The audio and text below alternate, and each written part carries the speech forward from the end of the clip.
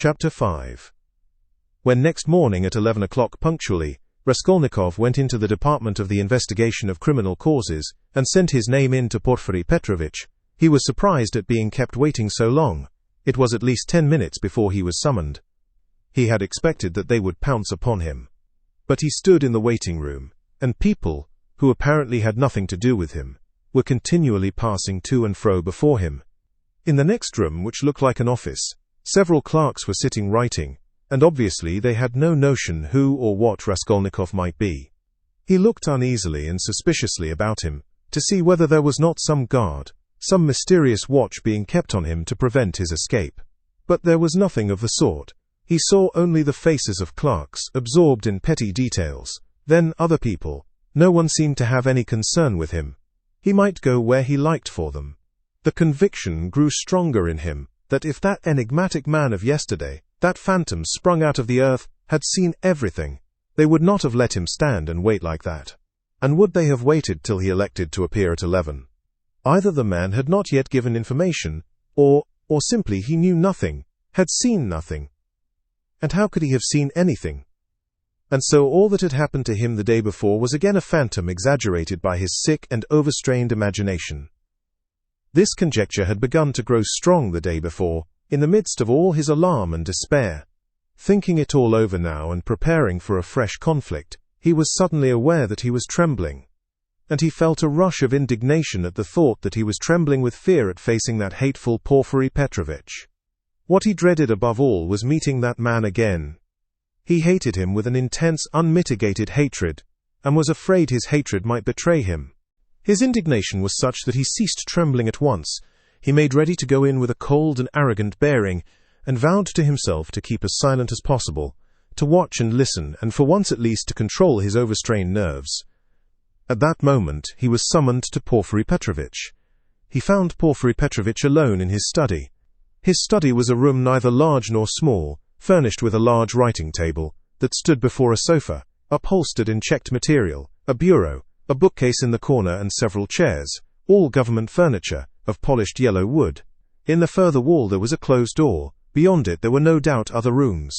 On Raskolnikov's entrance, Porfiry Petrovitch had at once closed the door by which he had come in, and they remained alone. He met his visitor with an apparently genial and good-tempered air, and it was only after a few minutes that Raskolnikov saw signs of a certain awkwardness in him, as though he had been thrown out of his reckoning or caught in something very secret. "Ah, my dear fellow, here you are in our domain," began Porfiry, holding out both hands to him. "Come, sit down, old man. Or perhaps you don't like to be called my dear fellow and old man. Tout court. Please don't think it too familiar. Here, on the sofa." Raskolnikov sat down, keeping his eyes fixed on him.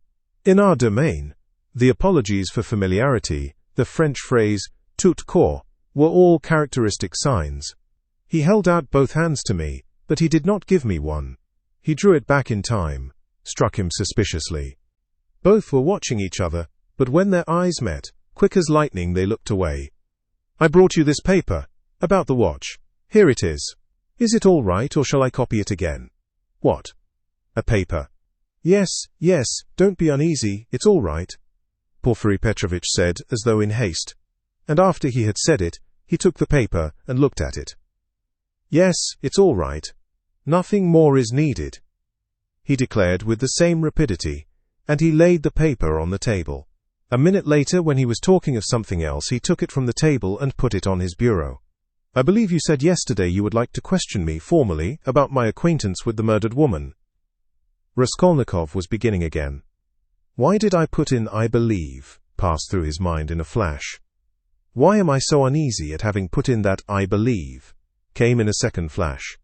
And he suddenly felt that his uneasiness at the mere contact with Porfiry, at the first words, at the first looks, had grown in an instant to monstrous proportions, and that this was fearfully dangerous. His nerves were quivering, his emotion was increasing. It's bad, I shall say too much again. Yes. There's no hurry, muttered Porfiry Petrovitch, moving to and fro about the table without any apparent aim, as it were making dashes towards the window, the bureau and the table, at one moment avoiding Raskolnikov's suspicious glance, then again standing still and looking him straight in the face. His fat round little figure looked very strange, like a ball rolling from one side to the other and rebounding back. "We've plenty of time. Do you smoke? Have you your own? Here, a cigarette," he went on, offering his visitor a cigarette. "You know I am receiving you here, but my own quarters are through there, you know, my government quarters. But I am living outside for the time. I had to have some repairs done here. It's almost finished now. Government quarters, you know, are a capital thing." What do you think?" "Yes, a capital thing," answered Raskolnikov, looking at him almost ironically. "A capital thing, repeated Porfiry Petrovitch, as though he had just thought of something quite different. "Yes, a capital thing," he almost shouted at last, suddenly staring at Raskolnikov, and stopping short 2 steps from him. This stupid repetition was too incongruous in its ineptitude, with the serious, brooding and enigmatic glance he turned upon his visitor. But this stirred Raskolnikov's spleen more than ever, and he could not resist an ironical and rather incautious challenge. "Tell me, please," he asked suddenly, looking almost insolently at him and taking a kind of pleasure in his own insolence. "I believe it's a sort of legal rule, a sort of legal tradition, for all investigating lawyers, to begin their attack from afar, with a trivial, or at least an irrelevant subject, so as to encourage, or rather, to divert the man they are cross-examining, to disarm his caution, and then all at once to give him an unexpected knockdown blow with some fatal question. Isn't that so? It's a sacred tradition, mentioned, I fancy, in all the manuals of the art?" Yes. "Why, do you imagine that was why I spoke about government quarters, eh?" And as he said this, Porfiry Petrovitch screwed up his eyes and winked. A good-humoured, crafty look passed over his face. The wrinkles on his forehead were smoothed out, his eyes contracted, his features broadened, and he suddenly went off into a nervous, prolonged laugh, shaking all over and looking Raskolnikov straight in the face. The latter forced himself to laugh too, but when Porfiry, seeing that he was laughing, broke into such a guffaw that he turned almost crimson, Raskolnikov's repulsion overcame all precaution. He left off laughing, scowled and stared with hatred at Porfiry, keeping his eyes fixed on him while his intentionally prolonged laughter lasted. There was lack of precaution on both sides, however, for Porfiry Petrovitch seemed to be laughing in his visitor's face, and to be very little disturbed at the annoyance with which the visitor received it. The latter fact was very significant in Raskolnikov's eyes.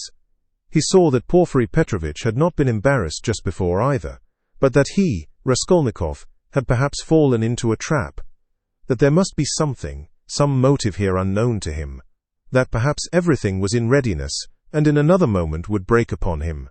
He went straight to the point at once, rose from his seat and took his cap.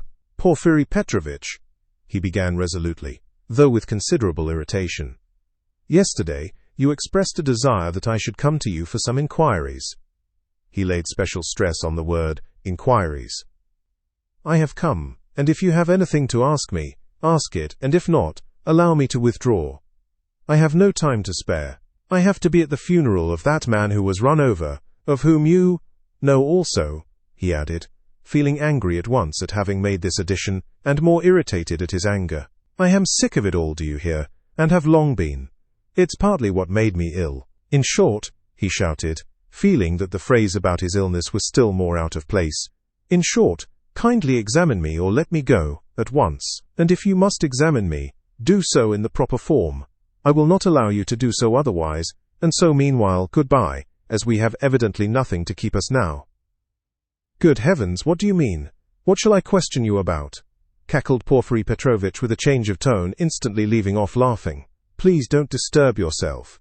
He began fidgeting from place to place, and fussily making Raskolnikov sit down.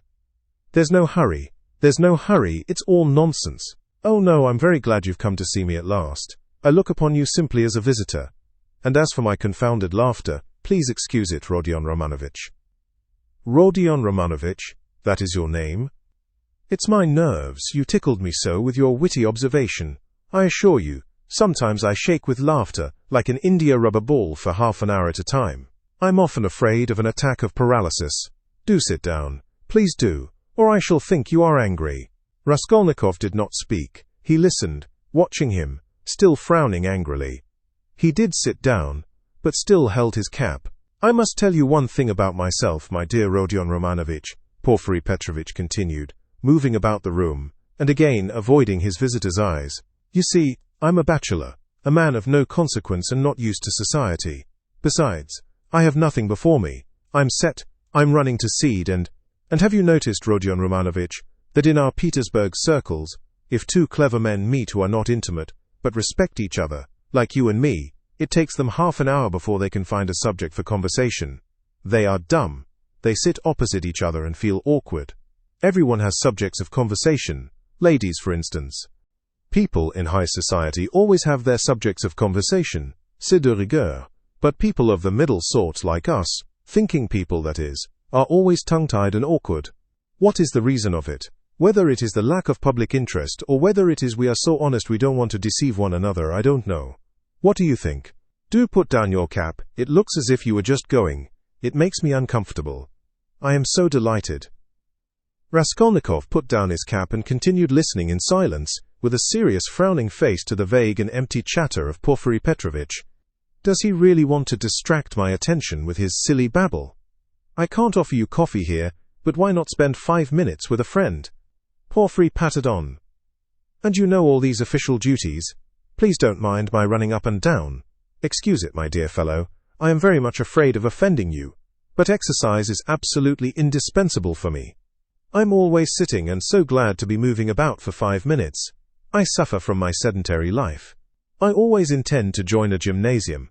They say that officials of all ranks, even privy councillors, may be seen skipping gaily there. There you have it, modern science. Yes, yes. But as for my duties here, inquiries and all such formalities, you mentioned inquiries yourself just now. I assure you these interrogations are sometimes more embarrassing for the interrogator than for the interrogated. You made the observation yourself just now very aptly and wittily. Raskolnikov had made no observation of the kind. One gets into a muddle. A regular muddle. One keeps harping on the same note, like a drum. There is to be a reform, and we shall be called by a different name at least, he. And as for our legal tradition, as you so wittily called it, I thoroughly agree with you.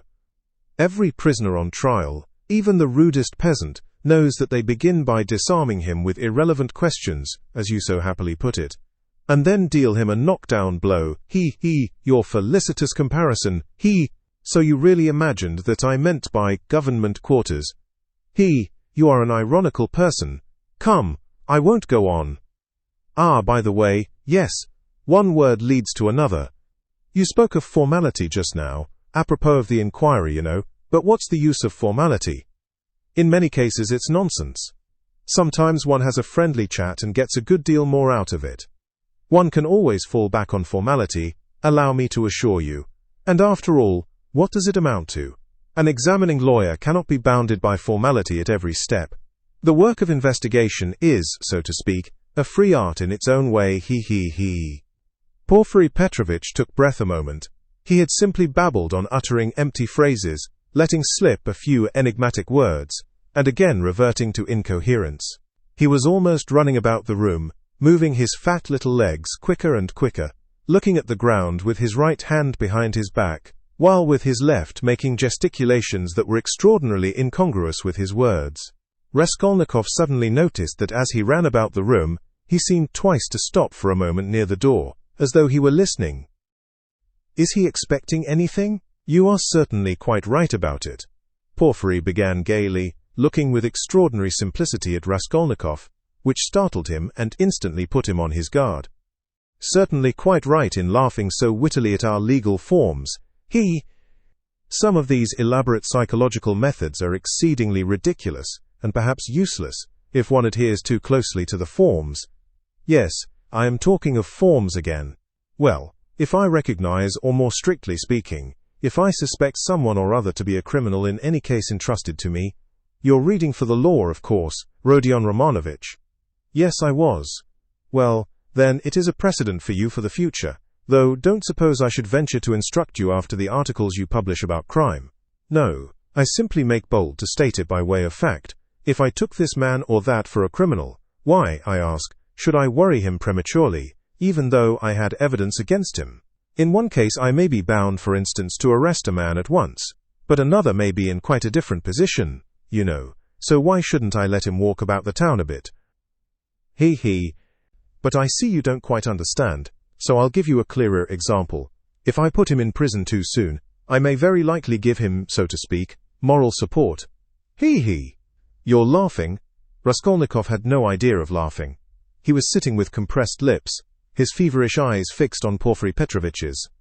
Yet that is the case, with some types especially, for men are so different. You say evidence. Well, there may be evidence. But evidence, can generally be taken two ways. I am an examining lawyer, and a weak man, I confess it. I should like to make a proof, so to say, mathematically clear. I should like to make a chain of evidence such as 2 × 2 are 4. It ought to be a direct, irrefutable proof. And if I shut him up too soon, even though I might be convinced he was the man, I should very likely be depriving myself of the means of getting further evidence against him. And how? By giving him, so to speak, a definite position, I shall put him out of suspense and set his mind at rest, so that he will retreat into his shell. They say that at Sevastopol, soon after Alma, the clever people were in a terrible fright, that the enemy would attack openly, and take Sevastopol at once. But when they saw that the enemy preferred a regular siege, they were delighted, I am told, and reassured, for the thing would drag on for 2 months at least. You're laughing, you don't believe me again? Of course you're right too. You're right. These are special cases, I admit. But you must observe this, my dear Rodion Romanovich. The general case, the case for which all legal forms and rules are intended, for which they are calculated and laid down in books, does not exist at all, for the reason that every case, every crime for instance, so soon as it actually occurs, at once becomes a thoroughly special case, and sometimes a case unlike any that's gone before. Very comic cases of that sort sometimes occur. If I leave one man quite alone, if I don't touch him and don't worry him but let him know, or at least suspect every moment that I know all about it and am watching him day and night, and if he is in continual suspicion and terror, he'll be bound to lose his head. He'll come of himself, or maybe do something which will make it as plain as 2 × 2 are 4. It's delightful. It may be so with a simple peasant, but with one of our sort, an intelligent man cultivated on a certain side, it's a dead certainty. For, my dear fellow, it's a very important matter to know on what side a man is cultivated. And then there are nerves. You have overlooked them. Why, they're all sick, nervous and irritable. And then how they all suffer from spleen. That, I assure you, is a regular goldmine for us. And it's no anxiety to me, his running about the town free. Let him walk about for a bit. I know well enough that I've caught him, and that he won't escape me. Where could he escape to, he? Abroad, perhaps. A Pole will escape abroad, but not here, especially as I am watching and have taken measures. Will he escape into the depths of the country, perhaps? But peasants live there, real rude Russian peasants. A modern, cultivated man would prefer prison to living with such strangers as our peasants. He. But that's all nonsense, and on the surface. It's not merely that he has nowhere to run to, he is psychologically unable to escape me. He. What an expression. Through a law of nature he can't escape me if he had anywhere to go. Have you seen a butterfly round a candle? That's how he will keep circling and circling round me. Freedom will lose its attractions. He'll begin to brood, he'll weave a tangle round himself, he'll worry himself to death. What's more, he will provide me with a mathematical proof, if I only give him long enough interval, and he'll keep circling round me, getting nearer and nearer, and then, flop! He'll fly straight into my mouth and I'll swallow him, and that will be very amusing. You don't believe me? Raskolnikov made no reply. He sat pale and motionless, still gazing with the same intensity into Porfiry's face. It's a lesson, he thought, turning cold. This is beyond the cat playing with a mouse, like yesterday. He can't be showing off his power with no motive, prompting me. He is far too clever for that. He must have another object. What is it? It's all nonsense, my friend. You are pretending to scare me. You've no proofs, and the man I saw had no real existence. You simply want to make me lose my head, to work me up beforehand and so to crush me. But you are wrong. You won't do it. But why give me such a hint? Is he reckoning on my shattered nerves? No, my friend, you are wrong. You won't do it even though you have some trap for me. Let us see what you have in store for me." And he braced himself to face a terrible and unknown ordeal. At times he longed to fall on Porfiry and strangle him. This anger was what he dreaded from the beginning. He felt that his parched lips were flecked with foam, his heart was throbbing, but he was still determined not to speak till the right moment. He realized that this was the best policy in his position, because instead of saying too much he would be irritating his enemy by his silence, and provoking him into speaking too freely. Anyhow, this was what he hoped for. "No, I see you don't believe me, you think I am playing a harmless joke on you," Porfiry began again, getting more and more lively, chuckling at every instant, and again pacing round the room. "And to be sure you're right. God has given me a figure that can awaken none but comic ideas in other people, a buffoon. But let me tell you, and I repeat it, excuse an old man, my dear Rodion Romanovich. You are a man still young, so to say, in your first youth, and so you put intellect above everything, like all young people. Playful wit and abstract arguments fascinate you, and that's for all the world like the old Austrian Hofkriegsrath, as far as I can judge of military matters. That is, on paper they'd beaten Napoleon and taken him prisoner, and there in their study they worked it all out in the cleverest fashion. But look you, General Max surrendered with all his army. I see, Rodion Romanovich, you are laughing at a civilian like me, taking examples out of military history, but I can't help it, it's my weakness. I am fond of military science, and I'm ever so fond of reading all military histories. I've certainly missed my proper career. I ought to have been in the army. Upon my word, I ought. I shouldn't have been a Napoleon, but I might have been a major. Well, I'll tell you the whole truth, my dear fellow, about this special case, I mean. Actual fact and a man's temperament, my dear sir, are weighty matters, and it's astonishing how they sometimes deceive the sharpest calculation. Listen to an old man. Am speaking seriously, Rodion Romanovich. As he said this, Porfiry Petrovitch, who was scarcely 35, actually seemed to have grown old. Even his voice changed, and he seemed to shrink together. Moreover, I'm a candid man. Am I a candid man or not? What do you say? I fancy I really am. I tell you these things for nothing, and don't even expect a reward for it. Well, to proceed, wit in my opinion is a splendid thing. It is, so to say, an adornment of nature, and a consolation of life, and what tricks it can play. So that it sometimes is hard for a poor examining lawyer to know where he is, especially when he's liable to be carried away by his own fancy too, for you know he is a man after all. But the poor fellow is saved by the criminal's temperament, worse luck for him. But young people carried away by their own wit don't think of that, when they overstep all obstacles, as you wittily and cleverly expressed it yesterday. He will lie, that is, the man who is a special case, the incognito, and he will lie well, in the cleverest fashion. You might think he would triumph and enjoy the fruits of his wit, but at the most interesting, the most flagrant moment he will faint. Of course there may be illness and a stuffy room as well, but anyway, he's given us the idea. He lied incomparably, but he didn't reckon on his temperament. That's what betrays him. Another time he will be carried away by his playful wit into making fun of the man who suspects him. He will turn pale, as it were, on purpose to mislead, but his paleness will be too natural, too much like the real thing. Again he has given us an idea. Though his questioner may be deceived at first, he will think differently next day if he is not a fool, and of course it is like that at every step. He puts himself forward where he is not wanted, speaks continually when he ought to keep silent, brings in all sorts of allegorical allusions. He comes and asks, "Why didn't you take me long ago?" And that can happen, with the cleverest man, the psychologist, the literary man. The temperament reflects everything like a mirror. Gaze into it and admire what you see. But why are you so pale, Rodion Romanovich? Is the room stuffy? Shall I open the window? Oh, don't trouble, please, cried Raskolnikov, and he suddenly broke into a laugh. Please don't trouble. Porfiry stood facing him, paused a moment, and suddenly he too laughed. Raskolnikov got up from the sofa, abruptly checking his hysterical laughter. Porfiry Petrovitch, he began, speaking loudly and distinctly, though his legs trembled, and he could scarcely stand. I see clearly at last that you actually suspect me of murdering that old woman and her sister Lizaveta. Let me tell you for my part that I am sick of this.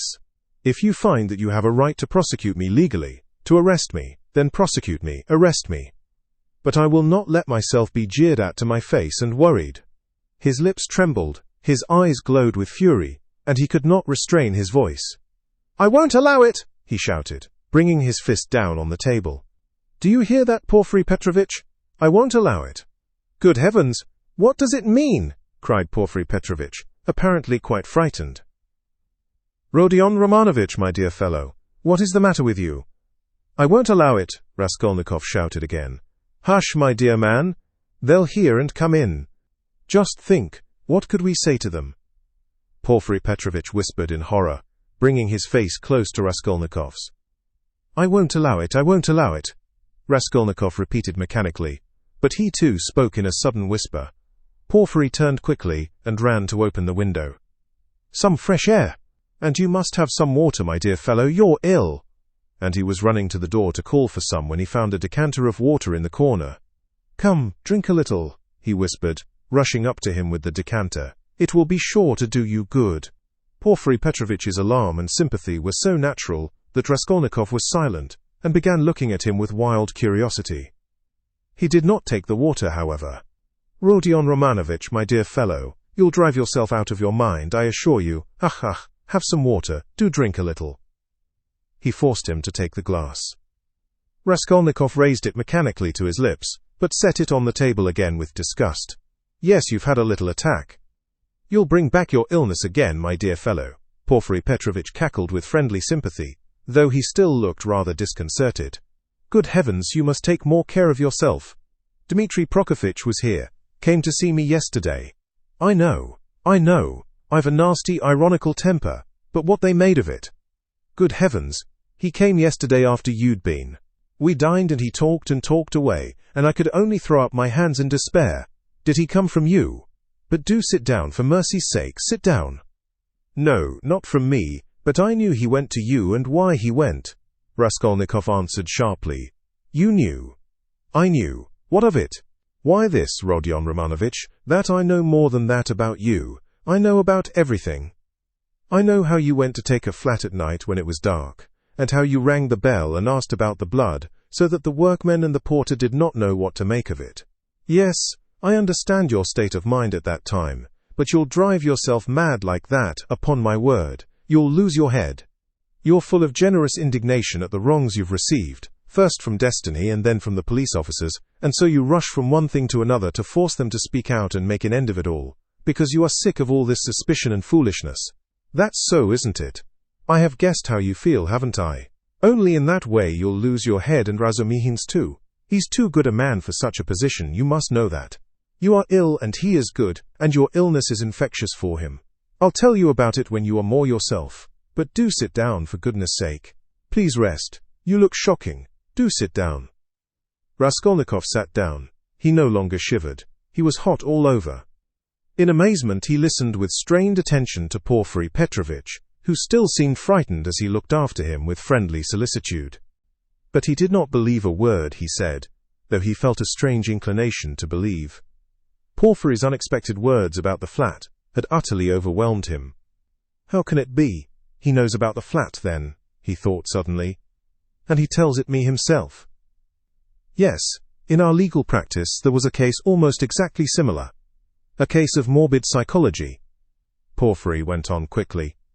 A man confessed to murder, and how he kept it up. It was a regular hallucination. He brought forward facts. He imposed upon everyone, and why? He had been partly, but only partly, unintentionally, the cause of a murder, and when he knew that he had given the murderers the opportunity, he sank into dejection. It got on his mind and turned his brain. He began imagining things, and he persuaded himself that he was the murderer. But at last the High Court of Appeal went into it, and the poor fellow was acquitted and put under proper care. Thanks to the Court of Appeal. Tut tut tut. Why, my dear fellow, you may drive yourself into delirium if you have the impulse to work upon your nerves to go ringing bells at night and asking about blood. I've studied all this morbid psychology in my practice. A man is sometimes tempted to jump out of a window or from a belfry. Just the same with bell ringing. It's all illness, Rodion Romanovitch. You have begun to neglect your illness. You should consult an experienced doctor. What's the good of that fat fellow? You are light-headed. You were delirious when you did all this.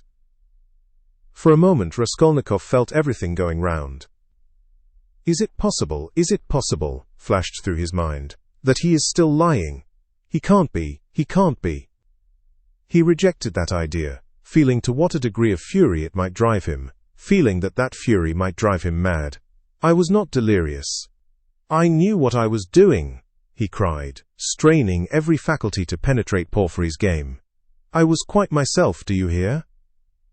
Yes, I hear and understand. You said yesterday you were not delirious, you were particularly emphatic about it. I understand all you can tell me.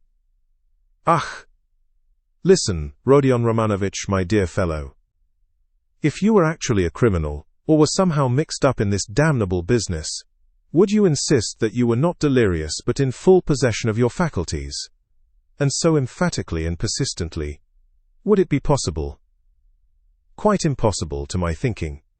If you had anything on your conscience, you certainly ought to insist that you were delirious. That's so, isn't it? There was a note of slyness in this inquiry. Raskolnikov drew back on the sofa as Porfiry bent over him and stared in silent perplexity at him. Another thing about Razumihin. You certainly ought to have said that he came of his own accord, to have concealed your part in it, but you don't conceal it. You lay stress on his coming at your instigation. Raskolnikov had not done so. A chill went down his back. You keep telling lies, he said slowly and weakly, twisting his lips into a sickly smile. You are trying again to show that you know all my game, that you know all I shall say beforehand, he said, conscious himself that he was not weighing his words as he ought. You want to frighten me, or you are simply laughing at me. He still stared at him as he said this, and again there was a light of intense hatred in his eyes. You keep lying, he said. You know perfectly well that the best policy for the criminal is to tell the truth as nearly as possible, to conceal as little as possible. I don't believe you. What a wily person you are, Porfiry tittered. There's no catching you. You've a perfect monomania. So you don't believe me. But still you do believe me. You believe a quarter. I'll soon make you believe the whole, because I have a sincere liking for you, and genuinely wish you good. Raskolnikov's lips trembled. Yes, I do, went on Porfiry, touching Raskolnikov's arm genially. You must take care of your illness. Besides, your mother and sister are here now. You must think of them. You must soothe and comfort them, and you do nothing but frighten them. What has that to do with you? How do you know it? What concern is it of yours? You are keeping watch on me and want to let me know it. Good heavens! Why, I learnt it all from you yourself. You don't notice that in your excitement you tell me and others everything. From Razumihin too. I learnt a number of interesting details yesterday. No, you interrupted me, but I must tell you that, for all your wit, your suspiciousness makes you lose the common-sense view of things. To return to bell-ringing, for instance. I, an examining lawyer, have betrayed a precious thing like that, a real fact, for it is a fact worth having, and you see nothing in it. Why, if I had the slightest suspicion of you, should I have acted like that? No, I should first have disarmed your suspicions and not let you see I knew of that fact, should have diverted your attention and suddenly have dealt you a knock-down blow, your expression, saying, "And what were you doing, sir, pray, at 10 or nearly 11 at the murdered woman's flat, and why did you ring the bell, and why did you ask about blood? And why did you invite the porters to go with you to the police station, to the lieutenant? That's how I ought to have acted if I had a grain of suspicion of you. I ought to have taken your evidence in due form, searched your lodging, and perhaps have arrested you too. So I have no suspicion of you, since I have not done that. But you can't look at it normally, and you see nothing, I say again." Raskolnikov started, so that Porfiry Petrovitch could not fail to perceive it. "You are lying all the while," he cried. "I don't know your object, but you are lying. You did not speak like that just now, and I cannot be mistaken." "I am lying," Porfiry repeated, apparently incensed, but preserving a good-humoured and ironical face, as though he were not in the least concerned at Raskolnikov's opinion of him. "I am lying. But how did I treat you just now? I, the examining lawyer. Prompting you and giving you every means for your defense. Illness, I said, delirium, injury, melancholy, and the police officers and all the rest of it. Ah, though indeed, All those psychological means of defense are not very reliable and cut both ways. Illness? Delirium? I don't remember. That's all right. But why, my good sir, in your illness and in your delirium, were you haunted by just those delusions and not by any others? There may have been others, eh? Hey? Raskolnikov looked haughtily and contemptuously at him. Briefly, he said loudly and imperiously, rising to his feet and in so doing pushing Porfiry back a little. Briefly, I want to know, do you acknowledge me perfectly free from suspicion or not? Tell me, Porfiry Petrovitch, tell me once for all, and make haste. What a business I'm having with you, cried Porfiry, with a perfectly good-humoured, sly and composed face. And why do you want to know? Why do you want to know so much, since they haven't begun to worry you? Why, you are like a child asking for matches.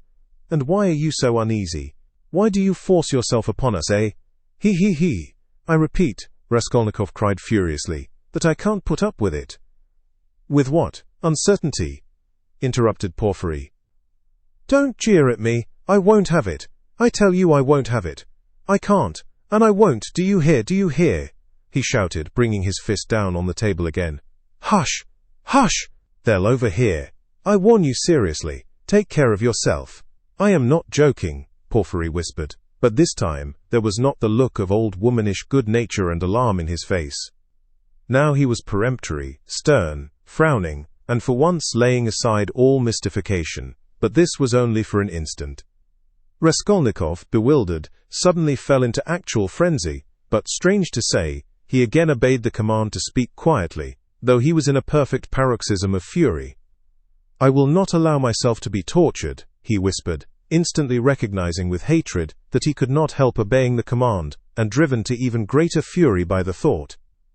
Arrest me, search me, but kindly act in due form, and don't play with me. Don't dare. Don't worry about the form, Porfiry interrupted with the same sly smile as it were, gloating with enjoyment over Raskolnikov. I invited you to see me quite in a friendly way. I don't want your friendship and I spit on it. Do you hear? And here I take my cap and go. What will you say now if you mean to arrest me? He took up his cap and went to the door. And won't you see my little surprise? Chuckled Porfiry, again taking him by the arm and stopping him at the door. He seemed to become more playful and good-humoured, which maddened Raskolnikov. What surprise? He asked, standing still and looking at Porfiry in alarm. My little surprise. It's sitting there behind the door. He pointed to the locked door. I locked him in that he should not escape. What is it? Where? What? Raskolnikov walked to the door and would have opened it, but it was locked. It's locked. Here is the key. And he brought a key out of his pocket. You are lying, roared Raskolnikov without restraint. You lie, you damned Punchinello.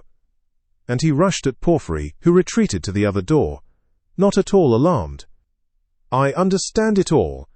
You are lying and mocking so that I may betray myself to you.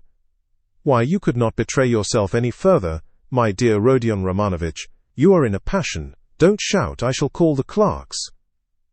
You are lying. Call the clerks.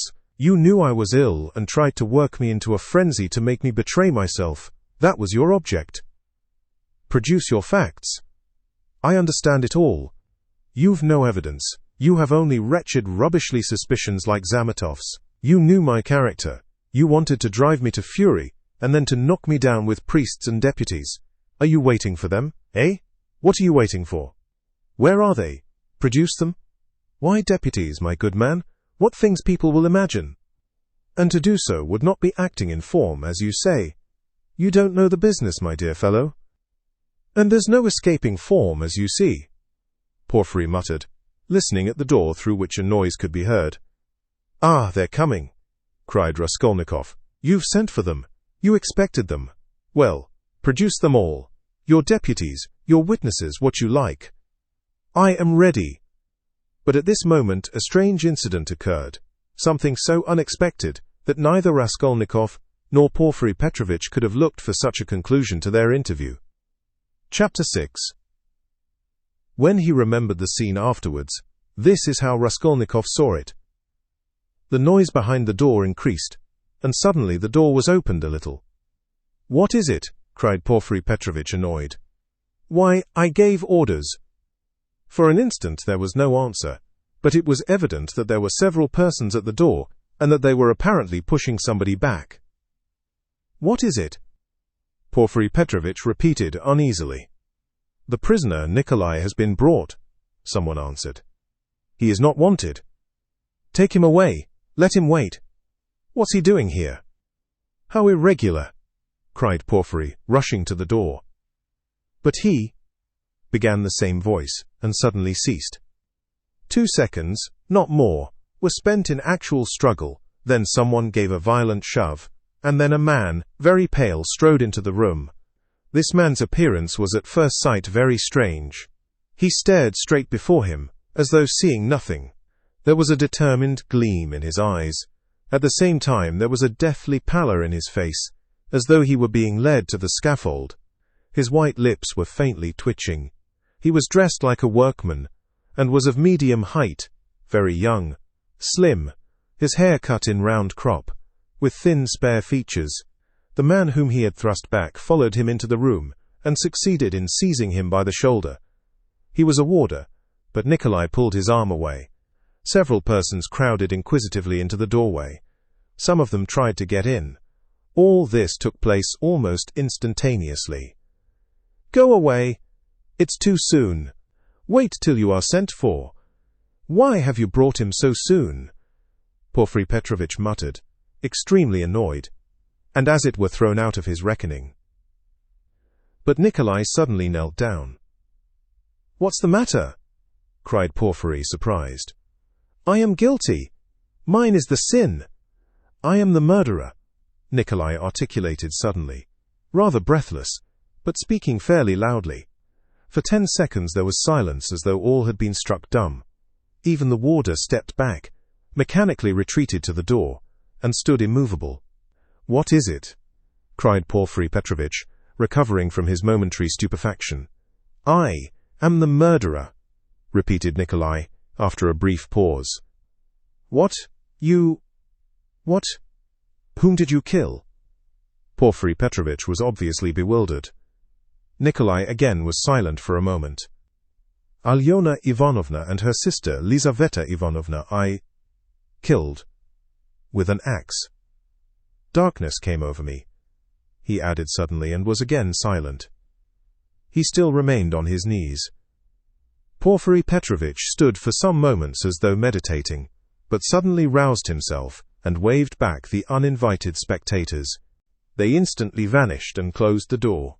Then he looked towards Raskolnikov, who was standing in the corner, staring wildly at Nikolai, and moved towards him, but stopped short, looked from Nikolai to Raskolnikov and then again at Nikolai, and seeming unable to restrain himself, darted at the latter.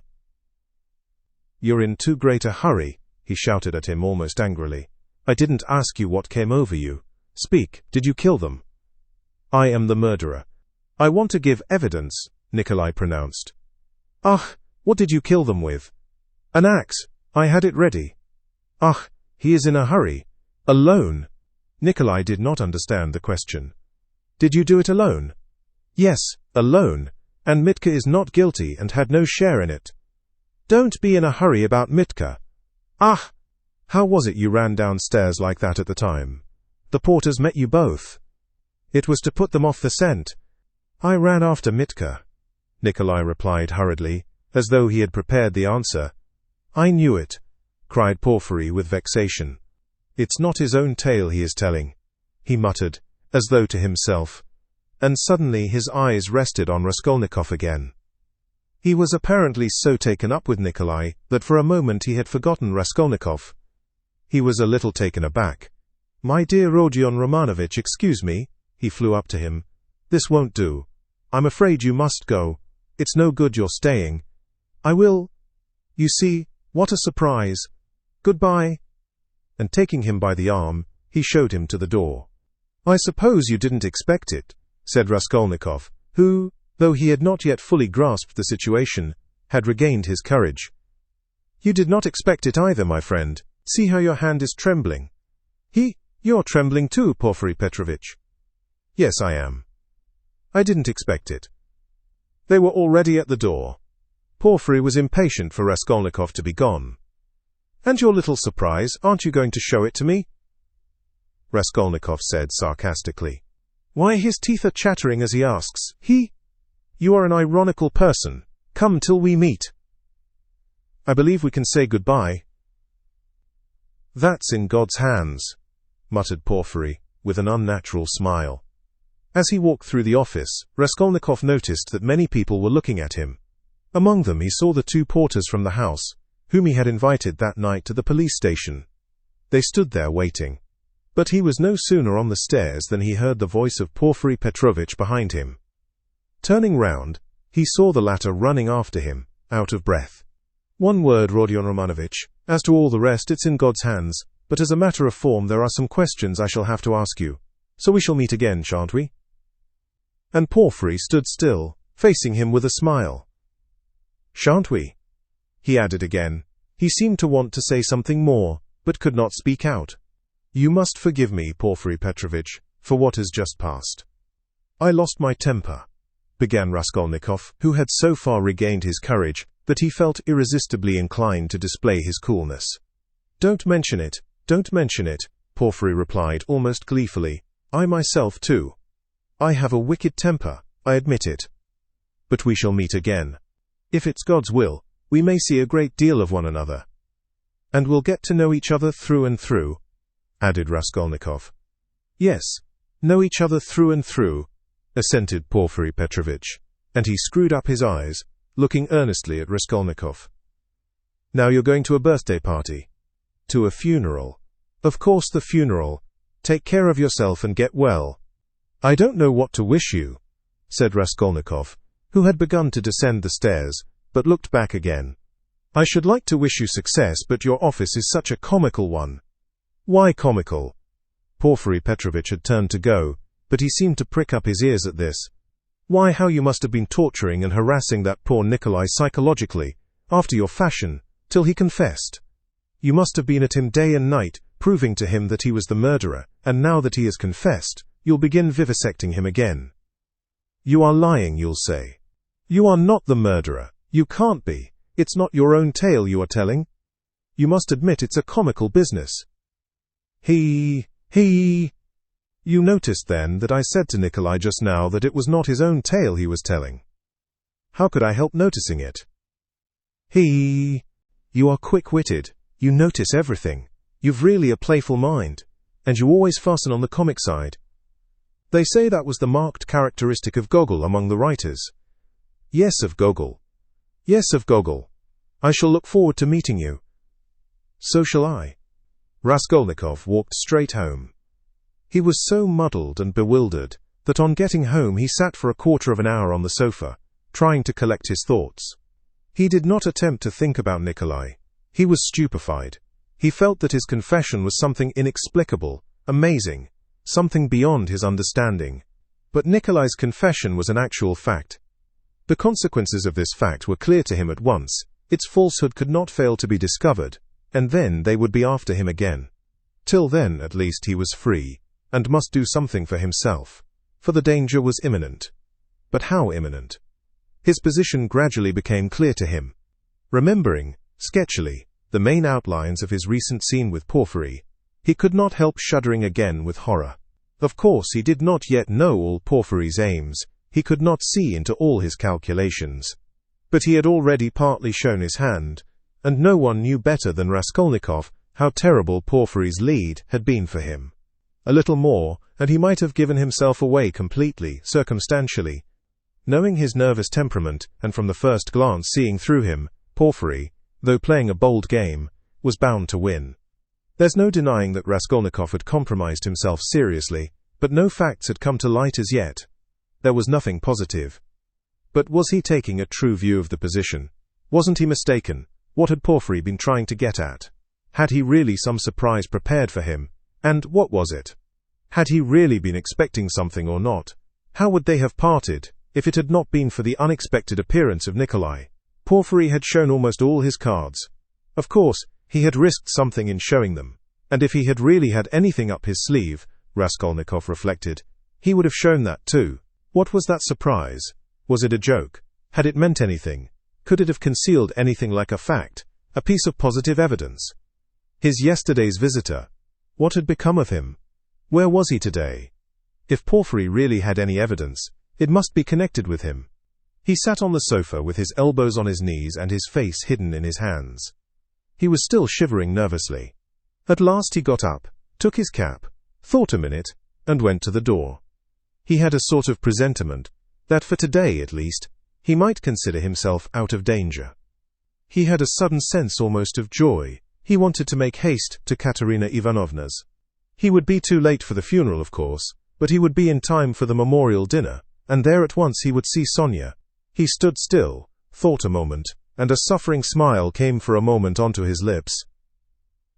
Today, he repeated to himself. Yes, today, so it must be.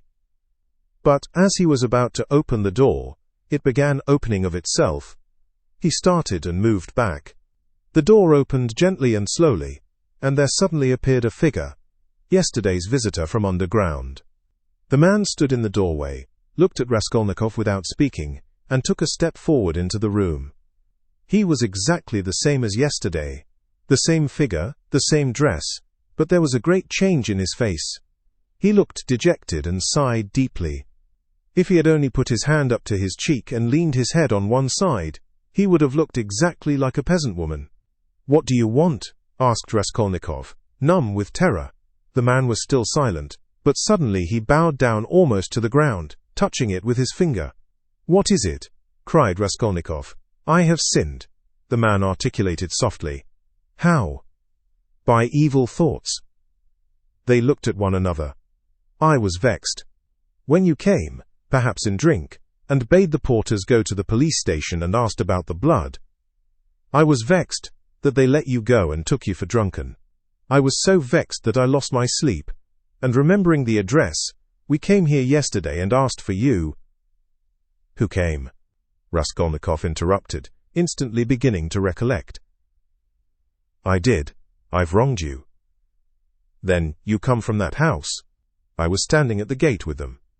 Don't you remember? We have carried on our trade in that house for years past. We cure and prepare hides, we take work home. Most of all, I was vexed."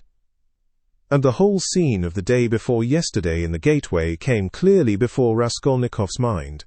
He recollected that there had been several people there besides the porters, women among them. He remembered one voice had suggested taking him straight to the police station. He could not recall the face of the speaker, and even now he did not recognize it, but he remembered that he had turned round and made him some answer. So this was the solution of yesterday's horror. The most awful thought was that he had been actually almost lost, had almost done for himself on account of such a trivial circumstance. So this man could tell nothing except his asking about the flat and the bloodstains. So Porfiry too had nothing but that delirium. No facts but this psychology which cuts both ways. Nothing positive.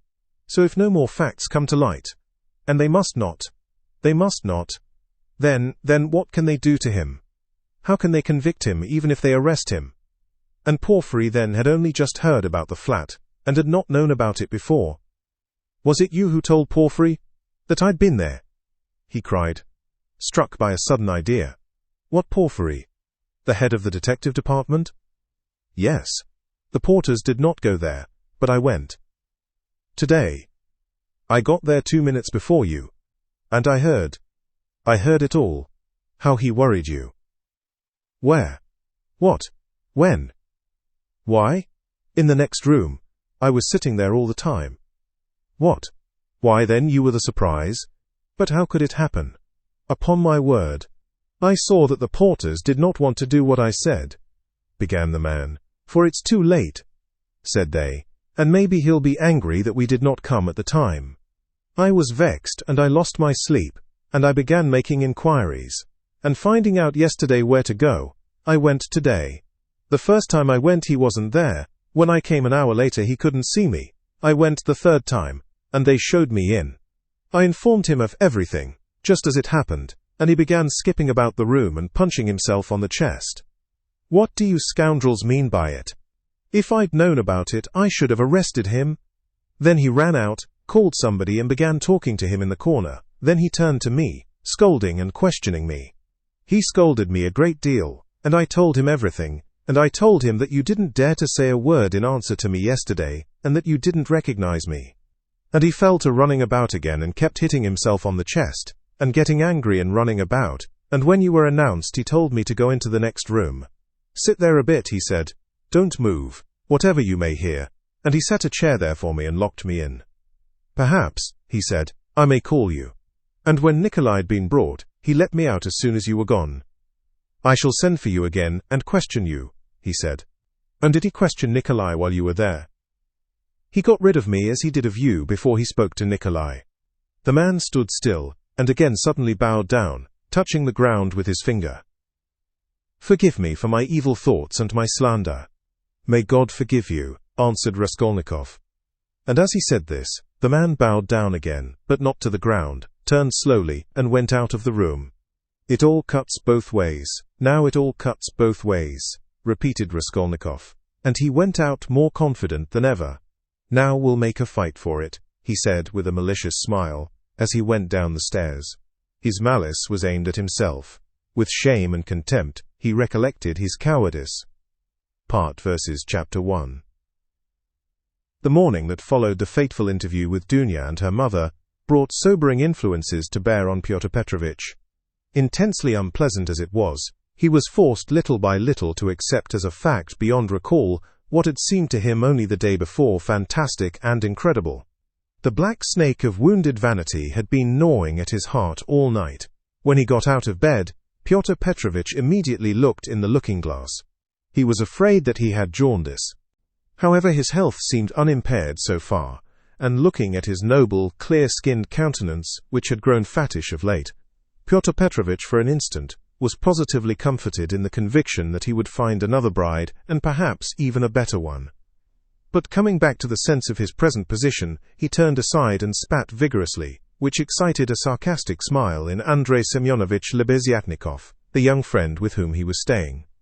That smile Pyotr Petrovitch noticed, and at once set it down against his young friend's account. He had set down a good many points against him of late. His anger was redoubled when he reflected that he ought not to have told Andrei Semyonovitch about the result of yesterday's interview. That was the second mistake he had made in temper, through impulsiveness and irritability. Moreover, all that morning one unpleasantness followed another. He even found a hitch awaiting him in his legal case in the Senate. He was particularly irritated by the owner of the flat which had been taken in view of his approaching marriage, and was being redecorated at his own expense. The owner, a rich German tradesman, would not entertain the idea of breaking the contract which had just been signed, and insisted on the full forfeit money, though Pyotr Petrovitch would be giving him back the flat practically redecorated. In the same way, the upholsterers refused to return a single ruble of the installment paid for the furniture purchased but not yet removed to the flat. Am I to get married simply for the sake of the furniture? Pyotr Petrovitch ground his teeth, and at the same time once more he had a gleam of desperate hope. Can all that be really so irrevocably over? Is it no use to make another effort? The thought of Dunya sent a voluptuous pang through his heart. He endured anguish at that moment, and if it had been possible to slay Raskolnikov instantly by wishing it, Pyotr Petrovitch would promptly have uttered the wish. It was my mistake, too, not to have given them money, he thought, as he returned dejectedly to Lebeziatnikov's room. And why on earth was I such a Jew? It was false economy. I meant to keep them without a penny so that they should turn to me as their providence. And look at them. Phoo! If I'd spent some 1,500 rubles on them for the trousseau and presents, on knickknacks, dressing cases, jewellery, materials, and all that sort of trash from Knopp's and the English shop, my position would have been better, and stronger. They could not have refused me so easily. They are the sort of people that would feel bound to return money and presents if they broke it off. And they would find it hard to do it, and their conscience would prick them. How can we dismiss a man who has hitherto been so generous and delicate? I've made a blunder. And grinding his teeth again, Pyotr Petrovitch called himself a fool. But not aloud, of course. He returned home, twice as irritated and angry as before. The preparations for the funeral dinner at Katerina Ivanovna's excited his curiosity as he passed. He had heard about it the day before. He fancied indeed that he had been invited, but absorbed in his own cares he had paid no attention. Inquiring of Madame Lippevexel, who was busy laying the table while Katerina Ivanovna was away at the cemetery, he heard that the entertainment was to be a great affair, that all the lodgers had been invited, among them some who had not known the dead man, that even Andrei Semyonovich Lebeziatnikov was invited, in spite of his previous quarrel with Katerina Ivanovna, that he, Pyotr Petrovitch, was not only invited, but was eagerly expected, as he was the most important of the lodgers.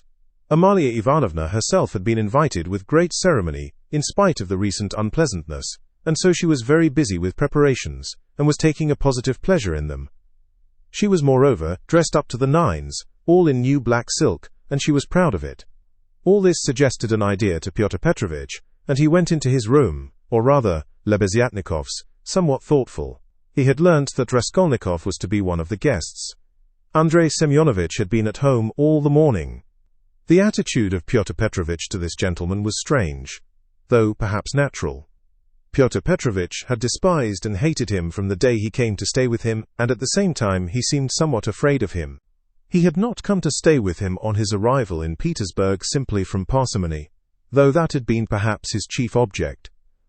He had heard of Andrei Semyonovich, who had once been his ward, as a leading young progressive, who was taking an important part in certain interesting circles, the doings of which were a legend in the provinces. It had impressed Pyotr Petrovitch. These powerful omniscient circles, who despised everyone and showed everyone up, had long inspired in him a peculiar but quite vague alarm. He had not, of course, been able to form even an approximate notion of what they meant. He, like everyone, had heard that there were, especially in Petersburg, progressives of some sort, nihilists and so on, and, like many people, he exaggerated and distorted the significance of those words to an absurd degree. What, for many years past, he had feared more than anything was being shown up, and this was the chief ground for his continual uneasiness at the thought of transferring his business to Petersburg. He was afraid of this, as little children are sometimes panic-stricken. Some years before, when he was just entering on his own career, he had come upon 2 cases in which rather important personages in the province, patrons of his, had been cruelly shown up. One instance had ended in great scandal for the person attacked, and the other had very nearly ended in serious trouble. For this reason, Pyotr Petrovitch intended to go into the subject as soon as he reached Petersburg, and, if necessary, to anticipate contingencies by seeking the favor of our younger generation. He relied on Andrei Semyonovich for this, and before his visit to Raskolnikov, he had succeeded in picking up some current phrases. He soon discovered that Andrei Semyonovich was a commonplace simpleton, but that by no means reassured Pyotr Petrovitch. Even if he had been certain that all the progressives were fools like him, it would not have allayed his uneasiness. All the doctrines, the ideas, the systems with which Andrei Semyonovich pestered him had no interest for him.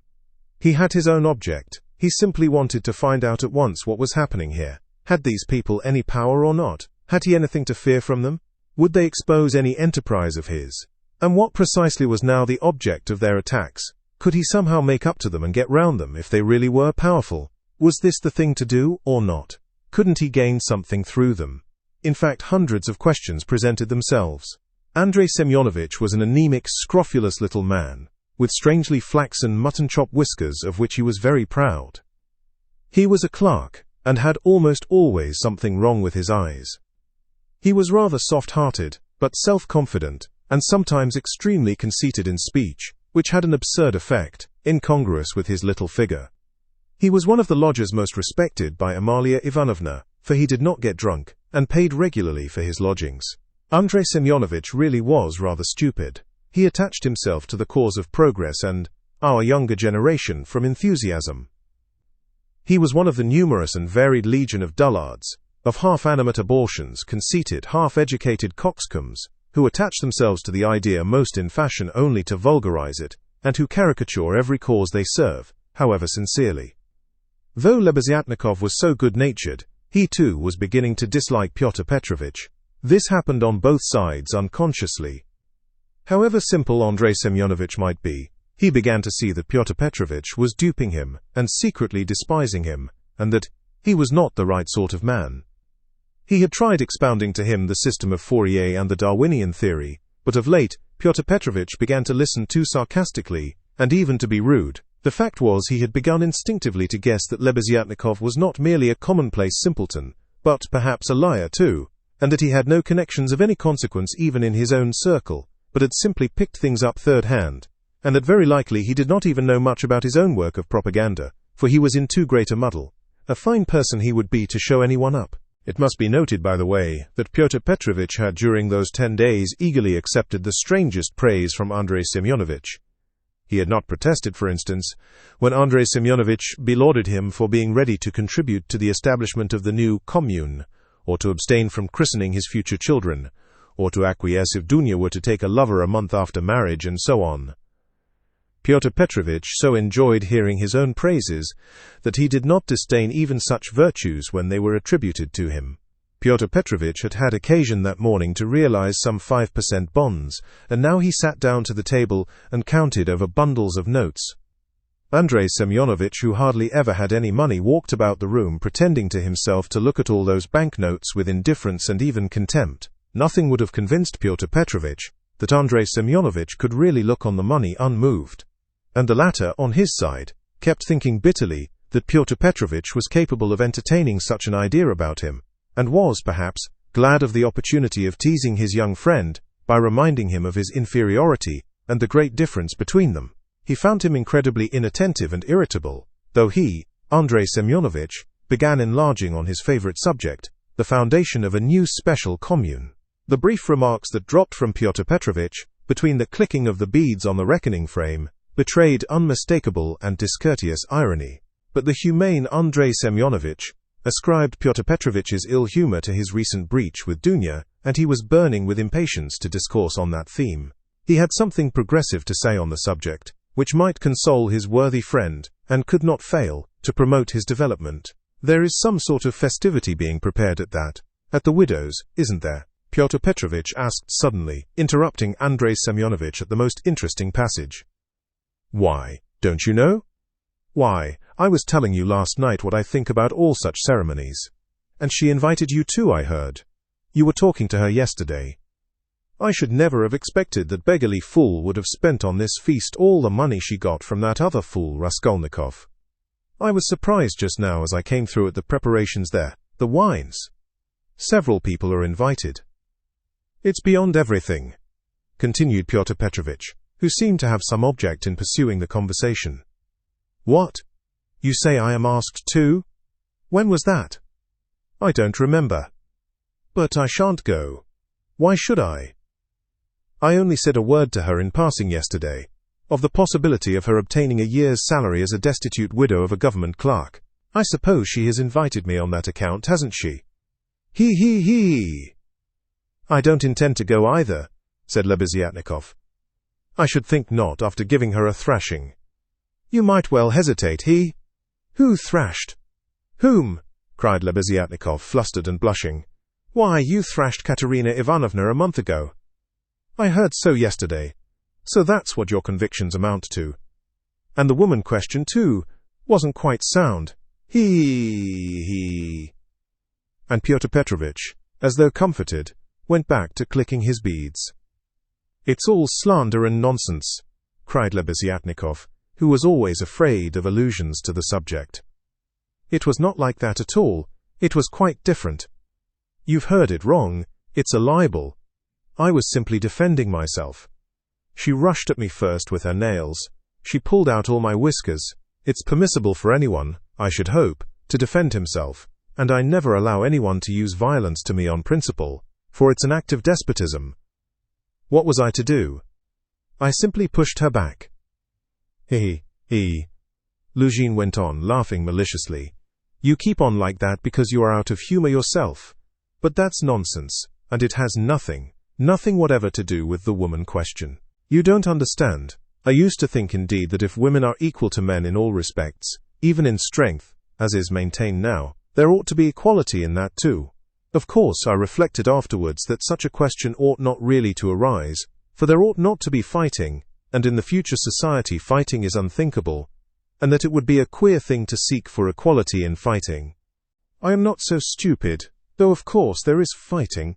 There won't be later, but at present there is. Confound it, how muddled one gets with you. It's not on that account that I am not going. I am not going on principle, not to take part in the revolting convention of memorial dinners, that's why.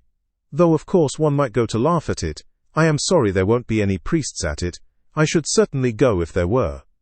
Then you would sit down at another man's table and insult it, and those who invited you, eh? Certainly not insult but protest. I should do it with a good object. I might indirectly assist the cause of enlightenment and propaganda. It's a duty of every man to work for enlightenment and propaganda, and the more harshly, perhaps, the better. I might drop a seed, an idea, and something might grow up from that seed. How should I be insulting them? They might be offended at first, but afterwards they'd see I'd done them a service.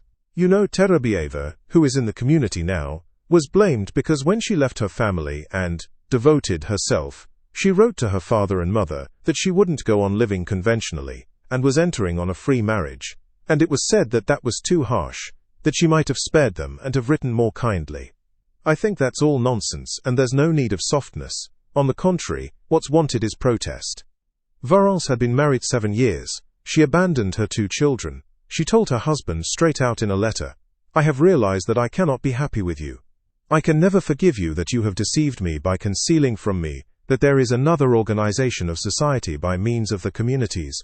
I have only lately learned it from a great-hearted man to whom I have given myself, and with whom I am establishing a community. I speak plainly because I consider it dishonest to deceive you. Do as you think best. Do not hope to get me back, you are too late. I hope you will be happy. That's how letters like that ought to be written. Is that Terebieva the one you said had made a 3rd free marriage? No, it's only the 2nd, really. But what if it were the 4th? What if it were the 15th? That's all nonsense. And if ever I regretted the death of my father and mother, it is now, and I sometimes think if my parents were living what a protest I would have aimed at them. I would have done something on purpose. I would have shown them. I would have astonished them. I am really sorry there is no one to surprise. Well, be that as you will, Pyotr Petrovitch interrupted, but tell me this. Do you know the dead man's daughter, the delicate-looking little thing? It's true what they say about her, isn't it? What of it? I think, that is, it is my own personal conviction that this is the normal condition of women. Why not? I mean distinguens. In our present society it is not altogether normal, because it is compulsory, but in the future society it will be perfectly normal because it will be voluntary. Even as it is, she was quite right. She was suffering, and that was her asset, so to speak, her capital, which she had a perfect right to dispose of. Of course, in the future society there will be no need of assets, but her part will have another significance, rational, and in harmony with her environment. As to Sofya Semyonovna personally, I regard her action as a vigorous protest against the organization of society, and I respect her deeply for it. I rejoice indeed when I look at her. I was told that you got her turned out of these lodgings. Lebeziatnikov was enraged. That's another slander, he yelled. It was not so at all. That was all Katerina Ivanovna's invention, for she did not understand. And I never made love to Sofya Semyonovna. I was simply developing her, entirely disinterestedly, trying to rouse her to protest. All I wanted was her protest, and Sofya Semyonovna could not have remained here anyway. Have you asked her to join your community? You keep on laughing, and very inappropriately, allow me to tell you. You don't understand. There is no such role in a community. The community is established that there should be no such roles. In a community, such a role is essentially transformed, and what is stupid here is sensible there. What, under present conditions, is unnatural, becomes perfectly natural in the community. It all depends on the environment. It's all the environment, and man himself is nothing. And I am on good terms with Sofya Semyonovna to this day, which is a proof that she never regarded me as having wronged her. I am trying now to attract her to the community, but on quite a different footing. What are you laughing at? We are trying to establish a community of our own, a special one on a broader basis. We have gone further in our convictions. We reject more. And meanwhile, I'm still developing Sofya Semyonovna. She has a beautiful, beautiful character. And you take advantage of her fine character, eh? No. Oh, no. On the contrary. Oh, on the contrary. A queer thing to say. Believe me. Why should I disguise it? In fact, I feel it strange myself how timid, chaste and modern she is with me. And you, of course, are developing her. He, trying to prove to her that all that modesty is nonsense. Not at all, not at all. How coarsely, how stupidly, excuse me saying so, you misunderstand the word development.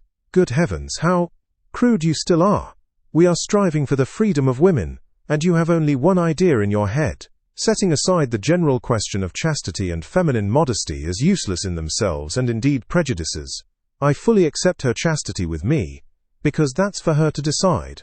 Of course, if she were to tell me herself that she wanted me, I should think myself very lucky, because I like the girl very much. But as it is, no one has ever treated her more courteously than I. With more respect for her dignity, I wait in hopes, that's all. You had much better make her a present of something. I bet you never thought of that. You don't understand, as I've told you already. Of course she is in such a position. But it's another question. Quite another question. You simply despise her. Seeing a fact which you mistakenly consider deserving of contempt, you refuse to take a humane view of a fellow creature. You don't know what a character she is.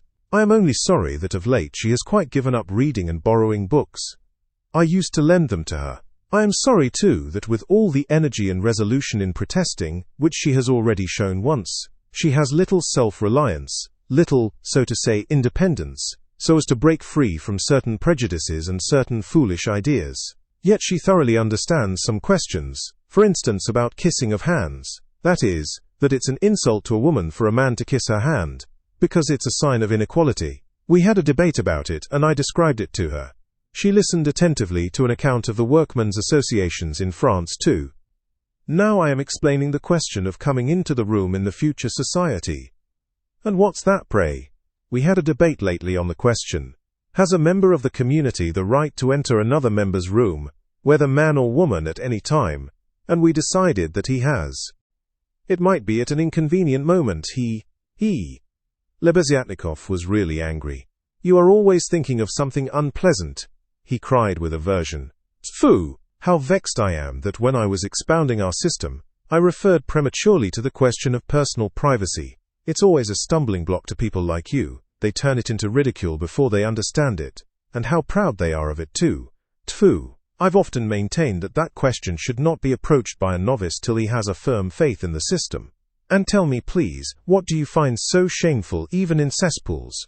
I should be the first to be ready to clean out any cesspool you like. And it's not a question of self-sacrifice, it's simply work, honorable, useful work which is as good as any other and much better than the work of a Raphael and a Pushkin, because it is more useful.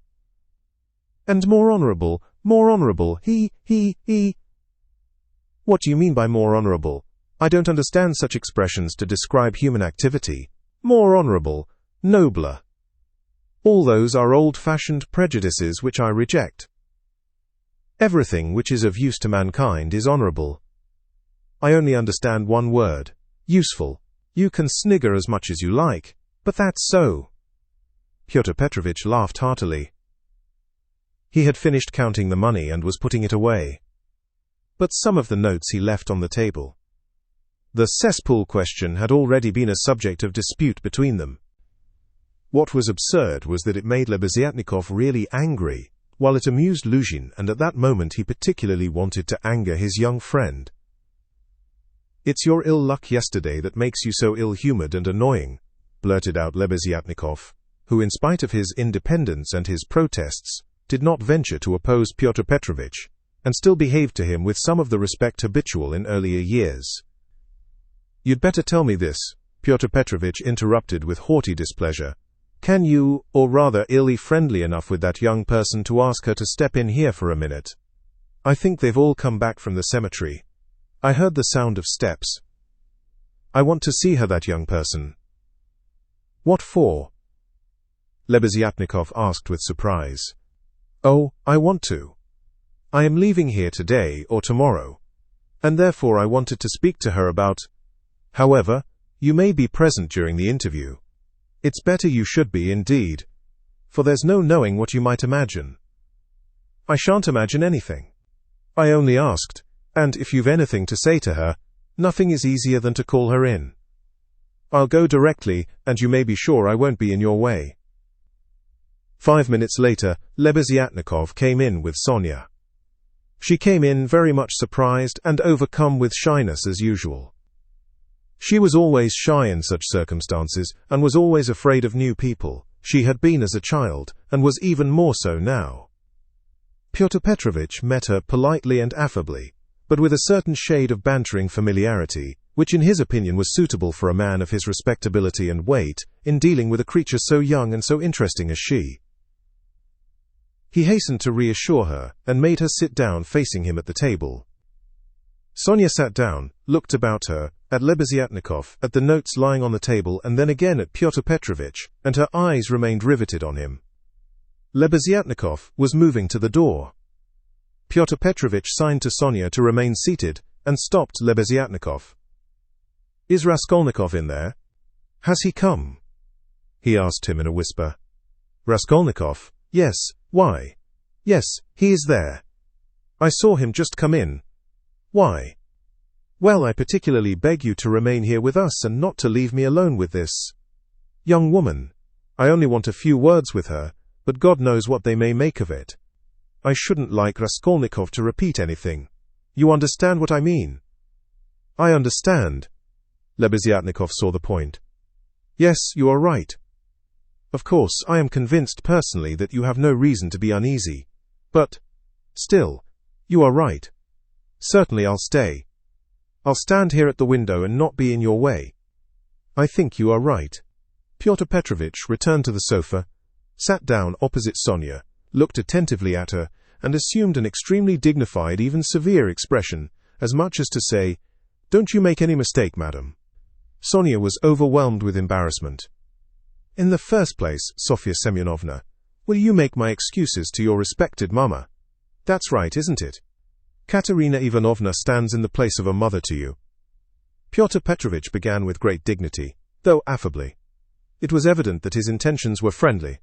"Quite so, yes, the place of a mother," Sonia answered, timidly and hurriedly. "Then will you make my apologies to her? Through inevitable circumstances, I am forced to be absent, and shall not be at the dinner in spite of your mamma's kind invitation." "Yes, I'll tell her. At once." And Sonia hastily jumped up from her seat. "Wait, that's not all." Pyotr Petrovitch detained her, smiling at her simplicity and ignorance of good manners. "And you know me little, my dear Sofya Semyonovna, if you suppose I would have ventured to trouble a person like you for a matter of so little consequence affecting myself only. I have another object." Sonia sat down hurriedly. Her eyes rested again for an instant on the grey and rainbow-coloured notes that remained on the table, but she quickly looked away, and fixed her eyes on Pyotr Petrovitch. She felt it horribly indecorous, especially for her, to look at another person's money.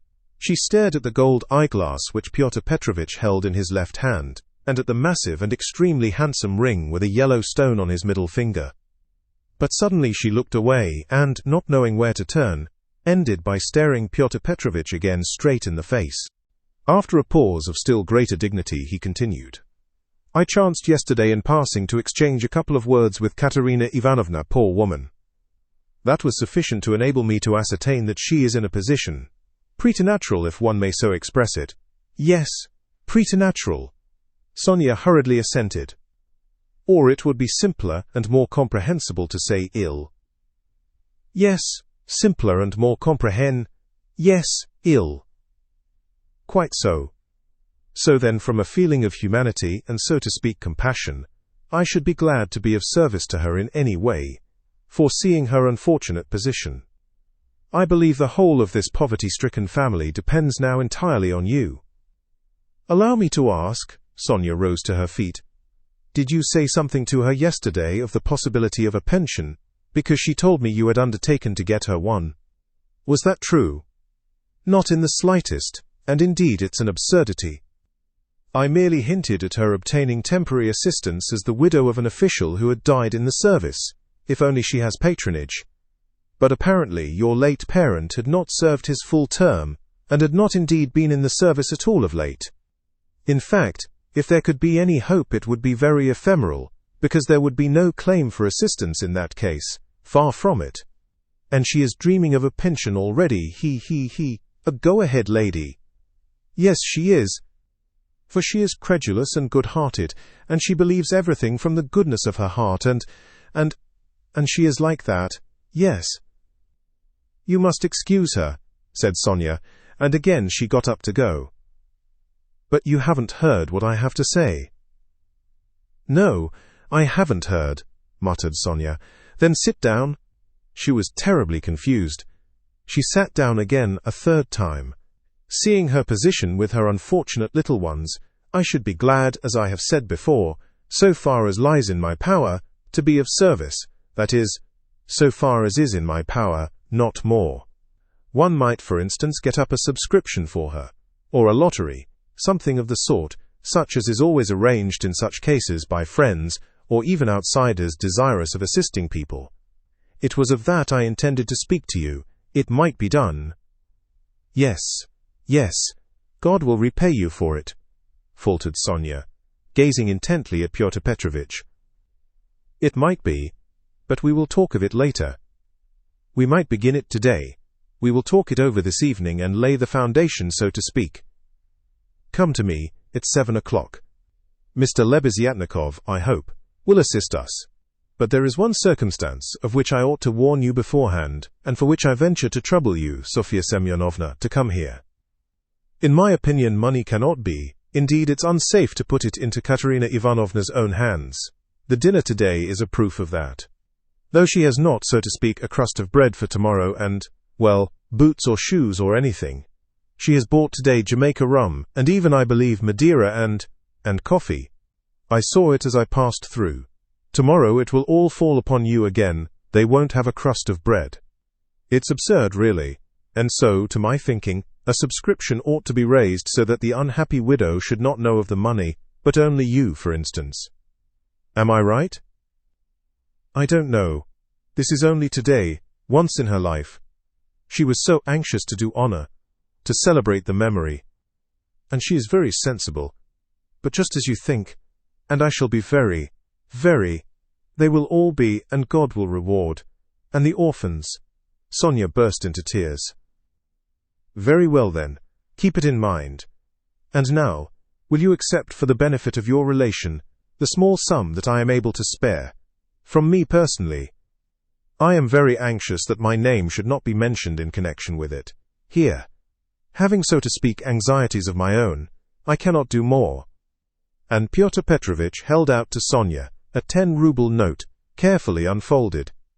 Sonia took it, flushed crimson, jumped up, muttered something, and began taking leave. Pyotr Petrovitch accompanied her ceremoniously to the door. She got out of the room at last, agitated and distressed, and returned to Katerina Ivanovna, overwhelmed with confusion. All this time Lebeziatnikov had stood at the window, or walked about the room, anxious not to interrupt the conversation. When Sonia had gone, he walked up to Pyotr Petrovitch and solemnly held out his hand. I heard and saw everything, he said, laying stress on the last verb. That is honorable, I mean to say. It's humane. You wanted to avoid gratitude, I saw. And although I cannot, I confess, in principle sympathize with private charity, for it not only fails to eradicate the evil, but even promotes it, yet I must admit that I saw your action with pleasure. Yes, I like it. That's all nonsense, muttered Pyotr Petrovitch, somewhat disconcerted, looking carefully at Lebeziatnikov. No, it's not nonsense. A man who has suffered distress and annoyance as you did yesterday, and who yet can sympathize with the misery of others, such a man, even though he is making a social mistake, is still deserving of respect. I did not expect it indeed of you, Pyotr Petrovitch, especially as according to your ideas. Oh, what a drawback your ideas are to you.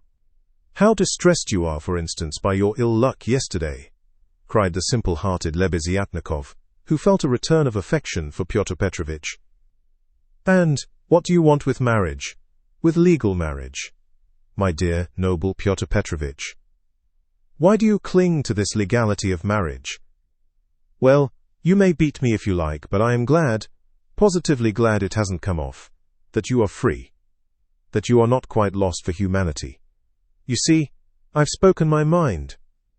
Because I don't want in your free marriage to be made a fool of, and to bring up another man's children.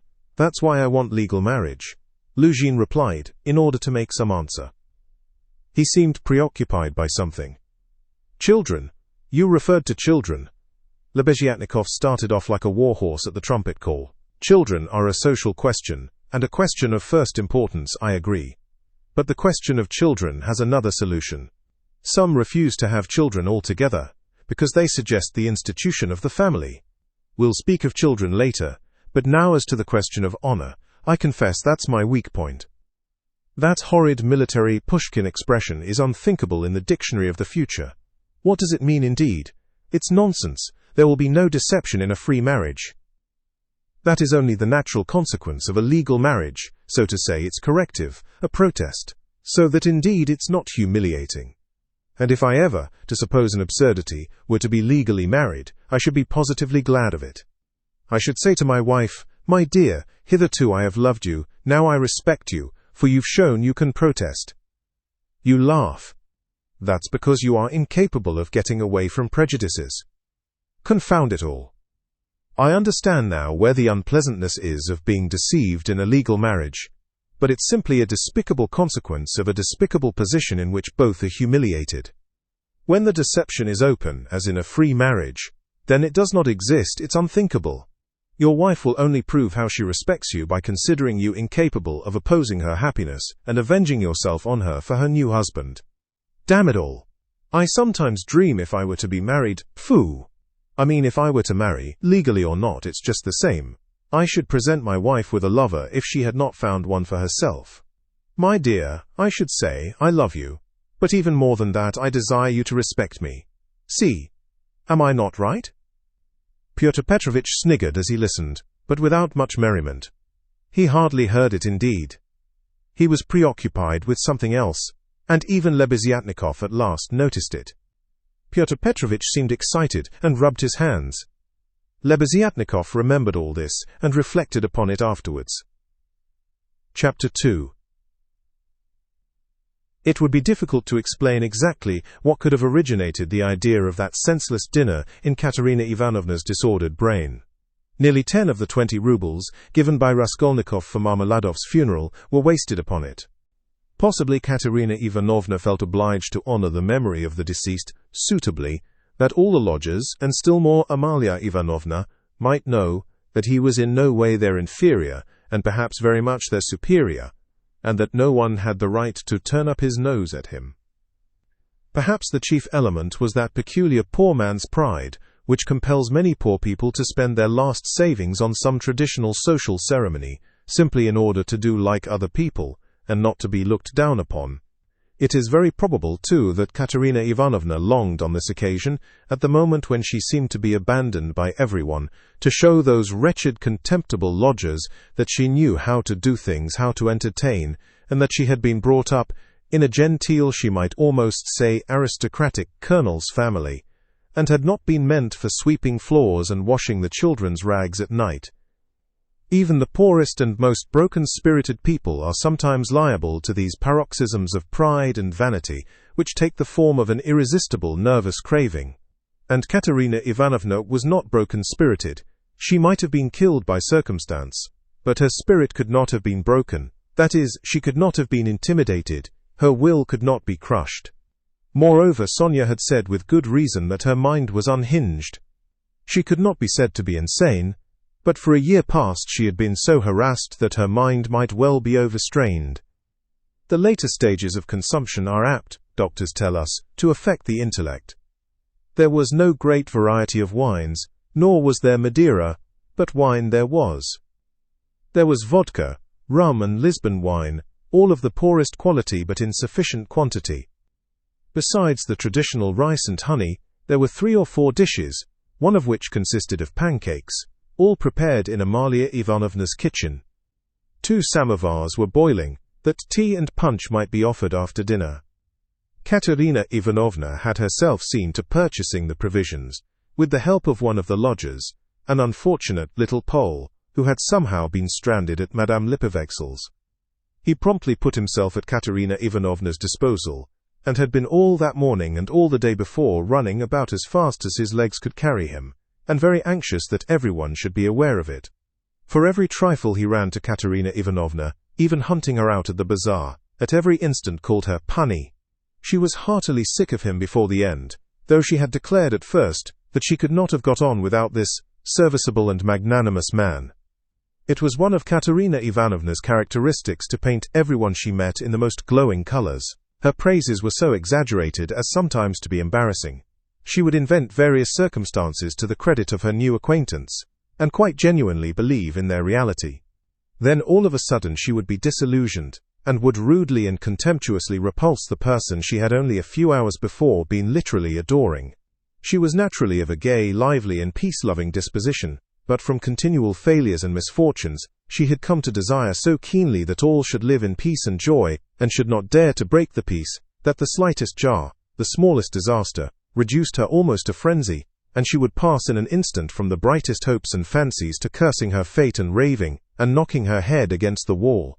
Amalia Ivanovna, too, suddenly acquired extraordinary importance in Katerina Ivanovna's eyes, and was treated by her with extraordinary respect, probably only because Amalia Ivanovna had thrown herself heart and soul into the preparations. She had undertaken to lay the table, to provide the linen, crockery, etc., and to cook the dishes in her kitchen, and Katerina Ivanovna had left it all in her hands and gone herself to the cemetery. Everything had been well done, even the tablecloth was nearly clean. The crockery, knives, forks and glasses were of course of all shapes and patterns, lent by different lodgers, but the table was properly laid at the time fixed, and Amalia Ivanovna, feeling she had done her work well, had put on a black silk dress and a cap with new mourning ribbons, and met the returning party with some pride. This pride, though justifiable, displeased Katerina Ivanovna for some reason, as though the table could not have been laid except by Amalia Ivanovna. She disliked the cap with new ribbons too. Could she be stuck up, the stupid German, because she was mistress of the house, and had consented as a favour to help her poor lodgers? As a favour! Fancy that! Katerina Ivanovna's father, who had been a colonel and almost a governor, had sometimes had the table set for 40 persons, and then anyone like Amalia Ivanovna, or rather Ludvigovna, would not have been allowed into the kitchen. Katerina Ivanovna, however, put off expressing her feelings for the time, and contented herself with treating her coldly, though she decided inwardly that she would certainly have to put Amalia Ivanovna down and set her in her proper place, for goodness only knew what she was fancying herself. Katerina Ivanovna was irritated too by the fact that hardly any of the lodgers invited had come to the funeral, except the Pole, who had just managed to run into the cemetery, while to the memorial dinner the poorest and most insignificant of them had turned up, the wretched creatures, many of them not quite sober. The older and more respectable of them all, as if by common consent, stayed away. Pyotr Petrovitch Luzhin, for instance, who might be said to be the most respectable of all the lodgers, did not appear, though Katerina Ivanovna had the evening before told all the world, that is, Amalia Ivanovna, Polenka, Sonia and the Pole, that he was the most generous, noble-hearted man with a large property and vast connections, who had been a friend of her first husband's and a guest in her father's house, and that he had promised to use all his influence to secure her a considerable pension. It must be noted that when Katerina Ivanovna exalted anyone's connections and fortune, it was without any ulterior motive, quite disinterestedly, for the mere pleasure of adding to the consequence of the person praised. Probably taking his cue from Luzhin, that contemptible wretch Lebeziatnikov had not turned up either. What did he fancy himself? He was only asked out of kindness and because he was sharing the same room with Pyotr Petrovitch and was a friend of his, so that it would have been awkward not to invite him.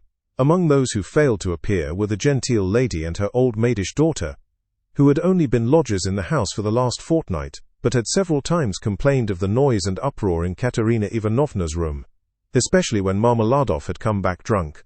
Katerina Ivanovna heard this from Amalia Ivanovna, who, quarrelling with Katerina Ivanovna, and threatening to turn the whole family out of doors, had shouted at her that they were not worth the foot of the honourable lodgers whom they were disturbing. Katerina Ivanovna determined now to invite this lady and her daughter, whose foot she was not worth, and who had turned away haughtily when she casually met them, so that they might know that she was more noble in her thoughts and feelings, and did not harbour malice, and might see that she was not accustomed to her way of living. She had proposed to make this clear to them at dinner, with allusions to her late father's governorship, and also at the same time to hint that it was exceedingly stupid of them to turn away on meeting her. The fat colonel major, he was really a discharged officer of low rank, was also absent, but it appeared that he had been not himself for the last 2 days. The party consisted of the Pole, a wretched-looking clerk with a spotty face and a greasy coat, who had not a word to say for himself, and smelt abominably, a deaf and almost blind old man, who had once been in the post office, and who had been from immemorial ages maintained by someone at Amalia Ivanovna's. A retired clerk of the commissariat department came too. He was drunk, had a loud and most unseemly laugh and only fancy, was without a waistcoat. One of the visitors sat straight down to the table, without even greeting Katerina Ivanovna. Finally, one person having no suit appeared in his dressing gown, but this was too much, and the efforts of Amalia Ivanovna and the Pole succeeded in removing him. The Pole brought with him, however, 2 other Poles who did not live at Amalia Ivanovna's, and whom no one had seen here before. All this irritated Katerina Ivanovna intensely. For whom had they made all these preparations then? To make room for the visitors the children had not even been laid for at the table. But the 2 little ones were sitting on a bench in the furthest corner with their dinner laid on a box, while Polenka, as a big girl, had to look after them, feed them, and keep their noses wiped like well-bred children's. Katerina Ivanovna, in fact, could hardly help meeting her guests with increased dignity, and even haughtiness. She stared at some of them with special severity, and loftily invited them to take their seats, rushing to the conclusion that Amalia Ivanovna must be responsible for those who were absent. She began treating her with extreme nonchalance, which the latter promptly observed and resented. Such a beginning was no good omen for the end. All were seated at last. Raskolnikov came in almost at the moment of their return from the cemetery. Katerina Ivanovna was greatly delighted to see him in the first place because he was the one educated visitor, and, as everyone knew, was in 2 years to take a professorship in the university, and secondly, because he immediately and respectfully apologized for having been unable to be at the funeral. She positively pounced upon him, and made him sit on her left hand. Amalia Ivanovna was on her right.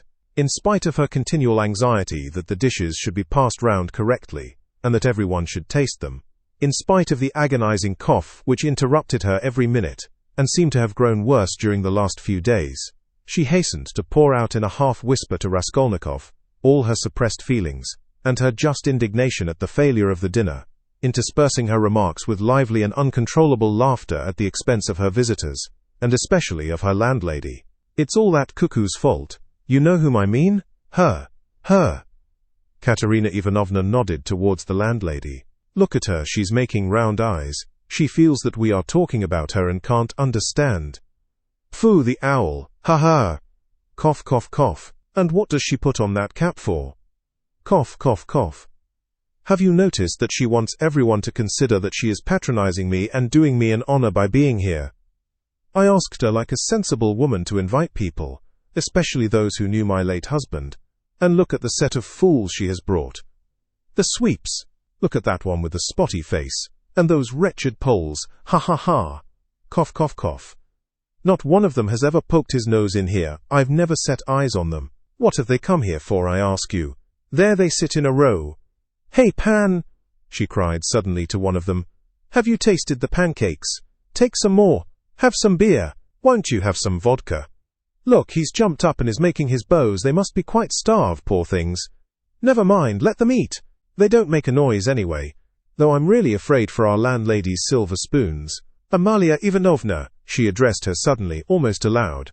If your spoons should happen to be stolen, I won't be responsible, I warn you. Ha ha ha. She laughed, turning to Raskolnikov, and again nodding towards the landlady, in high glee at her sally. She didn't understand again. Look how she sits with her mouth open. An owl, a real owl, an owl in new ribbons, ha ha ha. Here her laugh turned again to an insufferable fit of coughing that lasted 5 minutes. Drops of perspiration stood out on her forehead, and her handkerchief was stained with blood. She showed Raskolnikov the blood in silence, and as soon as she could get her breath, began whispering to him again, with extreme animation and a hectic flush on her cheeks. Do you know, I gave her the most delicate instructions, so to speak, for inviting that lady and her daughter. You understand of whom I am speaking? It needed the utmost delicacy, the greatest nicety, But she has managed things so that that fool, that conceited baggage, that provincial nonentity, simply because she is the widow of a major, and has come to try and get a pension, and to fray out her skirts in the government offices, because at 50 she paints her face, everybody knows it. A creature like that did not think fit to come, and has not even answered the invitation, which the most ordinary good manners required. I can't understand why Pyotr Petrovitch has not come. But where's Sonia? Where has she gone? Ah, there she is at last. What is it, Sonia? Where have you been? It's odd that even at your father's funeral, you should be so unpunctual. Rodion Romanovich, make room for her beside you. That's your place, Sonia. Take what you like. Have some of the cold entree with jelly. That's the best. They'll bring the pancakes directly. Have they given the children some?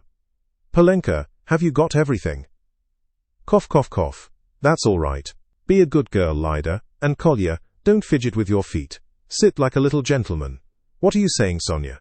Sonia hastened to give her Pyotr Petrovitch's apologies, trying to speak loud enough for everyone to hear, and carefully choosing the most respectful phrases which she attributed to Pyotr Petrovitch. She added that Pyotr Petrovitch had particularly told her to say that, as soon as he possibly could, he would come immediately to discuss business alone with her, and to consider what could be done for her, etc., etc. Sonia knew that this would comfort Katerina Ivanovna, would flatter her, and gratify her pride. She sat down beside Raskolnikov.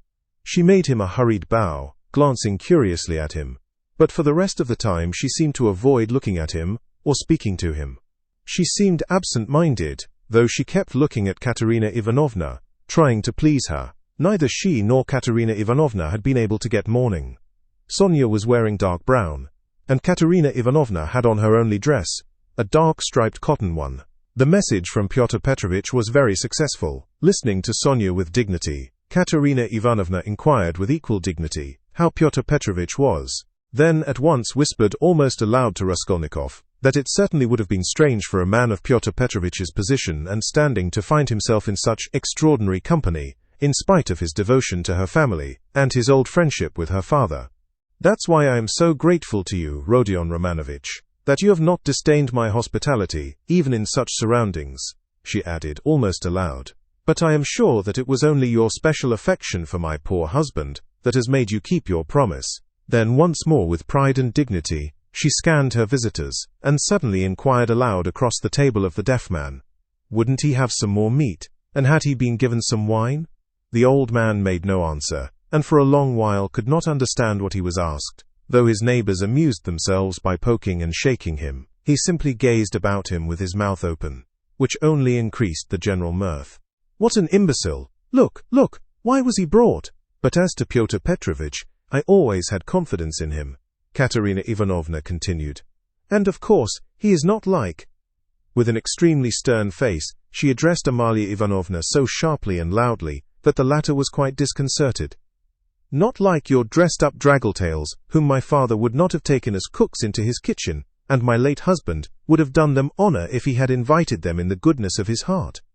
Yes, he was fond of drink, he was fond of it, he did drink, cried the commissariat clerk, gulping down his 12th glass of vodka. My late husband certainly had that weakness, and everyone knows it, Katerina Ivanovna attacked him at once. But he was a kind and honorable man, who loved and respected his family. The worst of it was his good nature made him trust all sorts of disreputable people, and he drank with fellows who were not worth the sole of his shoe. Would you believe it, Rodion Romanovich, they found a gingerbread cock in his pocket. He was dead drunk, but he did not forget the children. A cock? Did you say a cock?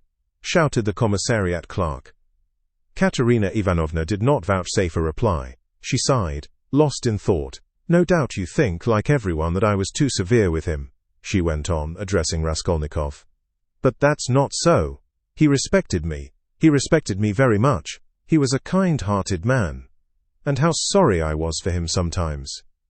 He would sit in a corner and look at me. I used to feel so sorry for him. I used to want to be kind to him, and then would think to myself, be kind to him and he will drink again. It was only by severity that you could keep him within bounds.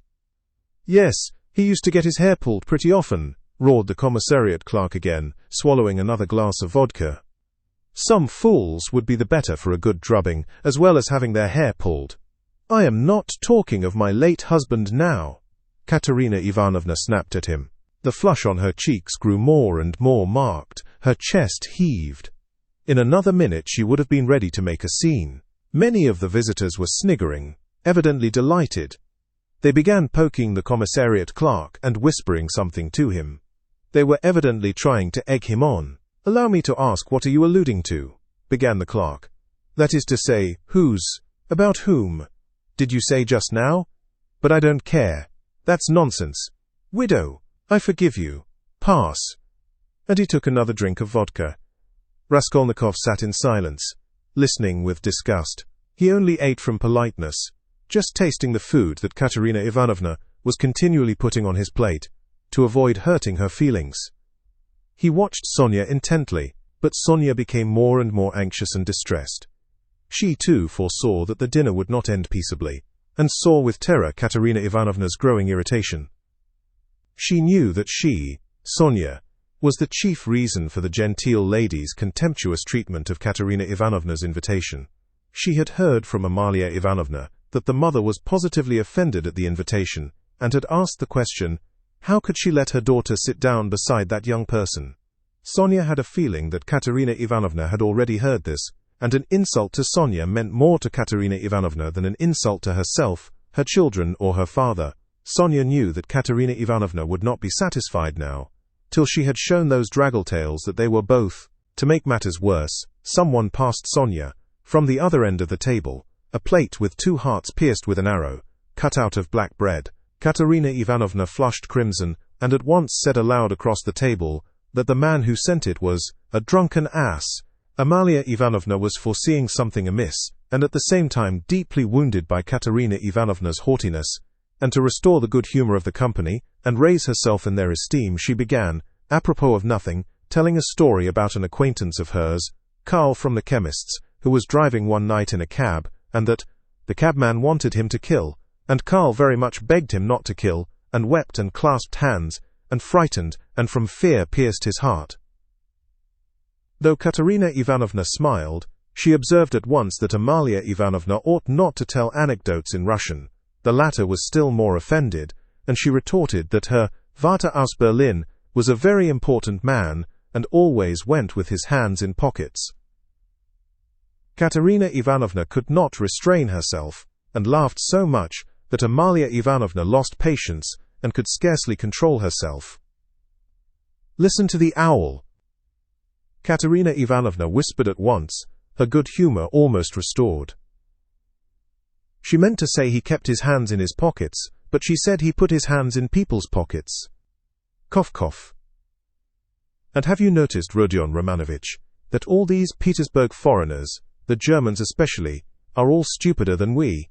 Can you fancy any one of us telling how Karl from the chemist's pierced his heart from fear, and that the idiot, instead of punishing the cabman, clasped his hands and wept, and much begged?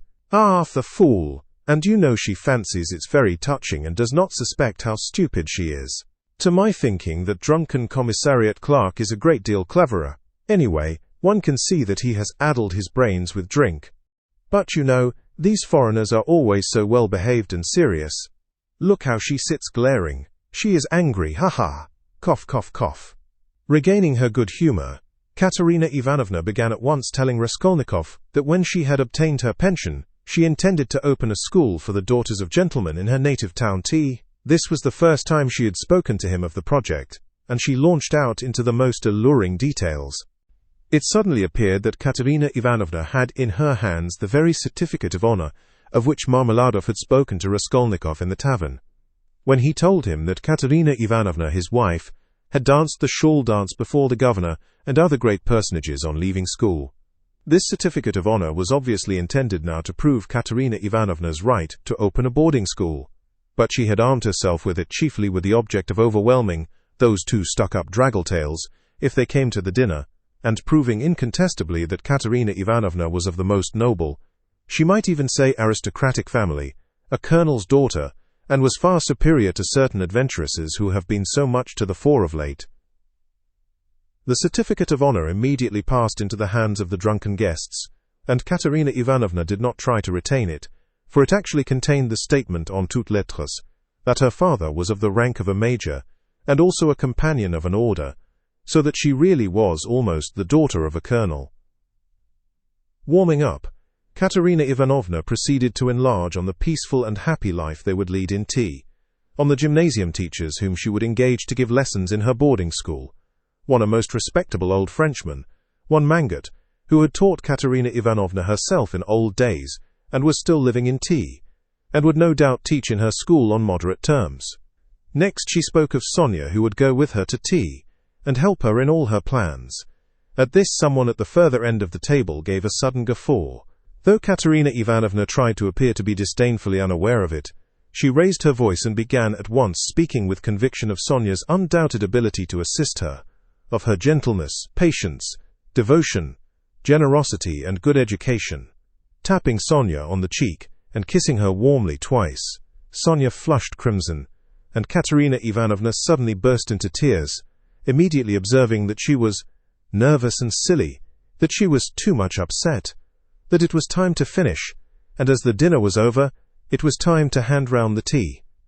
At that moment, Amalia Ivanovna, deeply aggrieved at taking no part in the conversation, and not being listened to, made one last effort, and with secret misgivings ventured on an exceedingly deep and weighty observation, that, in the future boarding school, she would have to pay particular attention to Dai Vasha, and that there certainly must be a good dame to look after the linen, and secondly, that the young ladies must not novels at night read. Katerina Ivanovna, who certainly was upset and very tired, as well as heartily sick of the dinner, at once cut short Amalia Ivanovna, saying she knew nothing about it and was talking nonsense, that it was the business of the laundry maid, and not of the directress of a high-class boarding school to look after Dai Vasha, and as for novel reading, that was simply rudeness, and she begged her to be silent. Amalia Ivanovna fired up, and getting angry observed that she only meant her good, and that she had meant her very good, and that it was long since she had paid her gold for the lodgings. Katerina Ivanovna at once set her down, saying that it was a lie to say she wished her good, because only yesterday, when her dead husband was lying on the table, she had worried her about the lodgings. To this Amalia Ivanovna very appropriately observed that she had invited those ladies. But those ladies had not come, because those ladies are ladies, and cannot come to a lady who is not a lady. Katerina Ivanovna once pointed out to her that as she was a slut, she could not judge what made one really a lady. Amalia Ivanovna at once declared that her Vater aus Berlin was a very, very important man, and both hands in pockets went, and always used to say poof, poof. And she leapt up from the table to represent her father, sticking her hands in her pockets, puffing her cheeks, and uttering vague sounds resembling poof, poof, amid loud laughter from all the lodgers, who purposely encouraged Amalia Ivanovna, hoping for a fight. But this was too much for Katerina Ivanovna, and she at once declared, so that all could hear, that Amalia Ivanovna probably never had a father, but was simply a drunken Petersburg Finn, and had certainly once been a cook, and probably something worse. Amalia Ivanovna turned as red as a lobster and squealed that perhaps Katerina Ivanovna never had a father. But she had a Vater aus Berlin, and that he wore a long coat, and always said, poof, poof, poof. Katerina Ivanovna observed contemptuously that all knew what her family was, and that on that very certificate of honor it was stated in print that her father was a colonel, while Amalia Ivanovna's father, if she really had one, was probably some Finnish milkman, but that probably she never had a father at all, since it was still uncertain whether her name was Amalia Ivanovna or Amalia Ludvigovna. At this, Amalia Ivanovna, lashed to fury, struck the table with her fist, and shrieked that she was Amalia Ivanovna and not Ludvigovna, that her Vater was named Johann, and that he was a burgomaster, and that Katerina Ivanovna's Vater was quite never a burgomaster. Katerina Ivanovna rose from her chair, and with a stern and apparently calm voice, though she was pale and her chest was heaving, observed that, if she dared for one moment to set her contemptible wretch of a father on a level with her papa, she, Katerina Ivanovna, would tear her cap off her head and trample it underfoot. Amalia Ivanovna ran about the room, shouting at the top of her voice that she was mistress of the house, and that Katerina Ivanovna should leave the lodgings that minute. Then she rushed for some reason to collect the silver spoons from the table. There was a great outcry and uproar. The children began crying. Sonia ran to restrain Katerina Ivanovna. But when Amalia Ivanovna shouted something about the yellow ticket, Katerina Ivanovna pushed Sonia away and rushed at the landlady to carry out her threat. At that minute the door opened, and Pyotr Petrovich Luzhin appeared on the threshold. He stood scanning the party with severe and vigilant eyes. Katerina Ivanovna rushed to him. Chapter 3. "Pyotr Petrovich," she cried, "protect me. You at least. Make this foolish woman understand that she can't behave like this to a lady in misfortune. That there is a law for such things. I'll go to the Governor-General himself. She shall answer for it. Remembering my father's hospitality, protect these orphans. Allow me, madam. Allow me." Pyotr Petrovich waved her off. "Your papa, as you are well aware, I had not the honor of knowing." Someone laughed aloud. "And I do not intend to take part in your everlasting squabbles with Amalia Ivanovna. I have come here to speak of my own affairs, and I want to have a word with your stepdaughter, Sofia Ivanovna, I think it is. Allow me to pass." Pyotr Petrovich, edging by her, went to the opposite corner where Sonia was. Katerina Ivanovna remained standing where she was, as though thunderstruck. She could not understand how Pyotr Petrovich could deny having enjoyed her father's hospitality. Though she had invented it herself, she believed in it firmly by this time. She was struck too by the businesslike, dry and even contemptuous menacing tone of Pyotr Petrovich. All the clamor gradually died away at his entrance. Not only was this serious businessman strikingly incongruous with the rest of the party, but it was evident too that he had come upon some matter of consequence, that some exceptional cause must have brought him, and that therefore something was going to happen. Raskolnikov, standing beside Sonia, moved aside to let him pass. Pyotr Petrovich did not seem to notice him. A minute later, Lebeziatnikov too appeared in the doorway. He did not come in, but stood still, listening with marked interest, almost wonder, and seemed for a time perplexed. "Excuse me for possibly interrupting you, but it's a matter of some importance," Pyotr Petrovich observed, addressing the company generally. "I am glad indeed to find other persons present. Amalia Ivanovna, I humbly beg you as mistress of the house to pay careful attention to what I have to say to Sofia Ivanovna. Sofia Ivanovna," he went on, addressing Sonia, who was very much surprised and already alarmed.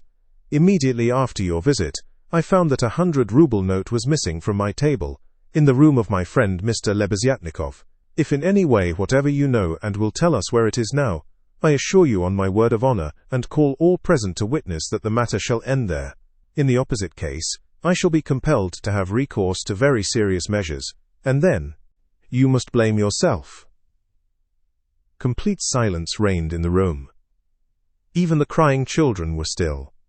Sonia stood deadly pale, staring at Luzhin, and unable to say a word. She seemed not to understand. Some seconds passed. "Well, how is it to be then?" asked Luzhin, looking intently at her. "I don't know. I know nothing about it," Sonia articulated faintly at last. "No, you know nothing?" Luzhin repeated, and again he paused for some seconds. "Think a moment, mademoiselle," he began severely, but still, as it were admonishing her. "Reflect. I am prepared to give you time for consideration. Kindly observe this. If I were not so entirely convinced, I should not, you may be sure with my experience, venture to accuse you so directly. Seeing that for such direct accusation before witnesses, if false or even mistaken, I should myself in a certain sense be made responsible, I am aware of that. This morning I changed for my own purposes several 5% securities, for the sum of approximately 3,000 rubles. The account is noted down in my pocketbook. On my return home I proceeded to count the money, as Mr. Lebeziatnikov will bear witness, and after counting 2,300 rubles, I put the rest in my pocketbook in my coat pocket.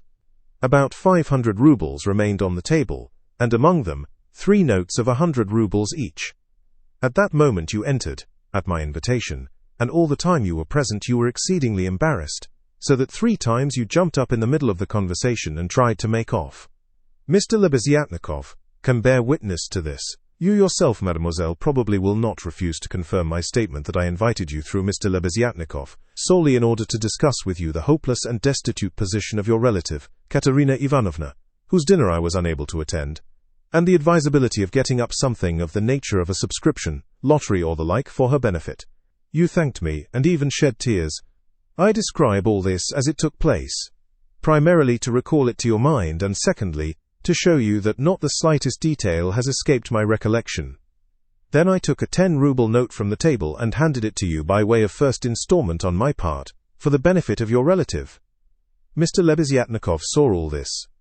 Then I accompanied you to the door, you being still in the same state of embarrassment, after which, being left alone with Mr. Lebeziatnikov, I talked to him for 10 minutes. Then Mr. Lebeziatnikov went out, and I returned to the table with the money lying on it, intending to count it and to put it aside, as I proposed doing before. To my surprise, 100-ruble note had disappeared. Kindly consider the position. Mr. Lebeziatnikov, I cannot suspect. I am ashamed to allude to such a supposition. I cannot have made a mistake in my reckoning, for the minute before your entrance I had finished my accounts and found the total correct. You will admit that, recollecting your embarrassment, your eagerness to get away, and the fact that you kept your hands for some time on the table, and taking into consideration your social position and the habits associated with it, I was, so to say, with horror, and positively against my will, compelled to entertain a suspicion, a cruel, but justifiable suspicion. I will add further and repeat, that in spite of my positive conviction, I realize that I run a certain risk in making this accusation, but as you see, I could not let it pass. I have taken action, and I will tell you why. Solely, madam, solely, owing to your black ingratitude. Why? I invite you for the benefit of your destitute relative. I present you with my donation of 10 rubles, and you, on the spot, repay me for all that, with such an action. It is too bad. You need a lesson. Reflect. Moreover, like a true friend, I beg you, and you could have no better friend at this moment. Think what you are doing, otherwise I shall be immovable. Well, what do you say? I have taken nothing, Sonia whispered in terror. You gave me 10 rubles. Here it is, take it. Sonia pulled her handkerchief out of her pocket, untied a corner of it, took out the 10-ruble note, and gave it to Luzhin. And the 100 rubles you do not confess to taking, he insisted reproachfully, not taking the note. Sonia looked about her. All were looking at her with such awful, stern, ironical, hostile eyes. She looked at Raskolnikov. He stood against the wall, with his arms crossed, looking at her with glowing eyes. Good God! Broke from Sonia. Amalia Ivanovna, we shall have to send word to the police, and therefore I humbly beg you meanwhile to send for the house porter, Luzhin said softly, and even kindly. Gott der Barmherzige! I knew she was the thief, cried Amalia Ivanovna, throwing up her hands. You knew it? Luzhin caught her up. Then I suppose you had some reason before this for thinking so. I beg you, worthy Amalia Ivanovna, to remember your words which have been uttered before witnesses. There was a buzz of loud conversation on all sides. All were in movement. What? Cried Katerina Ivanovna, suddenly realizing the position, and she rushed at Luzhin. What? You accuse her of stealing? Sonia? Ah, the wretches, the wretches! And running to Sonia, she flung her wasted arms round her, and held her, as in a vice. Sonia, how dared you take 10 rubles from him? Foolish girl! Give it to me! Give me the 10 rubles at once! Here! And snatching the note from Sonia, Katerina Ivanovna crumpled it up and flung it straight into Luzhin's face. It hit him in the eye and fell on the ground. Amalia Ivanovna hastened to pick it up. Pyotr Petrovitch lost his temper. Hold that mad woman, he shouted. At that moment, several other persons besides Lebeziatnikov appeared in the doorway, among them the 2 ladies. What? Mad? Am I mad? Idiot! Shrieked Katerina Ivanovna. You are an idiot yourself, pettifogging lawyer, base man. Sonia! Sonia, take his money. Sonia, a thief. Why, she'd give away her last penny. And Katerina Ivanovna broke into hysterical laughter. Did you ever see such an idiot? She turned from side to side. And you too, she suddenly saw the landlady. And you too, sausage-eater, you declare that she is a thief. You trashy Prussian hen's leg in a crinoline. She hasn't been out of this room. She came straight from you, you wretch, and sat down beside me. Everyone saw her. She sat here by Rodion Romanovich. Search her. Since she's not left the room, the money would have to be on her. Search her. Search her. But if you don't find it, then excuse me, my dear fellow, you'll answer for it. I'll go to our sovereign, to our gracious Tsar himself, and throw myself at his feet, today, this minute. I am alone in the world. They would let me in. Do you think they wouldn't? You're wrong. I will get in. I will get in. You reckoned on her meekness. You relied upon that. But I am not so submissive, let me tell you. You've gone too far yourself. Search her, search her. And Katerina Ivanovna in a frenzy shook Luzhin and dragged him towards Sonia. I am ready. I'll be responsible. But calm yourself, madam. Calm yourself. I see that you are not so submissive. Well, but as to that, Luzhin muttered, that ought to be before the police. Though indeed, there are witnesses enough as it is. I am ready. But in any case, it's difficult for a man, on account of her sex. But with the help of Amalia Ivanovna, though of course it's not the way to do things. How is it to be done? As you will. Let anyone who likes search her, cried Katerina Ivanovna. Sonia, turn out your pockets. See. Look, monster, the pocket is empty. Here was her handkerchief. Here is the other pocket. Look. Do you see? Do you see? And Katerina Ivanovna turned, or rather snatched, both pockets inside out. But from the right pocket, a piece of paper flew out, and describing a parabola in the air fell at Luzhin's feet. Everyone saw it. Several cried out.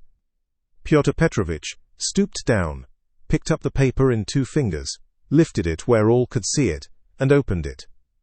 It was 100-ruble note, folded in 8. Pyotr Petrovitch held up the note, showing it to everyone. Thief! Out of my lodging! Police! Police! Yelled Amalia Ivanovna. They must to Siberia be sent. Away! Exclamations arose on all sides. Raskolnikov was silent, keeping his eyes fixed on Sonia. Except for an occasional rapid glance at Luzhin, Sonia stood still, as though unconscious. She was hardly able to feel surprise. Suddenly the color rushed to her cheeks. She uttered a cry and hid her face in her hands. No, it wasn't I. I didn't take it. I know nothing about it, she cried with a heart-rending wail, and she ran to Katerina Ivanovna, who clasped her tightly in her arms, as though she would shelter her from all the world. Sonia! Sonia! I don't believe it. You see, I don't believe it, she cried in the face of the obvious fact, swaying her to and fro in her arms like a baby, kissing her face continually, then snatching at her hands and kissing them too. You took it. How stupid these people are. Oh dear, you are fools, fools, she cried, addressing the whole room. You don't know what a heart she has, what a girl she is. She'd take it, she'd sell her last rag, she'd go barefoot to help you if you needed it, that's what she is. She has the yellow passport, because my children were starving, she sold herself for us. Ah, husband, do you see, what a memorial dinner for you. Merciful heavens, defend her, why are you all standing still? Rodion Romanovich, why don't you stand up for her? Do you believe it too? You are not worth her little finger, all of you together. Good God, defend her now at least.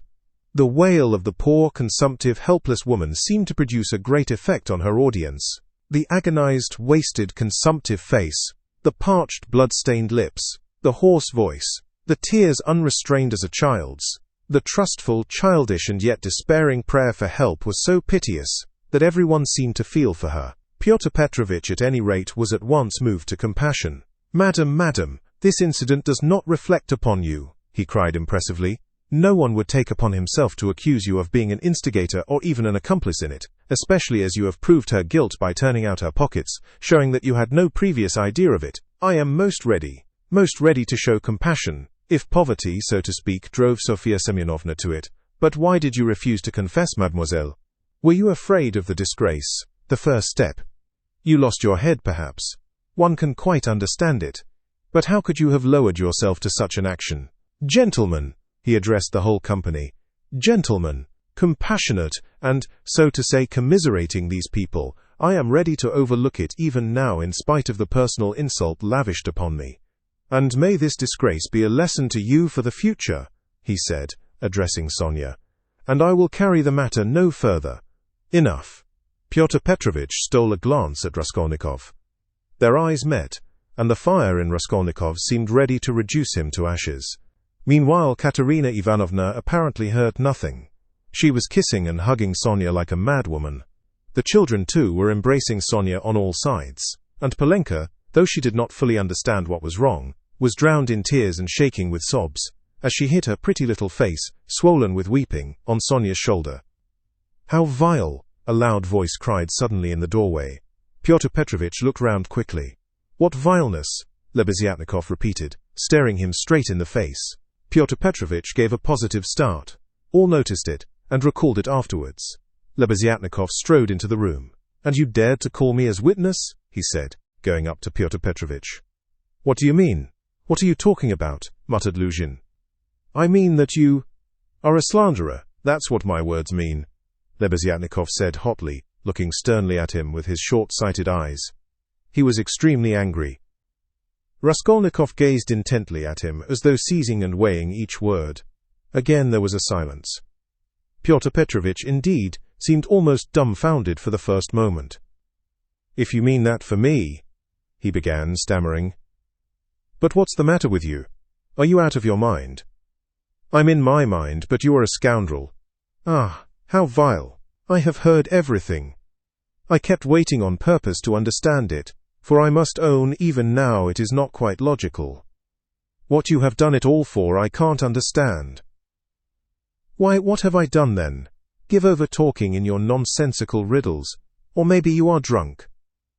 You may be a drunkard, perhaps, vile man, but I am not. I never touch vodka, for it's against my convictions. Would you believe it? He himself, with his own hands, gave Sofia Semyonovna that 100-ruble note. I saw it, I was a witness, I'll take my oath."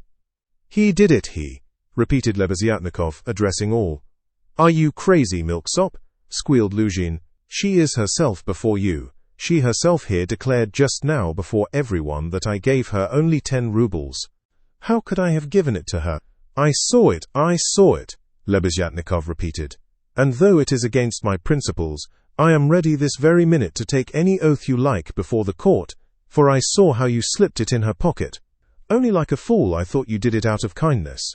When you were saying goodbye to her at the door, while you held her hand in one hand, with the other, the left, you slipped the note into her pocket." I saw it! Luzhin turned pale. "What lies?" he cried impudently. "Why, how could you, standing by the window, see the note? You fancied it with your short-sighted eyes.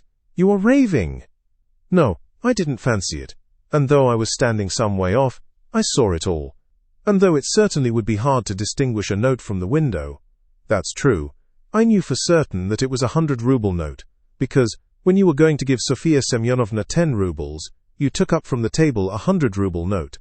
I saw it because I was standing near then, and an idea struck me at once so that I did not forget you had it in your hand. You folded it and kept it in your hand all the time. I didn't think of it again until, when you were getting up, you changed it from your right hand to your left and nearly dropped it. I noticed it because the same idea struck me again, that you meant to do her a kindness without my seeing. You can fancy how I watched you, and I saw how you succeeded in slipping it into her pocket. I saw it. I'll take my oath." Lebeziatnikov was almost breathless. Exclamations arose on all hands, chiefly expressive of wonder, but some were menacing in tone. They all crowded round Pyotr Petrovitch. Katerina Ivanovna flew to Lebeziatnikov. "I was mistaken in you. Protect her. You are the only one to take her part. She is an orphan. God has sent you." Katerina Ivanovna, hardly knowing what she was doing, sank on her knees before him. "A pack of nonsense," yelled Luzhin, roused to fury. "It's all nonsense you've been talking. An idea struck you. You didn't think. You noticed. What does it amount to? So I gave it to her on the sly on purpose? What for? With what object? What have I to do with this? What for? That's what I can't understand. But that what I am telling you is the fact, that's certain. So far from my being mistaken, you infamous criminal man, I remember how, on account of it, a question occurred to me at once, just when I was thanking you and pressing your hand. What made you put it secretly in her pocket? Why you did it secretly, I mean. Could it be simply to conceal it from me, knowing that my convictions are opposed to yours, and that I do not approve of private benevolence, which effects no radical cure? Well, I decided that you really were ashamed of giving such a large sum before me. Perhaps, too, I thought, he wants to give her a surprise when she finds a whole 100-ruble note in her pocket. For I know some benevolent people are very fond of decking out their charitable actions in that way. Then the idea struck me, too, that you wanted to test her, to see whether, when she found it, she would come to thank you. Then, too, that you wanted to avoid thanks, and that, as the saying is, your right hand should not know. Something of that sort, in fact. I thought of so many possibilities that I put off considering it, but still thought it indelicate to show you that I knew your secret. But another idea struck me again, that Sofia Semyonovna might easily lose the money before she noticed it. That was why I decided to come in here to call her out of the room, and to tell her that you put 100 rubles in her pocket. But on my way I went first to Madame Kobylatnikov's to take them the general treatise on the positive method, and especially to recommend Petersburg's article, and also Wagner's. Then I come on here, and what a state of things I find. Now could I have all these ideas and reflections if I had not seen you put the 100-ruble note in her pocket? When Lebeziatnikov finished his long-winded harangue with the logical deduction at the end, he was quite tired, and the perspiration streamed from his face.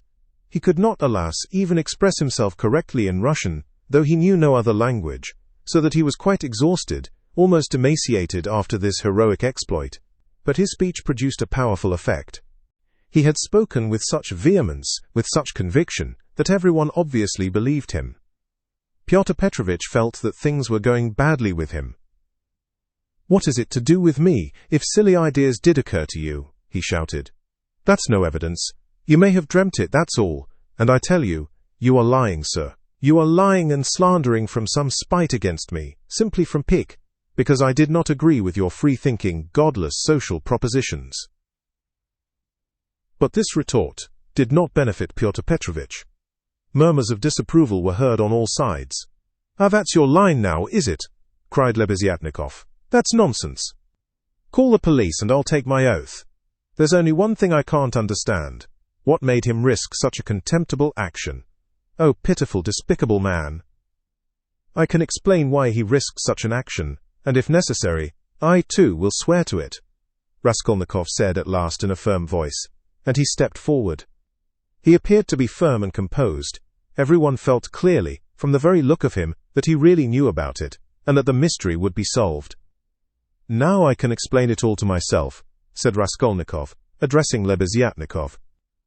"From the very beginning of the business, I suspected that there was some scoundrelly intrigue at the bottom of it. I began to suspect it from some special circumstances known to me only, which I will explain at once to everyone. They account for everything.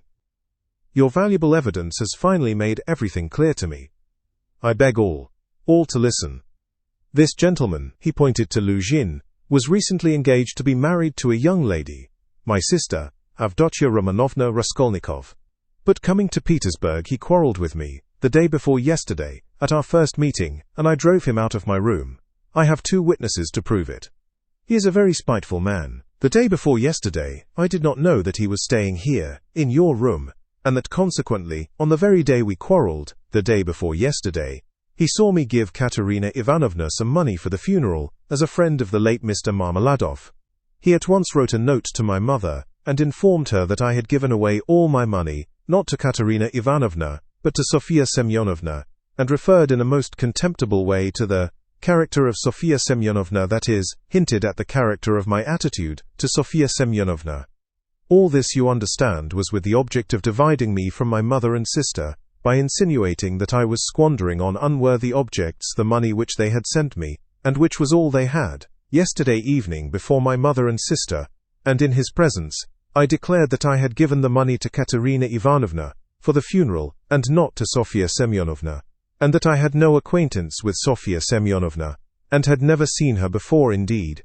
At the same time I added that he, Pyotr Petrovich Luzhin, with all his virtues, was not worth Sofia Semyonovna's little finger, though he spoke so ill of her. To his question, would I let Sofia Semyonovna sit down beside my sister, I answered that I had already done so that day. Irritated that my mother and sister were unwilling to quarrel with me at his insinuations, he gradually began being unpardonably rude to them. A final rupture took place, and he was turned out of the house. All this happened yesterday evening. Now, I beg your special attention. Consider. If he had now succeeded in proving that Sofia Semyonovna was a thief, he would have shown to my mother and sister that he was almost right in his suspicions, that he had reason to be angry at my putting my sister on a level with Sofia Semyonovna, that, in attacking me, he was protecting and preserving the honor of my sister, his betrothed.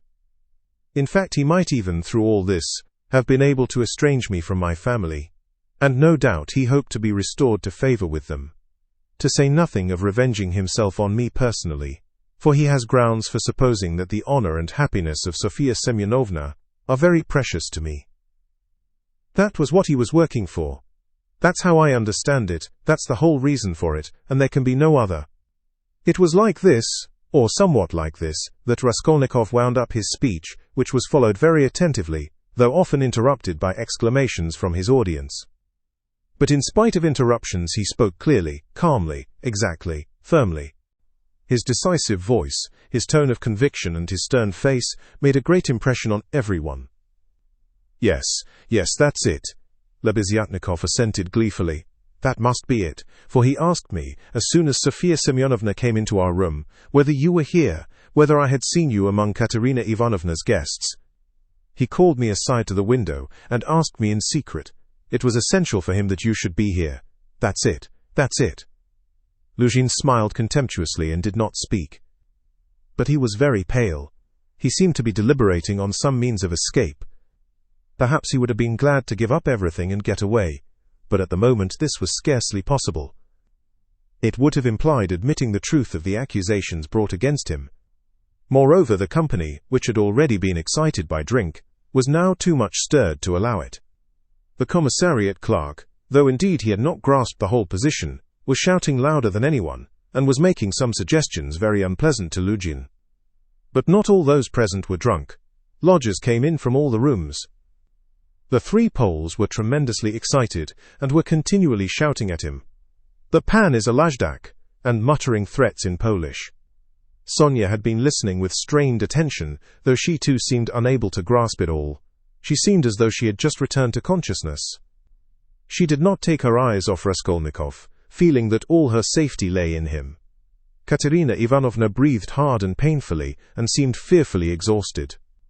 Amalia Ivanovna stood looking more stupid than anyone, with her mouth wide open, unable to make out what had happened. She only saw that Pyotr Petrovich had somehow come to grief. Raskolnikov was attempting to speak again, but they did not let him.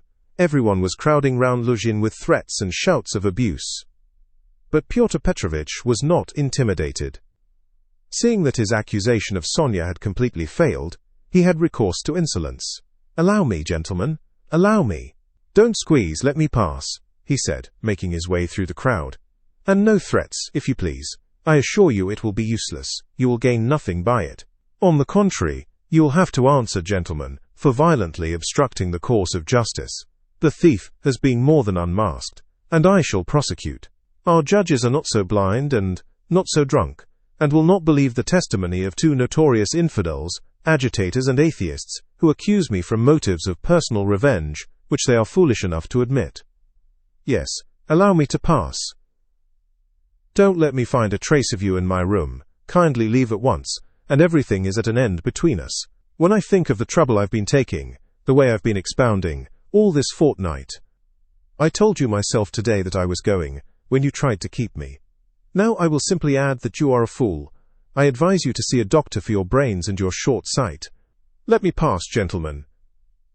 He forced his way through, but the commissariat clerk was unwilling to let him off so easily. He picked up a glass from the table, brandished it in the air, and flung it at Pyotr Petrovitch. But the glass flew straight at Amalia Ivanovna. She screamed, and the clerk, overbalancing, fell heavily under the table. Pyotr Petrovitch made his way to his room, and half an hour later had left the house. Sonia, timid by nature, had felt before that day that she could be ill-treated more easily than anyone, and that she could be wronged with impunity. Yet till that moment she had fancied that she might escape misfortune by care, gentleness and submissiveness before everyone. Her disappointment was too great. She could of course bear with patience, and almost without murmur anything, even this. But for the first minute she felt it too bitter. In spite of her triumph and her justification, when her first terror and stupefaction had passed, and she could understand it all clearly, the feeling of her helplessness and of the wrong done to her made her heart throb with anguish, and she was overcome with hysterical weeping.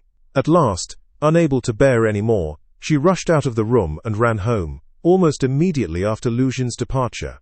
When amidst loud laughter the glass flew at Amalia Ivanovna, it was more than the landlady could endure. With a shriek she rushed like a fury at Katerina Ivanovna, considering her to blame for everything. "Out of my lodgings at once, quick march!"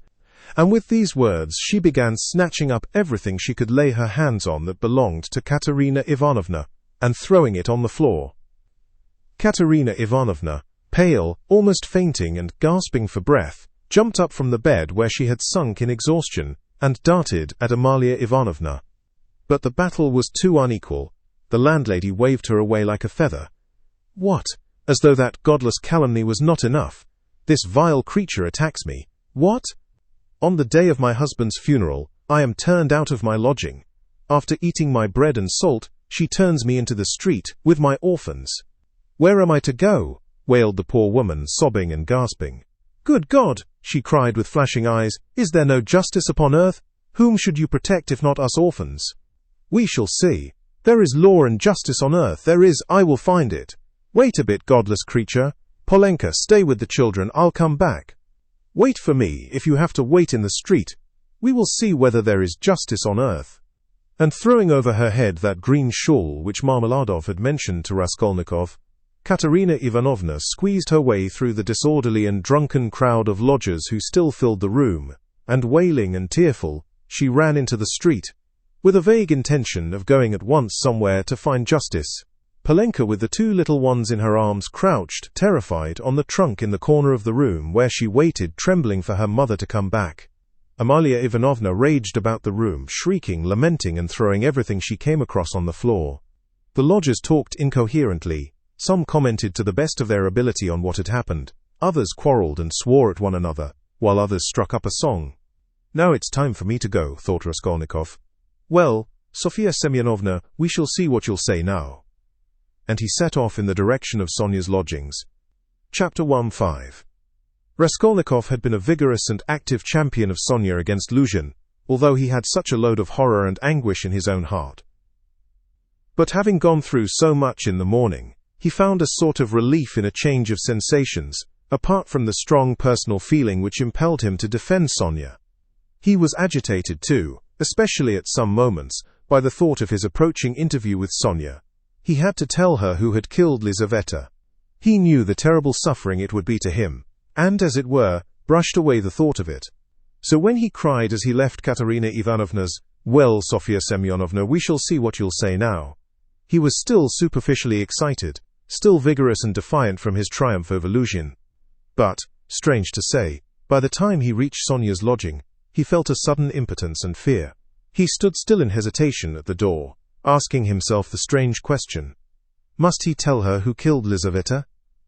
It was a strange question, because he felt at the very time, not only that he could not help telling her, but also that he could not put off the telling. He did not yet know why it must be so, he only felt it, and the agonizing sense of his impotence, before the inevitable, almost crushed him. To cut short his hesitation and suffering, he quickly opened the door and looked at Sonia from the doorway. She was sitting with her elbows on the table and her face in her hands, but seeing Raskolnikov, she got up at once, and came to meet him as though she were expecting him. "What would have become of me but for you?" she said quickly, meeting him in the middle of the room. Evidently, she was in haste to say this to him. It was what she had been waiting for. Raskolnikov went to the table and sat down on the chair from which she had only just risen. She stood facing him, 2 steps away, just as she had done the day before. "Well, Sonia?" he said, and felt that his voice was trembling. "It was all due to your social position and the habits associated with it. Did you understand that just now?" Her face showed her distress. "Only don't talk to me as you did yesterday," she interrupted him. "Please don't begin it. There is misery enough without that." She made haste to smile, afraid that he might not like the reproach. "I was silly to come away from there. What is happening there now? I wanted to go back directly, but I kept thinking that you would come." He told her that Amalia Ivanovna was turning them out of their lodging and that Katerina Ivanovna had run off somewhere to seek justice. "My God!" cried Sonia. "Let's go at once." And she snatched up her cape.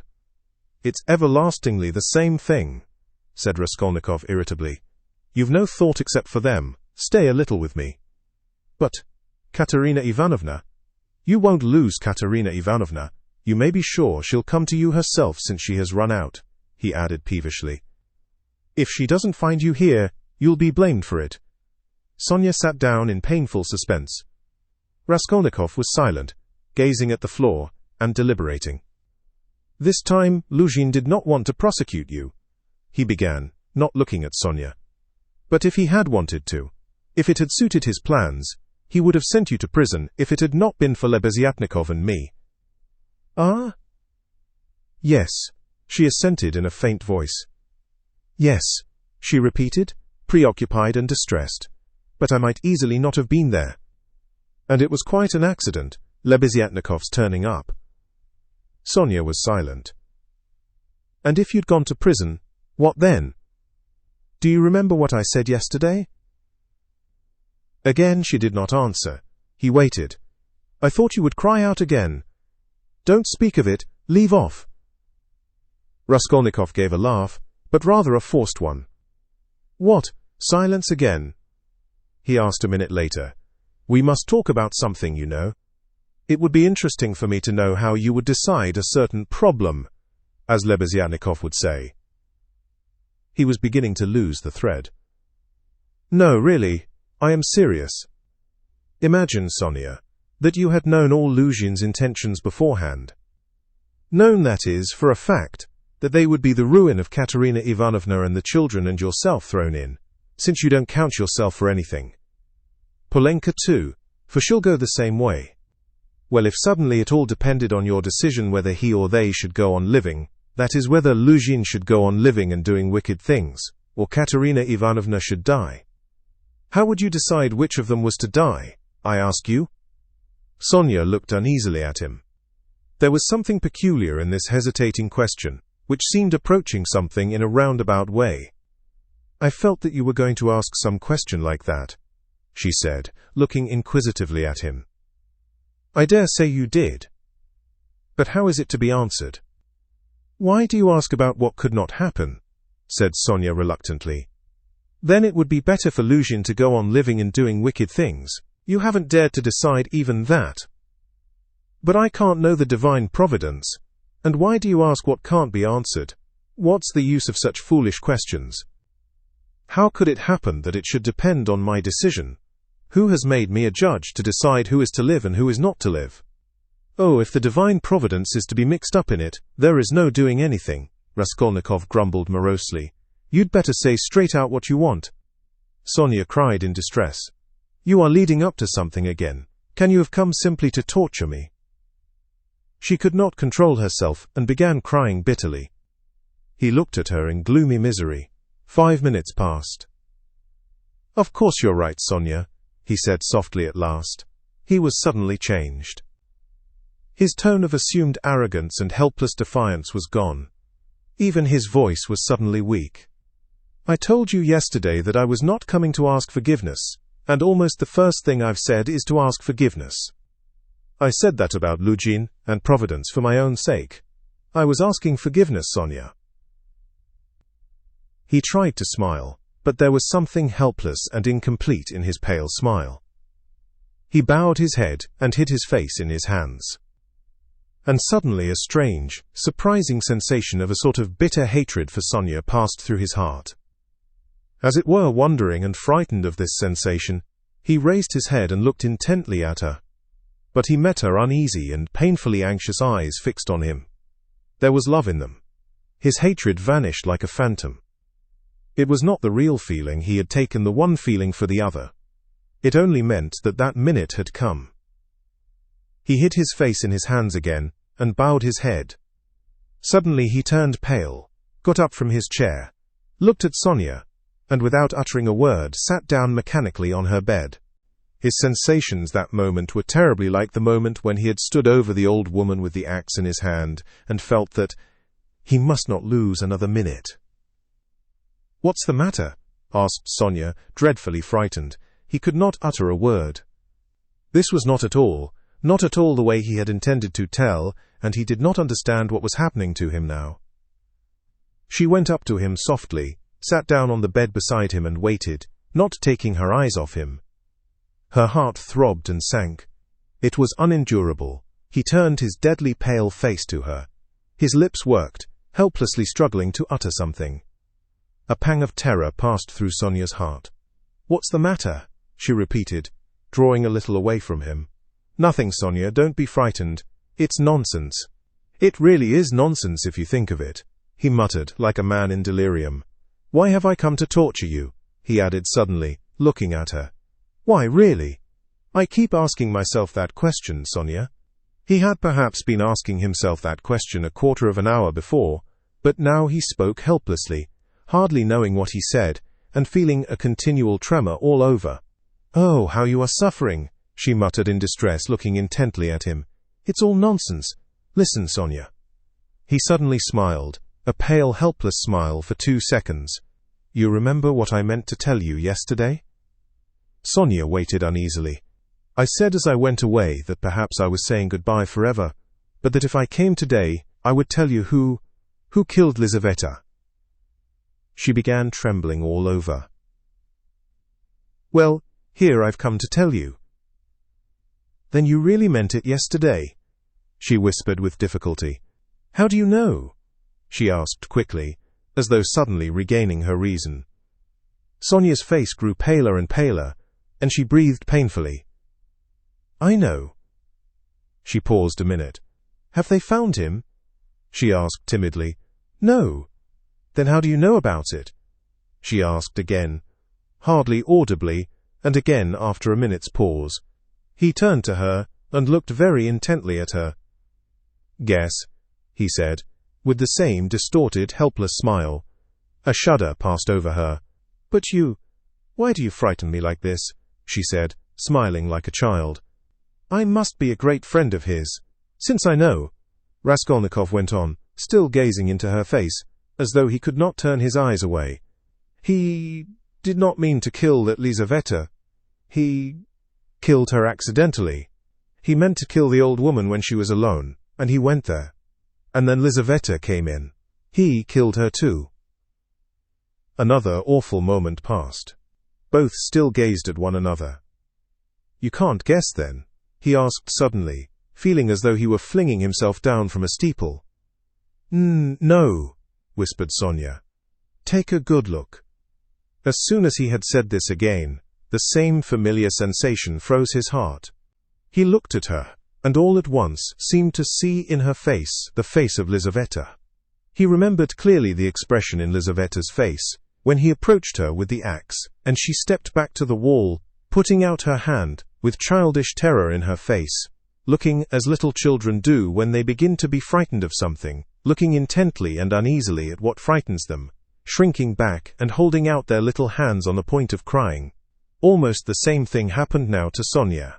With the same helplessness and the same terror, she looked at him for a while and, suddenly putting out her left hand, pressed her fingers faintly against his breast, and slowly began to get up from the bed, moving further from him and keeping her eyes fixed even more immovably on him. Her terror infected him. The same fear showed itself on his face. In the same way he stared at her, and almost with the same childish smile. "Have you guessed?" he whispered at last. "Good God!" broke in an awful wail from her bosom. She sank helplessly on the bed with her face in the pillows, but a moment later she got up, moved quickly to him, seized both his hands, and gripping them tight in her thin fingers, began looking into his face again, with the same intent stare. In this last, desperate look, she tried to look into him, and catch some last hope, but there was no hope, there was no doubt remaining, it was all true. Later on, indeed, when she recalled that moment, she thought it strange, and wondered why she had seen at once that there was no doubt. She could not have said, for instance, that she had foreseen something of the sort, and yet now, as soon as he told her, she suddenly fancied that she had really foreseen this very thing. "Stop, Sonia, enough, don't torture me," he begged her miserably. It was not at all like this he had thought of telling her, but this is how it happened. She jumped up, seeming not to know what she was doing, and wringing her hands, walked into the middle of the room, but quickly went back and sat down again beside him, her shoulder almost touching his. All of a sudden she started, as though she had been stabbed, uttered a cry and fell on her knees before him. She did not know why. "What have you done? What have you done to yourself?" she said in despair, and, jumping up, she flung herself on his neck, threw her arms round him, and held him tightly. Raskolnikov drew back, and looked at her with a mournful smile. "You are a strange girl, Sonia. You kiss me and hug me when I tell you about that. You don't think what you are doing. There is no one in the whole world now so unhappy as you," she cried in a frenzy, not hearing what he said, and she suddenly broke into violent, hysterical weeping. A feeling long unfamiliar to him flooded his heart and softened it at once. He did not struggle against it. 2 tears started into his eyes and hung on his eyelashes. "Then you won't leave me, Sonia?" he said, looking at her almost with hope. "No, never, nowhere," cried Sonia. I will follow you everywhere. Oh my God! Oh, how miserable I am! Why didn't I know you before? Why didn't you come before? Oh dear! Here I have come. Yes, now, what's to be done now? Together, she repeated as it were unconsciously, and she hugged him again. I'll follow you to Siberia. He recoiled at this, and the same hostile, almost haughty smile came to his lips. Perhaps I don't want to go to Siberia yet, Sonia, he said. Sonia looked at him quickly. Again, after her first passionate, agonizing sympathy for the unhappy man, the terrible idea of the murder overwhelmed her. In his changed tone she seemed to hear the murderer speaking. She looked at him bewildered. She knew nothing as yet, why, how, with what object it had been. Now all these questions rushed at once into her mind, and again she could not believe it. He is a murderer. Could it be true? What's the meaning of it? Where am I? She said in complete bewilderment, as though still unable to recover herself. How could you, a man like you, how could you bring yourself to it? What does it mean? Oh well, to plunder. Leave off, Sonia, he answered wearily, almost with vexation. Sonia stood as though struck dumb, but suddenly she cried, You were hungry. It was to help your mother. Yes. No, Sonia, no, he muttered, turning away and hanging his head. I was not so hungry. I certainly did want to help my mother, but that's not the real thing either. Don't torture me, Sonia. Sonia clasped her hands. Could it all be true? Good God, what a truth! Who could believe it? And how could you give away your last farthing and yet rob and murder? Ah, she cried suddenly, that money you gave Katerina Ivanovna, that money, can that money? No, Sonia, he broke in hurriedly, that money was not it. Don't worry yourself. That money my mother sent me, and it came when I was ill, the day I gave it to you. Razumihin saw it. He received it for me. That money was mine, my own. Sonia listened to him in bewilderment, and did her utmost to comprehend. And that money? I don't even know really whether there was any money, he added softly, as though reflecting. I took a purse off her neck, made of chamois leather, a purse stuffed full of something, but I didn't look in it. I suppose I hadn't time. And the things, chains and trinkets, I buried under a stone with the purse next morning in a yard off the V. Prospect. They are all there now. Sonia strained every nerve to listen. Then why? Why, you said you did it to rob. But you took nothing?" she asked quickly, catching at a straw. "I don't know. I haven't yet decided whether to take that money or not," he said, musing again, and seeming to wake up with a start, he gave a brief, ironical smile. "Ah, what silly stuff I am talking, eh?" The thought flashed through Sonia's mind. Wasn't he mad? But she dismissed it at once. No, it was something else. She could make nothing of it. Nothing. "Do you know, Sonia," he said suddenly with conviction, "let me tell you, if I'd simply killed because I was hungry," laying stress on every word and looking enigmatically but sincerely at her, "I should be happy now." "You must believe that. What would it matter to you?" he cried a moment later with a sort of despair. "What would it matter to you, if I were to confess that I did wrong? What do you gain by such a stupid triumph over me? Ah, Sonia, was it for that I've come to you today?" Again Sonia tried to say something, but did not speak. "I asked you to go with me yesterday, because you are all I have left." "Go where?" asked Sonia timidly. "Not to steal, and not to murder. Don't be anxious," he smiled bitterly. "We are so different, and you know, Sonia, it's only now, only this moment that I understand where I asked you to go with me yesterday. Yesterday when I said it, I did not know where. I asked you for one thing. I came to you for one thing. Not to leave me. You won't leave me, Sonia?" She squeezed his hand. "And why? Why did I tell her? Why did I let her know?" he cried a minute later in despair, looking with infinite anguish at her. "Here you expect an explanation from me, Sonia. You are sitting and waiting for it. I see that. But what can I tell you? You won't understand and will only suffer misery, on my account. Well, you are crying and embracing me again. Why do you do it? Because I couldn't bear my burden and have come to throw it on another. You suffer too, and I shall feel better. And can you love such a mean wretch?" "But aren't you suffering too?" cried Sonia. Again a wave of the same feeling surged into his heart, and again for an instant softened it. "Sonia, I have a bad heart. Take note of that. It may explain a great deal. I have come because I am bad. There are men who wouldn't have come. But I am a coward, and a mean wretch. But never mind. That's not the point. I must speak now, but I don't know how to begin." He paused, and sank into thought. "Ah, we are so different," he cried again. "We are not alike. And why did I come? I shall never forgive myself that." No, it was a good thing you came," cried Sonia. "It's better I should know, far better." He looked at her with anguish. "What if it were really that?" he said, as though reaching a conclusion. "Yes, that's what it was. I wanted to become a Napoleon. That is why I killed her. Do you understand now?" No," Sonia whispered naively and timidly. "Only speak, I shall understand in myself," she kept begging him. "You'll understand. Very well, we shall see." He paused, and was for some time lost in meditation. "It was like this. I asked myself one day this question. What if Napoleon, for instance, had happened to be in my place, and if he had not had Toulon, nor Egypt, nor the passage of Mont Blanc to begin his career with, but instead of all those picturesque and monumental things, there had simply been some ridiculous old hag, a pawnbroker, who had to be murdered too to get money from her trunk, for his career, you understand.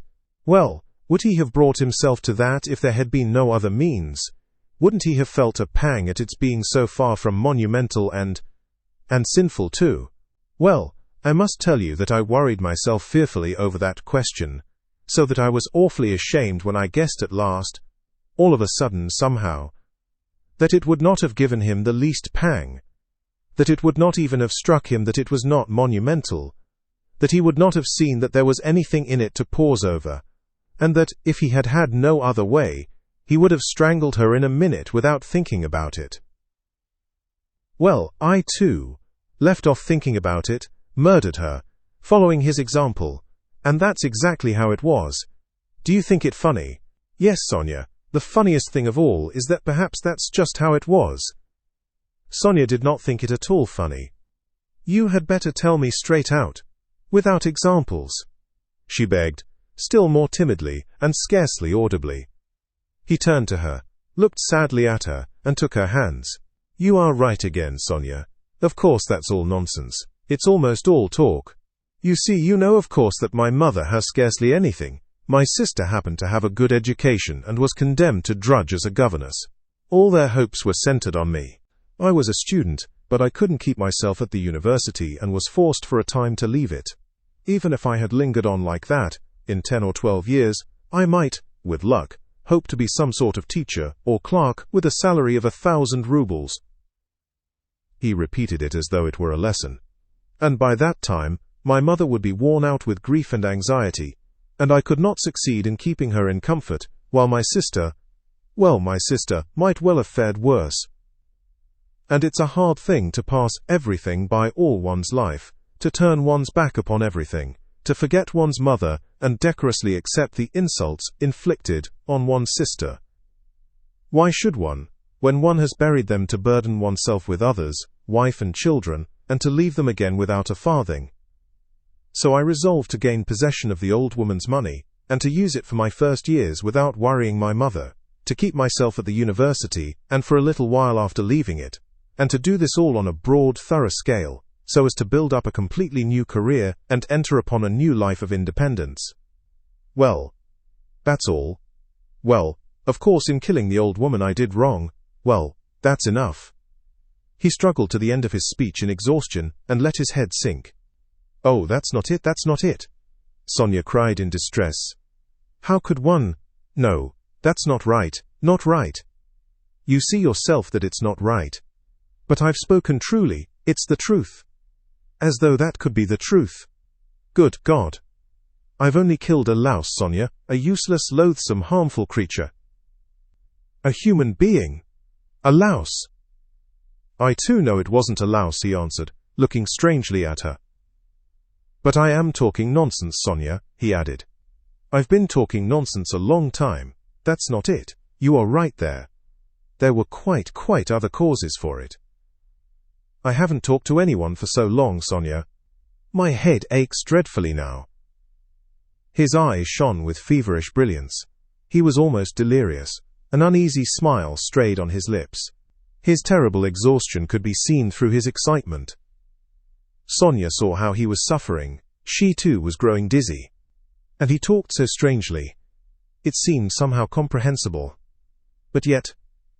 But how? How? Good God! And she wrung her hands in despair. No, Sonia, that's not it.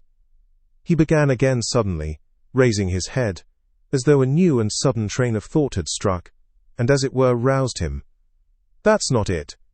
Better, imagine, yes, it's certainly better, imagine that I am vain, envious, malicious, base, vindictive, and, well, perhaps with a tendency to insanity. Let's have it all out at once. They've talked of madness already, I noticed. I told you just now I could not keep myself at the university. But do you know that perhaps I might have done? My mother would have sent me what I needed for the fees, and I could have earned enough for clothes, boots and food, no doubt. Lessons had turned up at half a ruble. Razumihin works. But I turned sulky and wouldn't. Yes, sulkiness, that's the right word for it. I sat in my room like a spider. You've been in my den, you've seen it. And do you know, Sonia, that low ceilings and tiny rooms cramp the soul and the mind? Ah, how I hated that garret. And yet, I wouldn't go out of it. I wouldn't on purpose. I didn't go out for days together, and I wouldn't work, I wouldn't even eat, I just lay there doing nothing. If Nastasia brought me anything, I ate it. If she didn't, I went all day without. I wouldn't ask on purpose from sulkiness. At night I had no light, I lay in the dark and I wouldn't earn money for candles. I ought to have studied, but I sold my books, and the dust lies an inch thick on the notebooks on my table. I preferred lying still and thinking, and I kept thinking, and I had dreams all the time, strange dreams of all sorts, no need to describe. Only then I began to fancy that. No, that's not it. Again, I am telling you wrong. You see, I kept asking myself then, why am I so stupid, that if others are stupid, and I know they are, yet I won't be wiser? Then I saw, Sonia, that if one waits for everyone to get wiser, it will take too long. Afterwards I understood that that would never come to pass, that men won't change, and that nobody can alter it, and that it's not worth wasting effort over it. Yes, that's so. That's the law of their nature, Sonia. That's so. And I know now, Sonia, that whoever is strong in mind and spirit will have power over them. Anyone who is greatly daring is right in their eyes. He who despises most things will be a lawgiver among them. And he who dares most of all will be most in the right. So it has been till now, and so it will always be. A man must be blind not to see it. Though Raskolnikov looked at Sonia as he said this, he no longer cared whether she understood or not. The fever had complete hold of him. He was in a sort of gloomy ecstasy. He certainly had been too long without talking to anyone. Sonia felt that his gloomy creed had become his faith and code.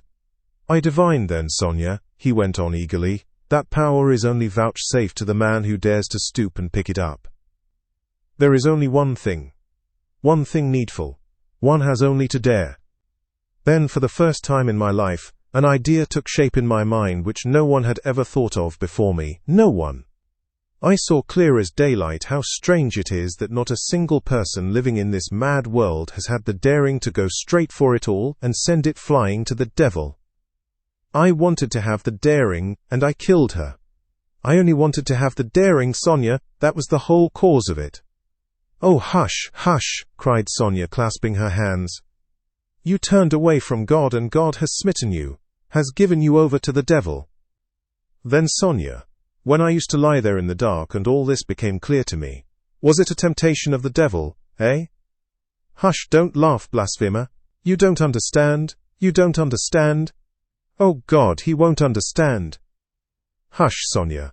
I am not laughing. I know myself that it was the devil leading me. Hush, Sonia, hush, he repeated with gloomy insistence. I know it all. I have thought it all over and over, and whispered it all over to myself, lying there in the dark. I've argued it all over with myself, every point of it, and I know it all. And how sick I was then of going over it all. I have kept wanting to forget it and make a new beginning, Sonia, and leave off thinking. And you don't suppose that I went into it headlong like a fool. I went into it like a wise man. And that was just my destruction.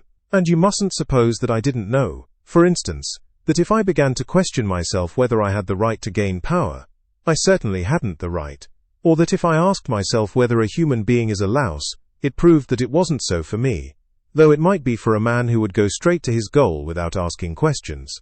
If I worried myself all those days, wondering whether Napoleon would have done it or not, I felt clearly, of course, that I wasn't Napoleon. I had to endure all the agony of that battle of ideas, Sonia, and I longed to throw it off. I wanted to murder without casuistry, to murder for my own sake, for myself alone. I didn't want to lie about it even to myself. It wasn't to help my mother I did the murder. That's nonsense. I didn't do the murder to gain wealth and power and to become a benefactor of mankind. Nonsense. I simply did it. I did the murder for myself alone, and whether I became a benefactor to others, or spent my life like a spider catching men in my web and sucking the life out of men, I couldn't have cared at that moment. And it was not the money I wanted, Sonia, when I did it. It was not so much the money I wanted, but something else. I know it all now.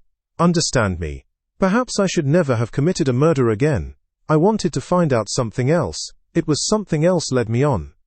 I wanted to find out then, and quickly, whether I was a louse, like everybody else, or a man, whether I can step over barriers or not, whether I dare stoop to pick up or not, whether I am a trembling creature, or whether I have the right to kill? Have the right to kill? Sonia clasped her hands. Ach, Sonia, he cried irritably, and seemed about to make some retort, but was contemptuously silent. Don't interrupt me, Sonia. I want to prove one thing only, that the devil led me on then, and he has shown me since that I had not the right to take that path, because I am just such a louse as all the rest. He was mocking me, and here I've come to you now. Welcome your guest. If I were not a louse, should I have come to you? Listen, when I went then to the old woman's, I only went to try. You may be sure of that. And you murdered her. But how did I murder her? Is that how men do murders? Do men go to commit a murder as I went then? I will tell you some day how I went. Did I murder the old woman? I murdered myself, not her. I crushed myself once for all, forever. But it was the devil that killed that old woman, not I. Enough, enough, Sonia, enough. "Let me be!" he cried in a sudden spasm of agony. "Let me be!" He leaned his elbows on his knees and squeezed his head in his hands as in a vice. "What suffering?" A wail of anguish broke from Sonia. "Well, what am I to do now?" he asked, suddenly raising his head and looking at her with a face hideously distorted by despair. "What are you to do?" she cried, jumping up, and her eyes that had been full of tears suddenly began to shine. "Stand up!" She seized him by the shoulder. He got up, looking at her almost bewildered. "Go at once, this very minute. Stand at the crossroads. Bow down. First kiss the earth which you have defiled, and then bow down to all the world, and say to all men aloud, 'I am a murderer.' Then God will send you life again. Will you go? Will you go?" she asked him, trembling all over, snatching his two hands, squeezing them tight in hers and gazing at him with eyes full of fire. He was amazed at her sudden ecstasy. "You mean Siberia, Sonia? I must give myself up?" he asked gloomily. "Suffer and expiate your sin by it, that's what you must do." "I am not going to them, Sonia." "But how will you go on living? What will you live for?" cried Sonia. "How is it possible now? Why, how can you talk to your mother? Oh, what will become of them now? But what am I saying? You have abandoned your mother and your sister already. He has abandoned them already." "Oh, God!" she cried. "Why, he knows it all himself. How can he live by himself? What will become of you now?" "Don't be a child, Sonia," he said softly.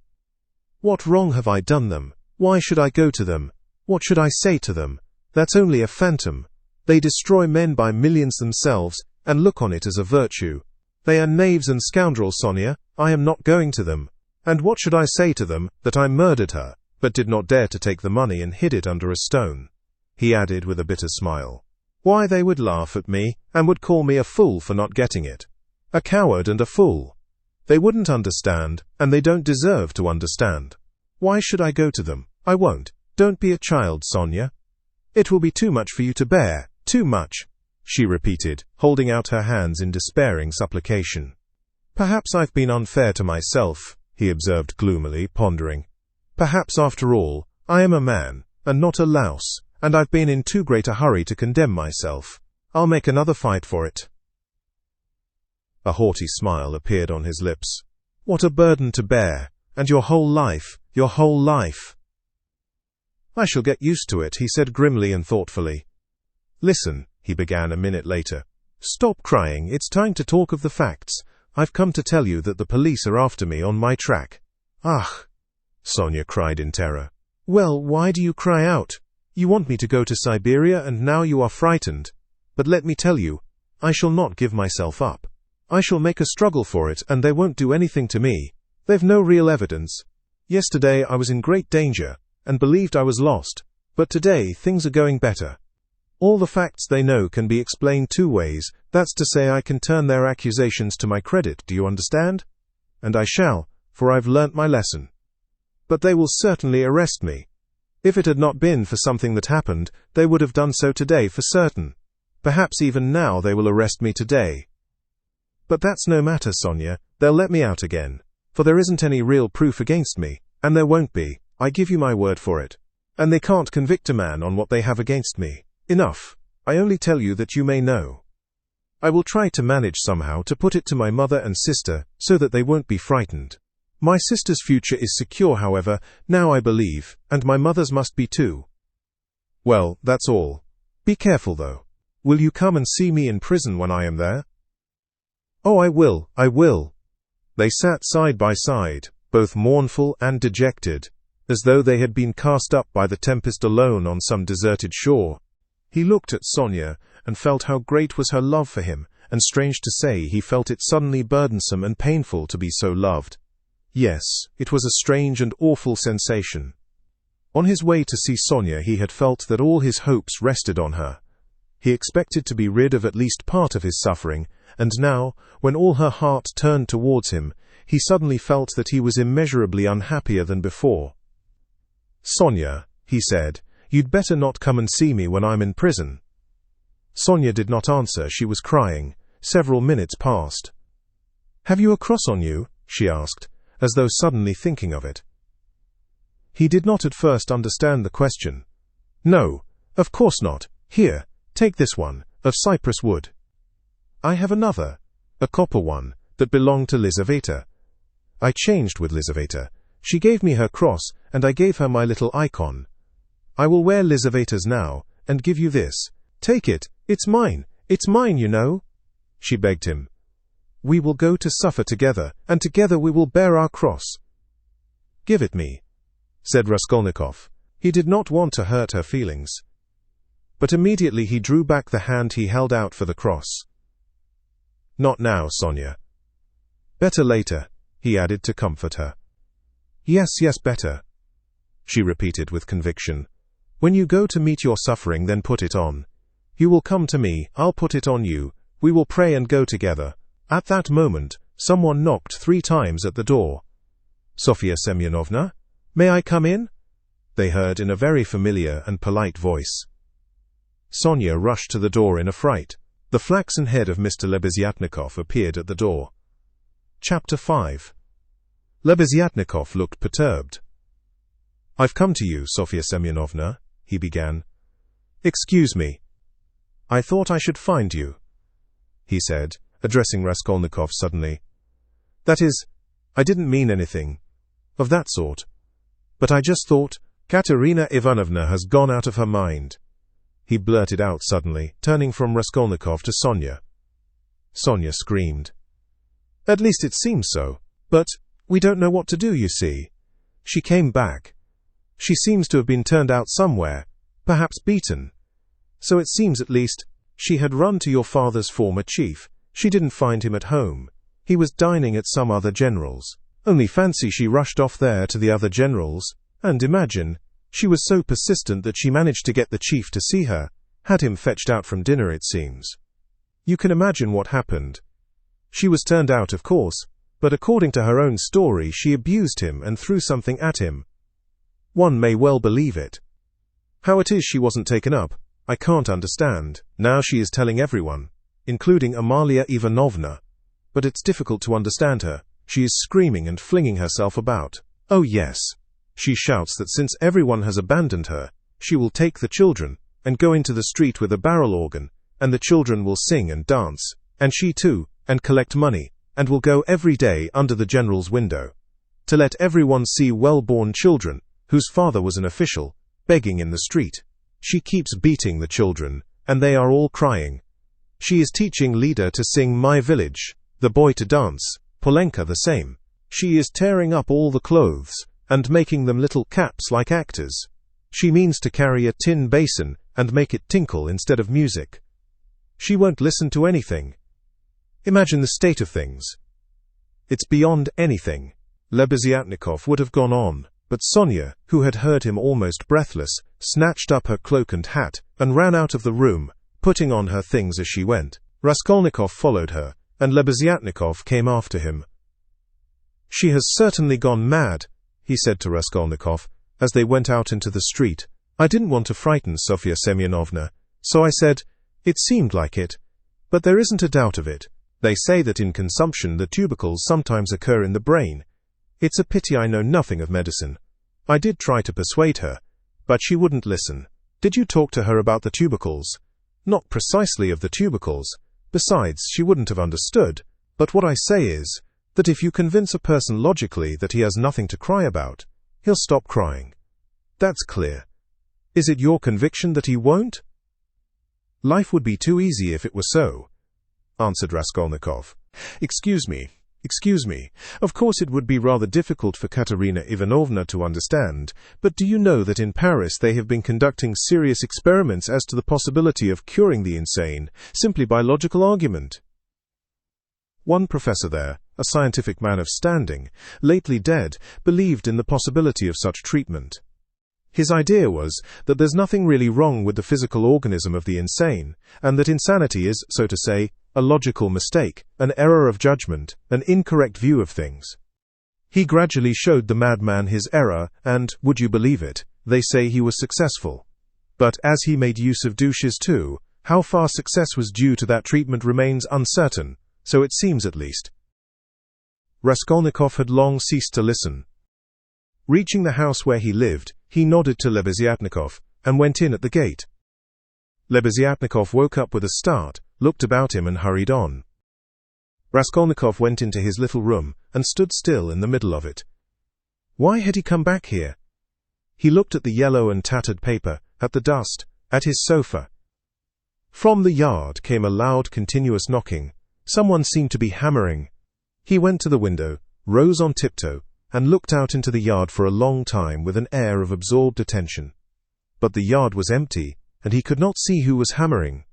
In the house on the left he saw some open windows. On the windowsills were pots of sickly-looking geraniums. Linen was hung out of the windows.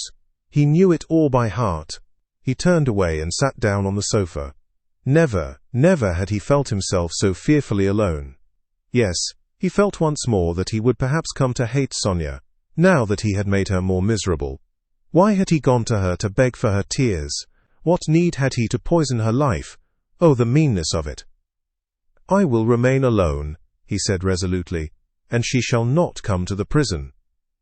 5 minutes later he raised his head with a strange smile. That was a strange thought. Perhaps it really would be better in Siberia, he thought suddenly.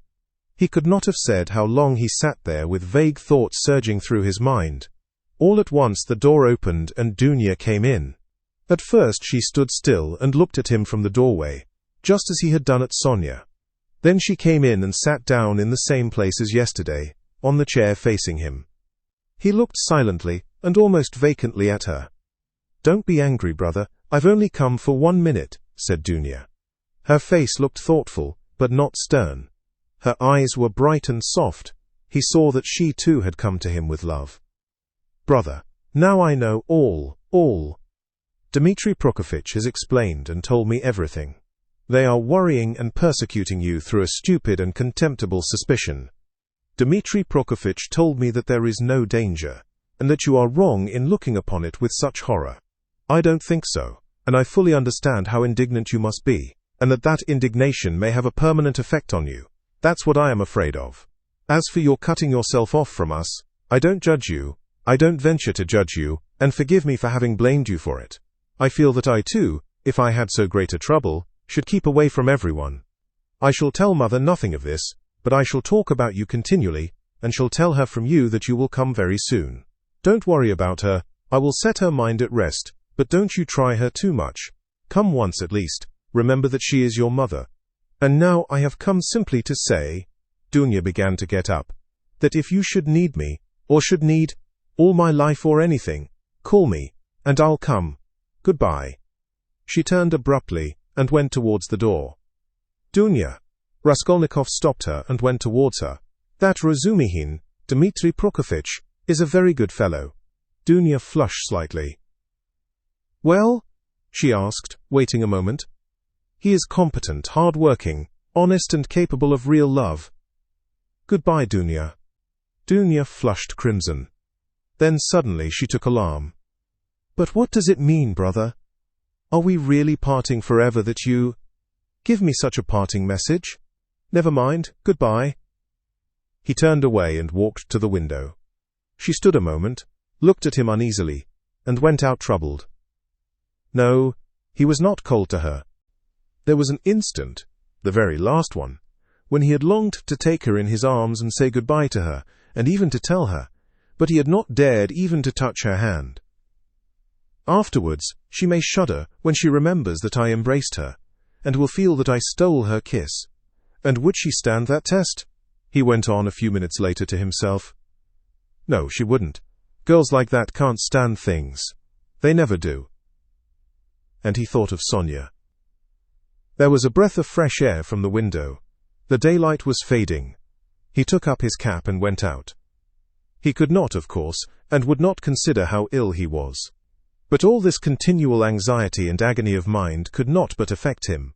And if he were not lying in high fever, it was perhaps just because this continual inner strain helped to keep him on his legs and in possession of his faculties. But this artificial excitement could not last long. He wandered aimlessly. The sun was setting. A special form of misery had begun to oppress him of late. There was nothing poignant, nothing acute about it. But there was a feeling of permanence, of eternity about it. It brought a foretaste of hopeless years of this cold, leaden misery, a foretaste of an eternity, on a square yard of space. Towards evening, this sensation usually began to weigh on him more heavily.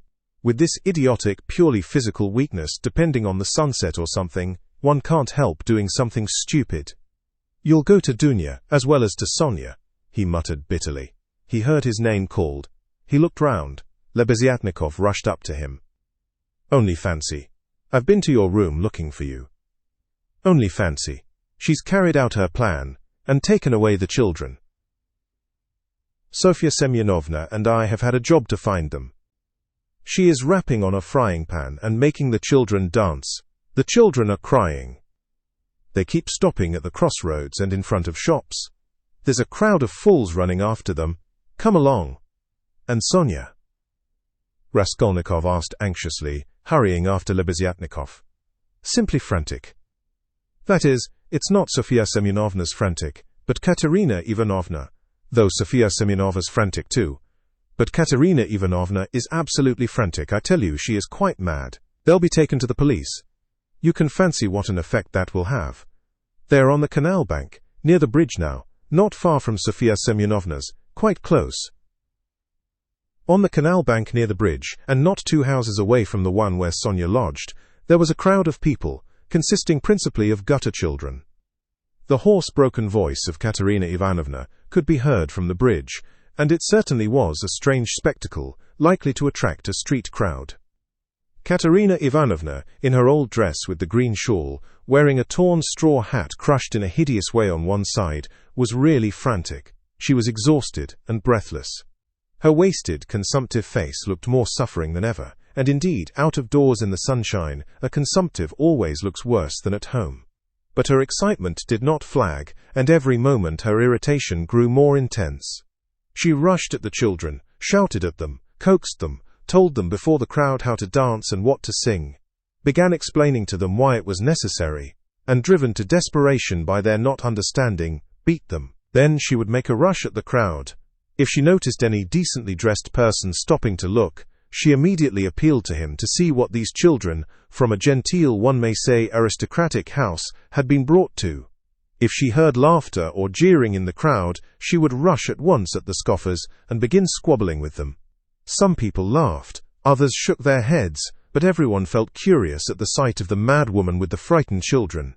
The frying pan of which Lebeziatnikov had spoken was not there. At least Raskolnikov did not see it. But instead of rapping on the pan, Katerina Ivanovna began clapping her wasted hands, when she made Lida and Kolya dance and Polenka sing. She too joined in the singing, but broke down at the second note with a fearful cough, which made her curse in despair, and even shed tears. What made her most furious was the weeping and terror of Kolya and Lida.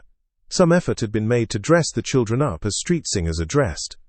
The boy had on a turban made of something red and white to look like a Turk. There had been no costume for Lida.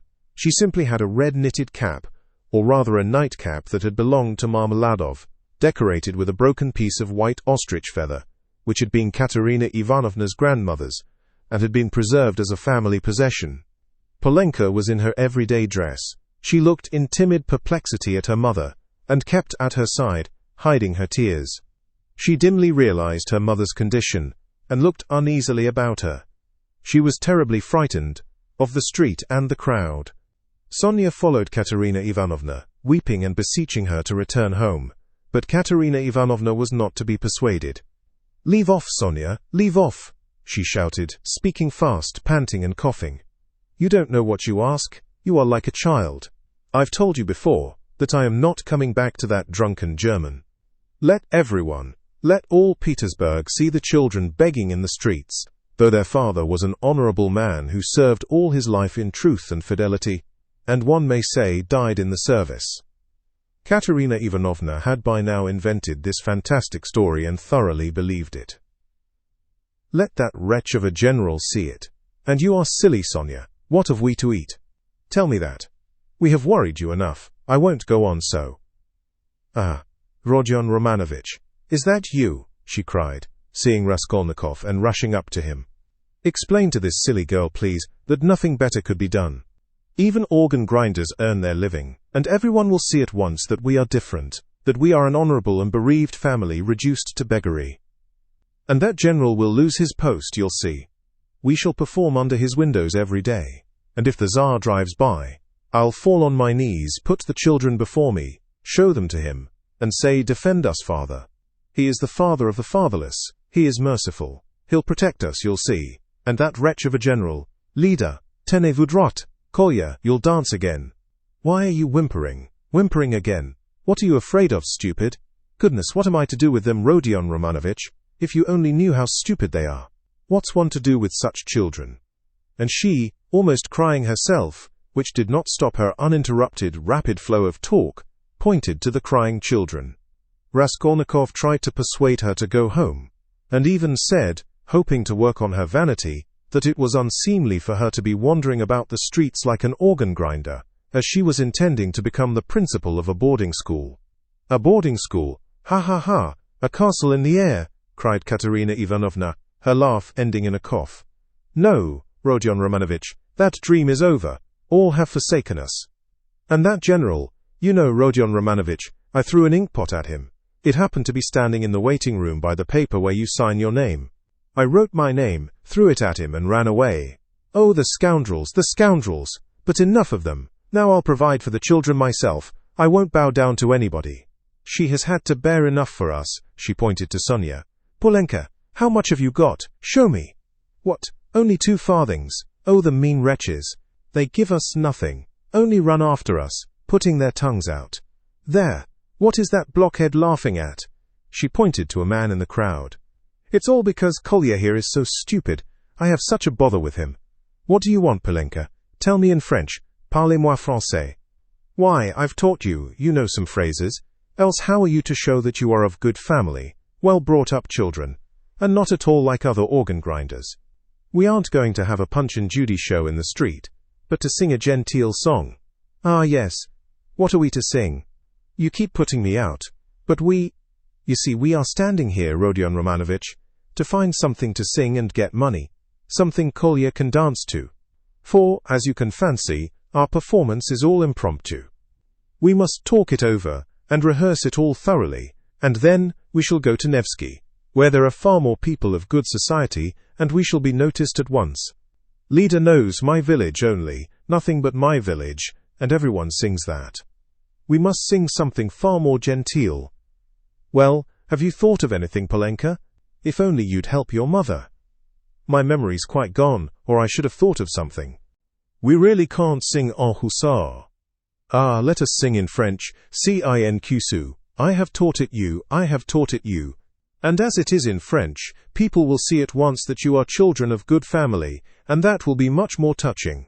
You might sing Marlborough s'en va en guerre, for that's quite a child's song, and is sung as a lullaby in all the aristocratic houses. Marlborough s'en va en guerre, et il sait qu'on reviendra, she began singing. But no, better sing cinq. Now, Kolya, your hands on your hips, make haste, and you, Lida, keep turning the other way, and Polenka and I will sing and clap our hands. Cinq, pour monter notre ménage, cough cough cough. Set your dress straight, Polenka, it's slipped down on your shoulders, she observed, panting from coughing. Now it's particularly necessary to behave nicely and genteelly, that all may see that you are well-born children. I said at the time that the bodice should be cut longer, and made of 2 widths. It was your fault, Sonia, with your advice to make it shorter, and now you see the child is quite deformed by it. Why, you're all crying again. What's the matter, stupids? Come, Kolya, begin. Make haste, make haste. Oh, what an unbearable child. Cinq. A policeman again. What do you want? A policeman was indeed forcing his way through the crowd. But at that moment a gentleman in civilian uniform and an overcoat, a solid-looking official of about 50 with a decoration on his neck, which delighted Katerina Ivanovna and had its effect on the policeman, approached, and without a word, handed her a green 3-ruble note. His face wore a look of genuine sympathy. Katerina Ivanovna took it, and gave him a polite, even ceremonious bow. "I thank you, honored sir," she began loftily. "The causes that have induced us." "Take the money, Polenka. You see there are generous and honorable people, who are ready to help a poor gentlewoman in distress. You see, honored sir, these orphans of good family, I might even say of aristocratic connections, and that wretch of a general sat eating grouse, and stamped at my disturbing him. Your Excellency, I said, protect the orphans, for you knew my late husband, Semyon Zaharovich, and on the very day of his death, the basest of scoundrels slandered his only daughter. That policeman again. Protect me, she cried to the official. Why is that policeman edging up to me? We have only just run away from one of them. What do you want, fool? It's forbidden in the streets. You mustn't make a disturbance. You're making a disturbance. It's just the same as if I were grinding an organ. What business is it of yours? You have to get a license for an organ, and you haven't got one, and in that way you collect a crowd. Where do you lodge? What, a license? Wailed Katerina Ivanovna. I buried my husband today. What need of a license? Calm yourself, madam, calm yourself, began the official. Come along, I will escort you. This is no place for you in the crowd. You are ill. Honored sir, you don't know, screamed Katerina Ivanovna. We are going to the Nevsky. Sonia, where is she? She is crying too. What's the matter with you all? Kolya, Lida, where are you going? She cried suddenly in alarm. Oh, silly children. Kolya, Lida, where are they off to? Kolya and Lida, scared out of their wits by the crowd, and their mother's mad pranks, suddenly seized each other by the hand, and ran off at the sight of the policeman, who wanted to take them away somewhere. Weeping and wailing, poor Katerina Ivanovna ran after them. She was a piteous and unseemly spectacle, as she ran, weeping and panting for breath. Sonia and Polenka rushed after them. Bring them back, Sonia. Oh, stupid, ungrateful children. Polenka, catch them. It's for your sakes She stumbled as she ran and fell down. She's cut herself. She's bleeding. Oh dear, cried Sonia, bending over her. All ran up and crowded around. Raskolnikov and Lebeziatnikov were the first at her side. The official too hastened up, and behind him, the policeman, who muttered, "Bother!" with a gesture of impatience, feeling that the job was going to be a troublesome one. Pass on, he said to the crowd that pressed forward. She's dying, someone shouted. She's gone out of her mind, said another. Lord have mercy upon us, said a woman, crossing herself. Have they caught the little girl and the boy? They're being brought back, the elder ones got them. Ah, the naughty imps. When they examined Katerina Ivanovna carefully, they saw that she had not cut herself against a stone, as Sonia thought, but that the blood that stained the pavement red was from her chest.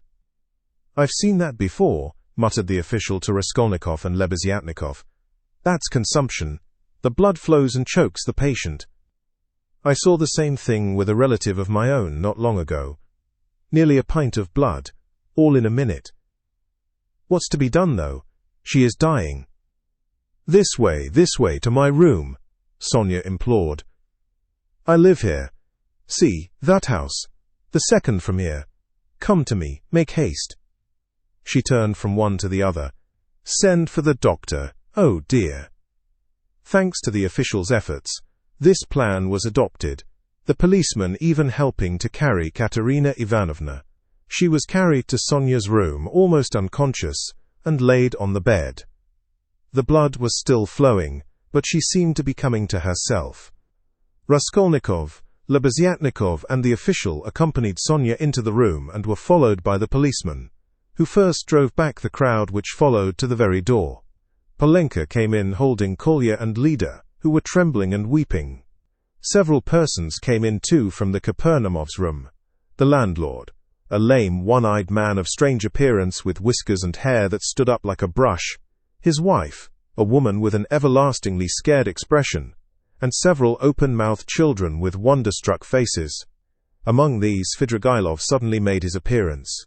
Raskolnikov looked at him with surprise, not understanding where he had come from, and not having noticed him in the crowd. A doctor and priest were spoken of. The official whispered to Raskolnikov that he thought it was too late now for the doctor, but he ordered him to be sent for. Kapernaumov ran himself. Meanwhile, Katerina Ivanovna had regained her breath.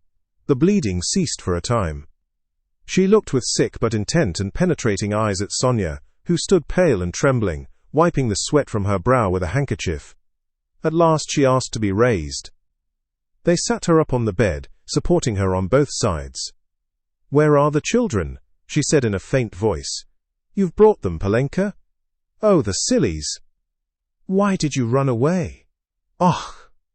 Once more her parched lips were covered with blood. She moved her eyes, looking about her. "So that's how you live, Sonia? Never once have I been in your room." She looked at her with a face of suffering. "We have been your ruin, Sonia. Polenka, Lida, Kolya, come here." "Well, here they are, Sonia, take them all. I hand them over to you, I've had enough. The ball is over. Cough. Lay me down, let me die in peace." They laid her back on the pillow. "What? The priest? I don't want him. You haven't got a ruble to spare. I have no sins. God must forgive me without that. He knows how I have suffered. And if he won't forgive me, I don't care." She sank more and more into uneasy delirium. At times she shuddered, turned her eyes from side to side, recognized everyone for a minute, but at once sank into delirium again. Her breathing was hoarse and difficult. There was a sort of rattle in her throat. "I said to him, 'Your Excellency,'" she ejaculated, gasping after each word. "That Amalia Ludvigovna. Ah, Lida, Kolya, hands on your hips. Make haste. Glissez, glissez, Padabask. Tap with your heels. Be a graceful child. Du hast Diamanten und Perlen. In Marmals." What next? That's the thing to sing. "Du hast die schönsten Augen, Mädchen, was willst du mehr?" What an idea! Was willst du mehr? What things the fool invents! Ah, yes. "In the heat of midday in the vale of Dagestan." Ah, how I loved it. I loved that song to distraction, Polenka. Your father, you know, used to sing it when we were engaged. Oh, those days. Oh, that's the thing for us to sing. How does it go? I've forgotten. Remind me. How was it? She was violently excited and tried to sit up. At last, in a horribly hoarse, broken voice, she began, shrieking and gasping at every word, with a look of growing terror. "In the heat of midday, in the vale of Dagestan, with lead in my breast." "Your Excellency," she wailed suddenly, with a heart-rending scream and a flood of tears. "Protect the orphans. You have been their father's guest. One may say aristocratic." She started, regaining consciousness, and gazed at all with a sort of terror, but at once recognized Sonia. "Sonia, Sonia," she articulated softly and caressingly, as though surprised to find her there. "Sonia, darling, are you here too?" They lifted her up again. "Enough! It's over! Farewell, poor thing! I am done for! I am broken!" she cried with vindictive despair, and her head fell heavily back on the pillow. She sank into unconsciousness again, but this time it did not last long. Her pale yellow wasted face dropped back, her mouth fell open, her leg moved convulsively, she gave a deep, deep sigh, and died. Sonia fell upon her, flung her arms about her, and remained motionless, with her head pressed to the dead woman's wasted bosom. Polenka threw herself at her mother's feet, kissing them, and weeping violently. Though Kolya and Lida did not understand what had happened, they had a feeling that it was something terrible. They put their hands on each other's little shoulders, stared straight at one another, and both at once opened their mouths and began screaming. They were both still in their fancy dress, one in a turban, the other in the cap with the ostrich feather. And how did the certificate of merit come to be on the bed beside Katerina Ivanovna? It lay there by the pillow. Raskolnikov saw it. He walked away to the window. Lebeziatnikov skipped up to him. "She is dead," he said. "Rodion Romanovich, I must have 2 words with you," said Svidrigailov, coming up to them. Lebeziatnikov at once made room for him, and delicately withdrew. Svidrigailov drew Raskolnikov further away. "I will undertake all the arrangements, the funeral and that. You know it's a question of money, and, as I told you, I have plenty to spare. I will put those 2 little ones and Polenka into some good orphan asylum, and I will settle 1,500 rubles to be paid to each on coming of age, so that Sofya Semyonovna need have no anxiety about them. And I will pull her out of the mud too, for she is a good girl, isn't she? So tell Avdotya Romanovna that that is how I am spending her 10,000. "What is your motive for such benevolence?" asked Raskolnikov. "Ah, you skeptical person," laughed Svidrigailov. "I told you I had no need of that money. Won't you admit that it's simply done from humanity? She wasn't a louse, you know." He pointed to the corner where the dead woman lay. "Was she? Like some old pawnbroker woman? Come, you'll agree. Is Luzhin to go on living and doing wicked things, or is she to die? And if I didn't help them, Polenka would go the same way." He said this with an air of a sort of gay, winking slyness, keeping his eyes fixed on Raskolnikov, who turned white and cold, hearing his own phrases, spoken to Sonia. He quickly stepped back and looked wildly at Svidrigailov. "How do you know?" he whispered, hardly able to breathe. "Why, I lodge here at Madame Reslik's, the other side of the wall. Here is Kapernaumov, and there lives Madame Reslik's, an old and devoted friend of mine. I am a neighbor." "You?" "Yes," continued Svidrigailov, shaking with laughter. "I assure you on my honor, dear Rodion Romanovich, that you have interested me enormously. I told you we should become friends, I foretold it. Well, here we have, and you will see what an accommodating person I am. You'll see that you can get on with me." Part 6. Chapter 1. A strange period began for Raskolnikov. It was as though a fog had fallen upon him and wrapped him in a dreary solitude from which there was no escape. Recalling that period long after, he believed that his mind had been clouded at times, and that it had continued so, with intervals, till the final catastrophe. He was convinced that he had been mistaken about many things at that time, for instance as to the date of certain events. Anyway, when he tried later on to piece his recollections together, he learnt a great deal about himself from what other people told him. He had mixed up incidents, and had explained events as due to circumstances which existed only in his imagination. At times he was a prey to agonies of morbid uneasiness, amounting sometimes to panic. But he remembered too, moments, hours, perhaps whole days, of complete apathy, which came upon him as a reaction from his previous terror, and might be compared with the abnormal insensibility, sometimes seen in the dying. He seemed to be trying in that latter stage to escape from a full and clear understanding of his position. Certain essential facts which required immediate consideration were particularly irksome to him. How glad he would have been to be free from some cares, the neglect of which would have threatened him with complete, inevitable ruin. He was particularly worried about Svidrigailov. He might be said to be permanently thinking of Svidrigailov. From the time of Svidrigailov's two menacing and unmistakable words in Sonia's room at the moment of Katerina Ivanovna's death, the normal working of his mind seemed to break down. But although this new fact caused him extreme uneasiness, Raskolnikov was in no hurry for an explanation of it. At times, finding himself in a solitary and remote part of the town, in some wretched eating-house, sitting alone lost in thought, hardly knowing how he had come there, he suddenly thought of Svidrigailov. He recognized suddenly, clearly, and with dismay, that he ought at once to come to an understanding with that man, and to make what terms he could.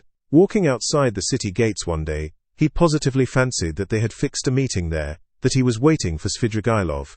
Another time he woke up before daybreak lying on the ground under some bushes, and could not at first understand how he had come there. But during the 2 or 3 days after Katerina Ivanovna's death, he had 2 or 3 times met Svidrigailov at Sonia's lodging, where he had gone aimlessly for a moment. They exchanged a few words and made no reference to the vital subject, as though they were tacitly agreed not to speak of it for a time. Katerina Ivanovna's body was still lying in the coffin. Svidrigailov was busy making arrangements for the funeral. Sonia, too, was very busy. At their last meeting, Svidrigailov informed Raskolnikov that he had made an arrangement, and a very satisfactory one, for Katerina Ivanovna's children. That he had, through certain connections, succeeded in getting hold of certain personages, by whose help the 3 orphans could be at once placed in very suitable institutions. That the money he had settled on them had been of great assistance, as it is much easier to place orphans with some property than destitute ones. He said something too about Sonia, and promised to come himself in a day or 2 to see Raskolnikov, mentioning that he would like to consult with him, that there were things they must talk over. This conversation took place in the passage on the stairs. Svidrigailov looked intently at Raskolnikov and suddenly, after a brief pause, dropping his voice, asked, "But how is it, Rodion Romanovich? You don't seem yourself. You look and you listen, but you don't seem to understand. Cheer up. We'll talk things over. I am only sorry, I've so much to do of my own business and other people's. Ah, Rodion Romanovich, he added suddenly, what all men need is fresh air. Fresh air. More than anything. He moved to one side to make way for the priest and server, who were coming up the stairs. They had come for the requiem service. By Svidrigaïlov's orders it was sung twice a day punctually. Svidrigaïlov went his way. Raskolnikov stood still a moment, thought, and followed the priest into Sonia's room. He stood at the door. They began quietly, slowly and mournfully singing the service.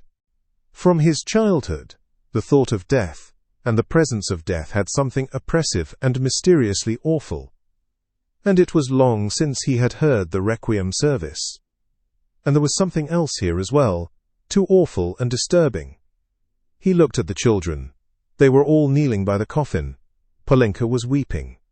Behind them Sonia prayed, softly and, as it were, timidly weeping. These last 2 days she hasn't said a word to me, she hasn't glanced at me. Raskolnikov thought suddenly. The sunlight was bright in the room. The incense rose in clouds. The priest read, "Give rest, O Lord."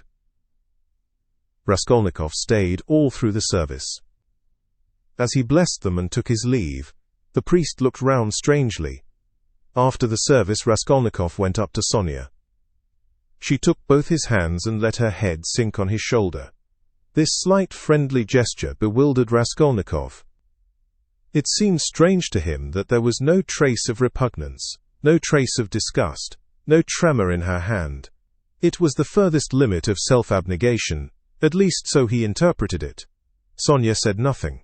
Raskolnikov pressed her hand and went out. He felt very miserable. If it had been possible to escape to some solitude, he would have thought himself lucky, even if he had to spend his whole life there. But although he had almost always been by himself of late, he had never been able to feel alone. Sometimes he walked out of the town onto the high road. Once he had even reached a little wood, but the lonelier the place was, the more he seemed to be aware of an uneasy presence near him. It did not frighten him, but greatly annoyed him, so that he made haste to return to the town, to mingle with the crowd, to enter restaurants and taverns, to walk in busy thoroughfares. There he felt easier and even more solitary. One day at dusk he sat for an hour, listening to songs in a tavern, and he remembered that he positively enjoyed it. But at last he had suddenly felt the same uneasiness again, as though his conscience smote him. Here I sit listening to singing. Is that what I ought to be doing? He thought. Yet he felt at once that that was not the only cause of his uneasiness. There was something requiring immediate decision, but it was something he could not clearly understand or put into words. It was a hopeless tangle. No. Better the struggle again. Better Porfiry again. Or Svidrigaïlov. Better some challenge again. Some attack. Yes, he thought. He went out of the tavern, and rushed away, almost at a run. The thought of Dunya and his mother suddenly reduced him almost to a panic. That night he woke up before morning among some bushes in Krestovsky Island, trembling all over with fever. He walked home, and it was early morning when he arrived. After some hours' sleep the fever left him, but he woke up late, 2 o'clock in the afternoon. He remembered that Katerina Ivanovna's funeral had been fixed for that day, and was glad that he was not present at it. Nastasya brought him some food. He ate and drank with appetite, almost with greediness. His head was fresher, and he was calmer than he had been for the last 3 days. He even felt a passing wonder at his previous attacks of panic. The door opened, and Razumihin came in. "Ah, he's eating. Then he's not ill," said Razumihin. He took a chair and sat down at the table opposite Raskolnikov. He was troubled, and did not attempt to conceal it. He spoke with evident annoyance, but without hurry, or raising his voice. He looked as though he had some special fixed determination.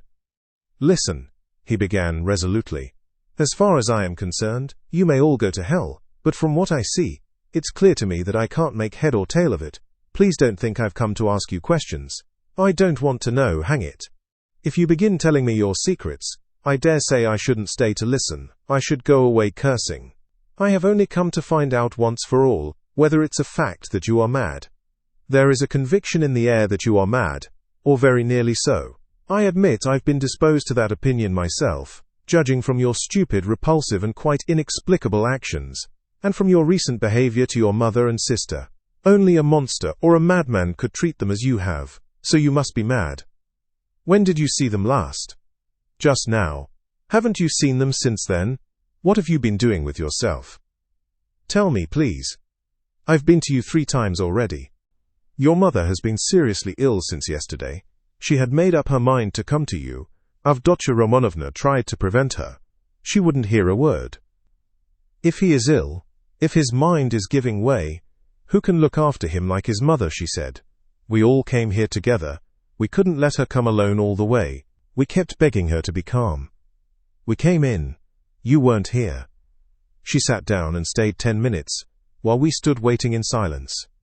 She got up and said, if he's gone out, that is, if he is well, and has forgotten his mother, it's humiliating and unseemly for his mother to stand at his door begging for kindness. She returned home and took to her bed. Now she is in a fever. I see, she said, that he has time for his girl. She means by your girl, Sofia Semyonovna, your betrothed, or your mistress, I don't know. I went at once to Sofia Semyonovna's, for I wanted to know what was going on. I looked round. I saw the coffin, the children crying, and Sofia Semyonovna trying them on mourning dresses. No sign of you. I apologized, came away, and reported to Avdotya Romanovna. So that's all nonsense, and you haven't got a girl. The most likely thing is that you are mad. But here you sit, guzzling boiled beef as though you'd not had a bite for 3 days. Though as far as that goes, madmen eat too. But though you have not said a word to me yet, you are not mad, that I'd swear. Above all, you are not mad. So you may go to hell, all of you, for there's some mystery, some secret about it, and I don't intend to worry my brains over your secrets. So I've simply come to swear at you, he finished, getting up, to relieve my mind, and I know what to do now. What do you mean to do now? What business is it of yours what I mean to do? You are going in for a drinking bout. How did you know? Why, it's pretty plain. Razumihin paused for a minute. You always have been a very rational person, and you've never been mad, never, he observed suddenly with warmth. You're right. I shall drink. Goodbye. And he moved to go out. I was talking with my sister, the day before yesterday, I think it was, about you, Razumihin. About me. But where can you have seen her the day before yesterday? Razumihin stopped short, and even turned a little pale. One could see that his heart was throbbing slowly and violently. She came here by herself, sat there and talked to me. She did. Yes. What did you say to her? I mean about me. I told her you were a very good, honest and industrious man. I didn't tell her you love her because she knows that herself. She knows that herself? Well, it's pretty plain. Wherever I might go, whatever happened to me, you would remain to look after them. I, so to speak, give them into your keeping, Razumihin. I say this because I know quite well how you love her, and am convinced of the purity of your heart. I know that she too may love you, and perhaps does love you already. Now decide for yourself, as you know best, whether you need go in for a drinking bout or not. Roger. You see, well, damn it. But where do you mean to go? Of course, if it's all a secret, never mind. But I shall find out the secret, and I am sure that it must be some ridiculous nonsense and that you've made it all up. Anyway, you are a capital fellow. A capital fellow. That was just what I wanted to add, only you interrupted. That was a very good decision of yours not to find out these secrets. Leave it to time, don't worry about it. You'll know it all in time, when it must be. Yesterday a man said to me that what a man needs is fresh air, fresh air, fresh air. I mean to go to him directly to find out what he meant by that. Razumihin stood lost in thought and excitement, making a silent conclusion. He's a political conspirator. He must be. And he's on the eve of some desperate step, that's certain. It can only be that. And Dunya knows. He thought suddenly. So Avdotya Romanovna comes to see you, he said, weighing each syllable. And you're going to see a man who says we need more air, and so of course that letter. That too must have something to do with it, he concluded to himself. What letter? She got a letter today. It upset her very much. Very much indeed. Too much so. I began speaking of you. She begged me not to. Then she said that perhaps we should very soon have to part.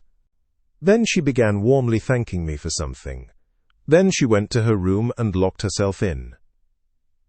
She got a letter? Raskolnikov asked thoughtfully. Yes, and you didn't know? They were both silent. Goodbye, Rodion. There was a time, brother, when I... Never mind, goodbye. You see, there was a time... Well, goodbye, I must be off too. I am not going to drink. There's no need now. That's all stuff. He hurried out, but when he had almost closed the door behind him, he suddenly opened it again, and said, looking away, Oh, by the way, do you remember that murder, Portrays, that old woman? Do you know the murderer has been found? He has confessed and given the proofs. It's one of those very workmen, the painter, only fancy, do you remember I defended them here? Would you believe it? All that scene of fighting and laughing with his companions on the stairs while the porter and the two witnesses were going up. He got up on purpose to disarm suspicion. The cunning, the presence of mind of a young dog. One can hardly credit it, but it's his own explanation. He has confessed it all. And what a fool I was about it. Well, he's simply a genius of hypocrisy and resourcefulness in disarming the suspicions of the lawyers. So there's nothing much to wonder at, I suppose. Of course people like that are always possible. And the fact that he couldn't keep up the character but confessed makes him easier to believe in. But what a fool I was. I was frantic on their side. Tell me, please, from whom did you hear that, and why does it interest you so? Raskolnikov asked, with unmistakable agitation. What next? You ask me why it interests me. Well, I heard it from Porphyry, among others. It was from him I heard almost all about it.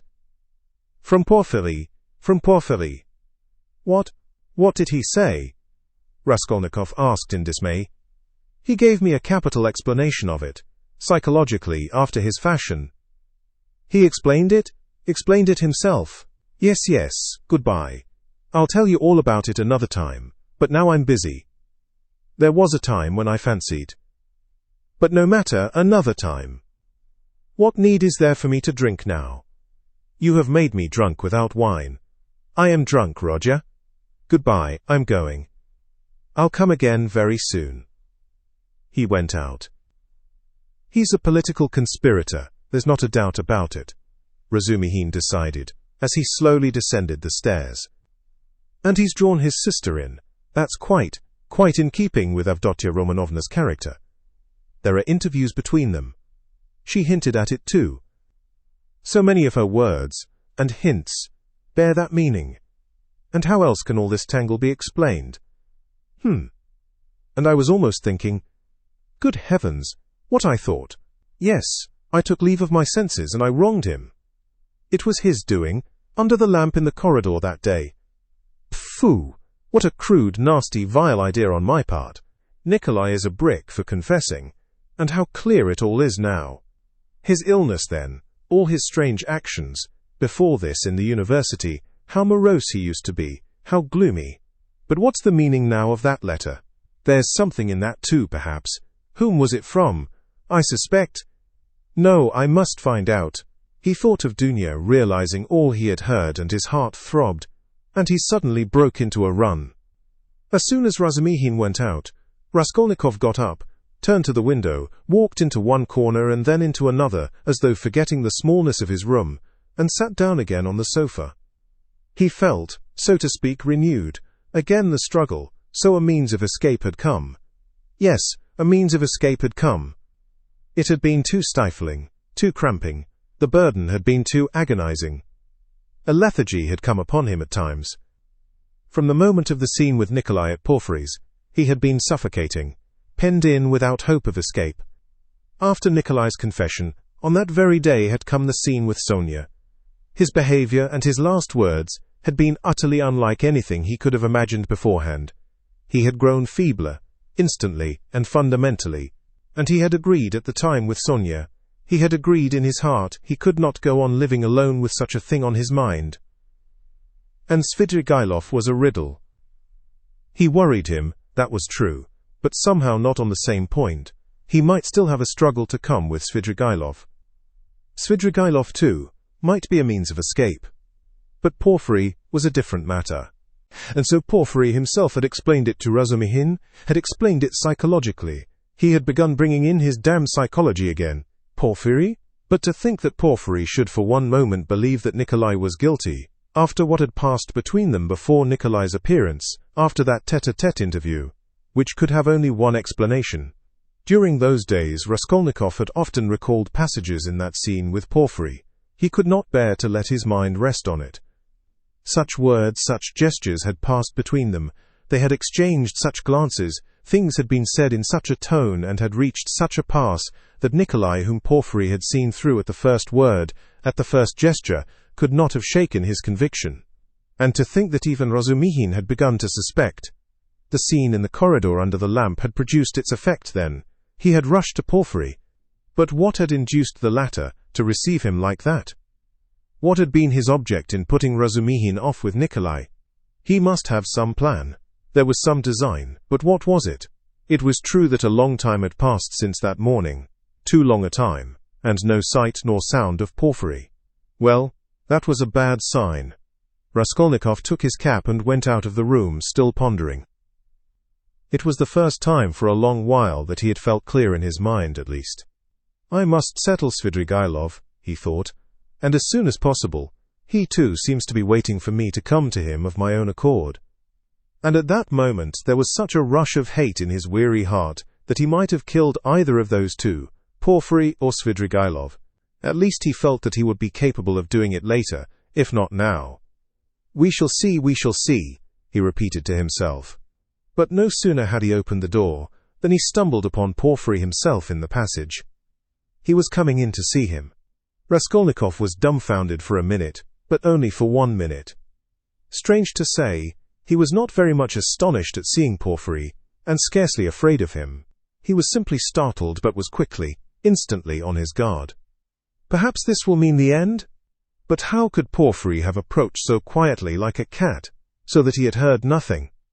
Could he have been listening at the door? You didn't expect a visitor, Rodion Romanovich, Porfiry explained, laughing. I've been meaning to look in a long time. I was passing by and thought, why not go in for 5 minutes? Are you going out? I won't keep you long. Just let me have one cigarette.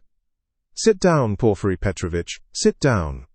Raskolnikov gave his visitor a seat with so pleased and friendly an expression that he would have marveled at himself if he could have seen it.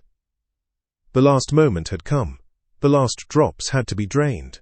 So a man will sometimes go through half an hour of mortal terror with a brigand, yet when the knife is at his throat at last he feels no fear. Raskolnikov seated himself directly facing Porfiry, and looked at him without flinching. Porfiry screwed up his eyes and began lighting a cigarette. Speak, speak, seemed as though it would burst from Raskolnikov's heart.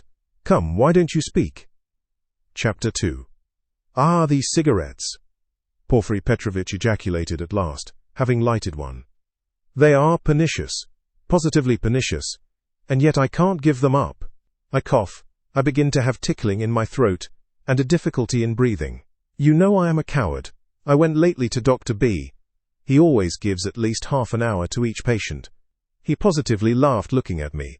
He sounded me. Tobacco's bad for you, he said. Your lungs are affected. But how am I to give it up? What is there to take its place? I don't drink. That's the mischief. That I don't. Everything is relative, Rodion Romanovich. Everything is relative. Why, he's playing his professional tricks again, Raskolnikov thought with disgust. All the circumstances of their last interview suddenly came back to him, and he felt a rush of the feeling that had come upon him then. I came to see you the day before yesterday, in the evening. You didn't know? Porfiry Petrovitch went on, looking round the room. I came into this very room. I was passing by, just as I did today, and I thought I'd return your call. I walked in. As your door was wide open, I looked round, waited and went out, without leaving my name with your servant. Don't you lock your door? Raskolnikov's face grew more and more gloomy. Porfiry seemed to guess his state of mind. I've come to have it out with you, Rodion Romanovich, my dear fellow. I owe you an explanation, and must give it to you, he continued with a slight smile. just patting Raskolnikov's knee. But almost at the same instant a serious and careworn look came into his face. To his surprise, Raskolnikov saw a touch of sadness in it. He had never seen and never suspected such an expression in his face. A strange scene passed between us last time we met. Rodion Romanovich. Our first interview too was a strange one, but then, and one thing after another. This is the point. I have perhaps acted unfairly to you. I feel it. Do you remember how we parted? Your nerves were unhinged and your knees were shaking, and so were mine. And, our behavior was unseemly, even ungentlemanly. And yet we are gentlemen above all, in any case gentlemen. That must be understood. Do you remember what we came to? And it was quite indecorous. What is he up to? What does he take me for? Raskolnikov asked himself in amazement, raising his head and looking with open eyes on Porfiry. I've decided openness is better between us, Porfiry Petrovitch went on, turning his head away and dropping his eyes, as though unwilling to disconcert his former victim, and as though disdaining his former wiles. Yes, such suspicions and such scenes cannot continue for long. Nikolai put a stop to it, or I don't know what we might not have come to. That damned workman was sitting at the time in the next room. Can you realize that? You know that, of course, and I am aware that he came to you afterwards. But what you supposed then was not true. I had not sent for anyone. I had made no kind of arrangements. You ask why I hadn't. What shall I say to you? It had all come upon me so suddenly. I had scarcely sent for the porters. You noticed them as you went out, I dare say. An idea flashed upon me. I was firmly convinced at the time, you see, Rodion Romanovich. Come, I thought. Even if I let one thing slip for a time, I shall get hold of something else. I shan't lose what I want anyway. You are nervously irritable, Rodion Romanovich, by temperament. It's out of proportion with other qualities of your heart and character, which I flatter myself I have to some extent divined. Of course I did reflect even then, that it does not always happen that a man gets up and blurts out his whole story. It does happen sometimes if you make a man lose all patience, though even then it's rare. I was capable of realizing that. If I only had a fact, I thought, the least little fact to go upon, something I could lay hold of, something tangible, not merely psychological. For if a man is guilty, you must be able to get something substantial out of him. One may reckon upon most surprising results indeed. I was reckoning on your temperament, Rodion Romanovich. On your temperament above all things. I had great hopes of you at that time. But what are you driving at now? Raskolnikov muttered at last, asking the question without thinking. What is he talking about? He wondered distractedly. Does he really take me to be innocent? What am I driving at? I've come to explain myself. I consider it my duty, so to speak. I want to make clear to you how the whole business, the whole misunderstanding arose. I've caused you a great deal of suffering, Rodion Romanovich. I am not a monster. I understand what it must mean for a man who has been unfortunate, but who is proud, imperious and above all impatient, to have to bear such treatment. I regard you in any case as a man of noble character, and not without elements of magnanimity, though I don't agree with all your convictions. I wanted to tell you this first, frankly, and quite sincerely, for above all I don't want to deceive you. When I made your acquaintance, I felt attracted by you. Perhaps you will laugh at my saying so. You have a right to. I know you disliked me from the first, and indeed you've no reason to like me. You may think what you like, but I desire now to do all I can to efface that impression, and to show that I am a man of heart and conscience. I speak sincerely. Porfiry Petrovitch made a dignified pause. Raskolnikov felt a rush of renewed alarm. The thought that Porfiry believed him to be innocent began to make him uneasy. It's scarcely necessary to go over everything in detail, Porfiry Petrovitch went on. Indeed, I could scarcely attempt it. To begin with, there were rumors. Through whom, how, and when those rumors came to me, and how they affected you, I need not go into. My suspicions were aroused by a complete accident, which might just as easily not have happened. What was it? I believe there is no need to go into that either. Those rumors and that accident led to one idea in my mind. I admit it openly, for one may as well make a clean breast of it. I was the first to pitch on you. The old woman's notes on the pledges and the rest of it, that all came to nothing. Yours was one of 100. I happened, too, to hear of the scene at the office, from a man who described it capitally, unconsciously reproducing the scene with great vividness. It was just one thing after another, Rodion Romanovich, my dear fellow, how could I avoid being brought to certain ideas? From 100 rabbits you can't make a horse, 100 suspicions don't make a proof, as the English proverb says. But that's only from the rational point of view. You can't help being partial, for after all, a lawyer is only human. I thought, too, of your article in that journal. Do you remember on your first visit we talked of it? I jeered at you at the time, but that was only to lead you on. I repeat, Rodion Romanovich, you are ill and impatient, that you were bold, headstrong, in earnest, and had felt a great deal I recognized long before. I too have felt the same, so that your article seemed familiar to me. It was conceived on sleepless nights, with a throbbing heart, in ecstasy and suppressed enthusiasm. And that proud, suppressed enthusiasm in young people is dangerous. I jeered at you then, but let me tell you that, as a literary amateur, I am awfully fond of such first essays, full of the heat of youth. There is a mistiness and a chord vibrating in the mist. Your article is absurd and fantastic, but there's a transparent sincerity, a youthful, incorruptible pride and the daring of despair in it. It's a gloomy article, but that's what's fine in it. I read your article and put it aside, thinking as I did so, that man won't go the common way. Well, I ask you, after that as a preliminary, how could I help being carried away by what followed? Oh dear, I am not saying anything, I am not making any statement now. I simply noted it at the time. What is there in it? I reflected. There's nothing in it, that is really nothing, and perhaps absolutely nothing. And it's not at all the thing for the prosecutor to let himself be carried away by notions. Here I have Nikolai on my hands with actual evidence against him. You may think what you like of it, but it's evidence. He brings in his psychology too. One has to consider him too, for it's a matter of life and death. Why am I explaining this to you? That you may understand, and not blame my malicious behavior on that occasion. It was not malicious, I assure you. He. Do you suppose I didn't come to search your room at the time? I did, he. I was here when you were lying ill in bed, not officially, not in my own person, but I was here. Your room was searched to the last thread at the first suspicion, but Umson Street. I thought to myself, now that man will come of himself, and quickly too. If he's guilty, he's sure to come. Another man wouldn't, but he will. And you remember how Mr. Razumihin began discussing the subject with you? We arranged that to excite you, so we purposely spread rumors, that he might discuss the case with you, and Razumihin is not a man to restrain his indignation. Mr. Zametov was tremendously struck by your anger and your open daring. Think of blurting out in a restaurant, I killed her.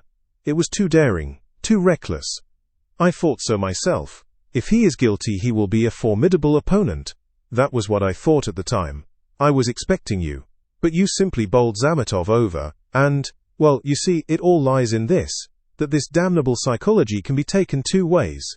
Well, I kept expecting you, and so it was you came. My heart was fairly throbbing. Ach! Now, why need you have come? Your laughter too, as you came in, do you remember? I saw it all plain as daylight, but if I hadn't expected you so specially, I should not have noticed anything in your laughter. You see what influence a mood has. Mr. Razumihin then, that stone under which the things were hidden. I seem to see it somewhere in a kitchen garden.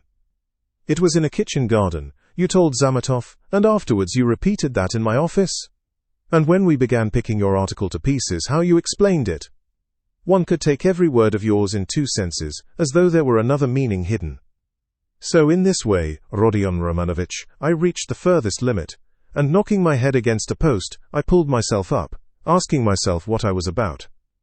After all, I said, you can take it all in another sense if you like, and it's more natural so indeed. I couldn't help admitting it was more natural. I was bothered. No, I'd better get hold of some little fact, I said. So when I heard of the bell ringing, I held my breath and was all in a tremor. Here is my little fact, thought I, and I didn't think it over. I simply wouldn't. I would have given 1,000 rubles at that minute to have seen you with my own eyes, when you walked 100 paces beside that workman, after he had called you murderer to your face, and you did not dare to ask him a question all the way. And then what about your trembling, what about your bell ringing in your illness, in semi-delirium? And so, Rodion Romanovich, can you wonder that I played such pranks on you? And what made you come at that very minute? Someone seemed to have sent you, by Jove. And if Nikolai had not parted us? And, do you remember Nikolai at the time? Do you remember him clearly? It was a thunderbolt, a regular thunderbolt, and how I met him. I didn't believe in the thunderbolt, not for a minute. You could see it for yourself, and how could I? Even afterwards, when you had gone and he began making very, very plausible answers on certain points, so that I was surprised at him myself, even then I didn't believe his story. You see what it is to be as firm as a rock. No, thought I, Morgenfrau. What has Nikolai got to do with it? Razumihin told me just now that you think Nikolai guilty, and had yourself assured him of it. His voice failed him, and he broke off. He had been listening in indescribable agitation, as this man who had seen through and through him went back upon himself. He was afraid of believing it, and did not believe it.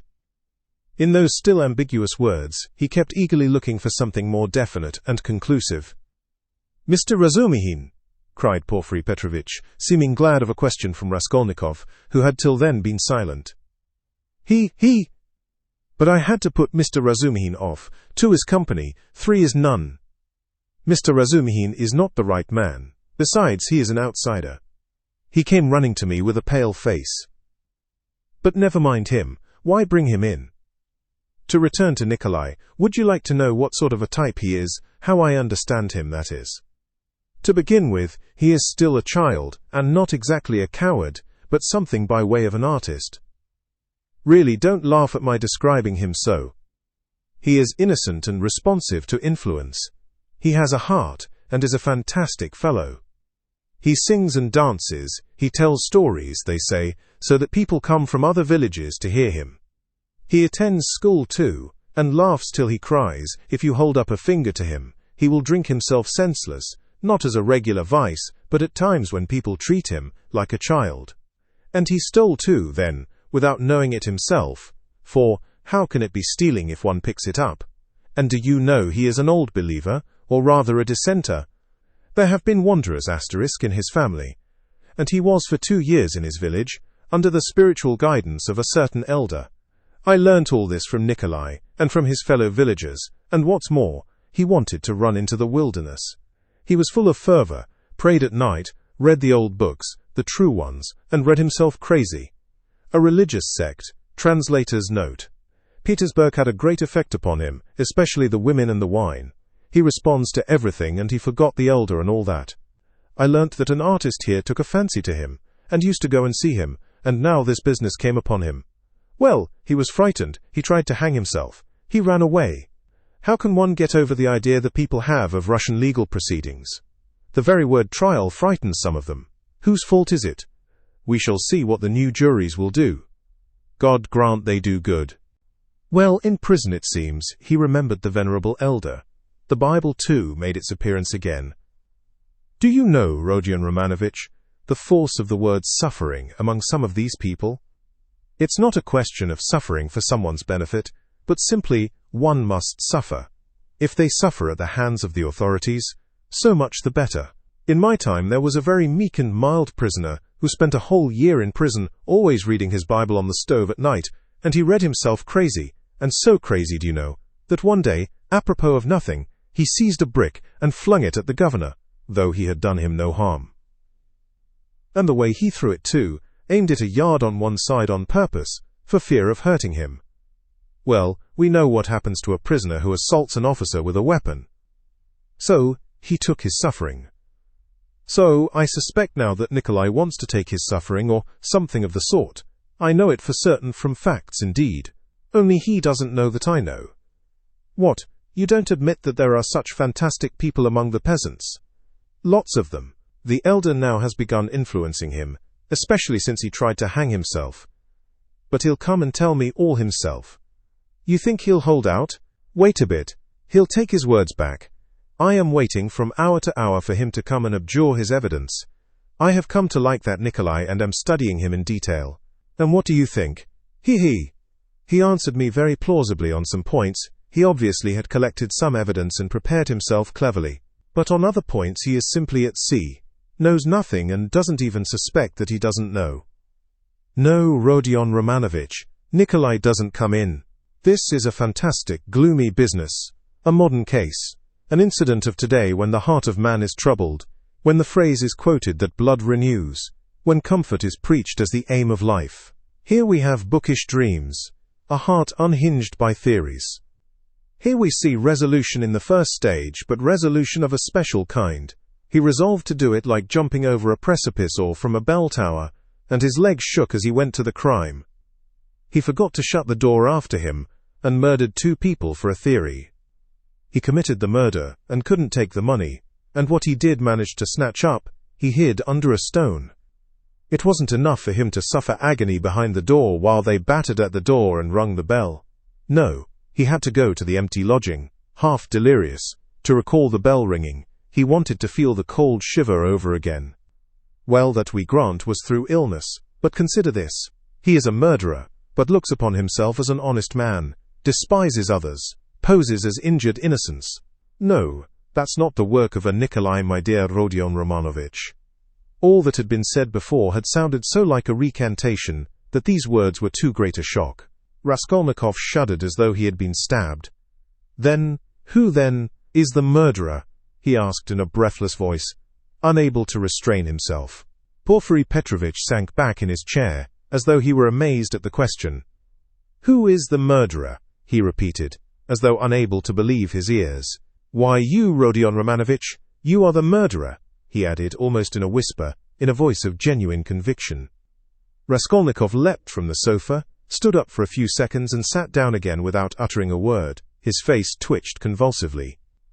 Your lip is twitching just as it did before, Porfiry Petrovitch observed almost sympathetically. You've been misunderstanding me, I think, Rodion Romanovich, he added after a brief pause. That's why you are so surprised. I came on purpose to tell you everything and deal openly with you. It was not I murdered her, Raskolnikov whispered like a frightened child caught in the act.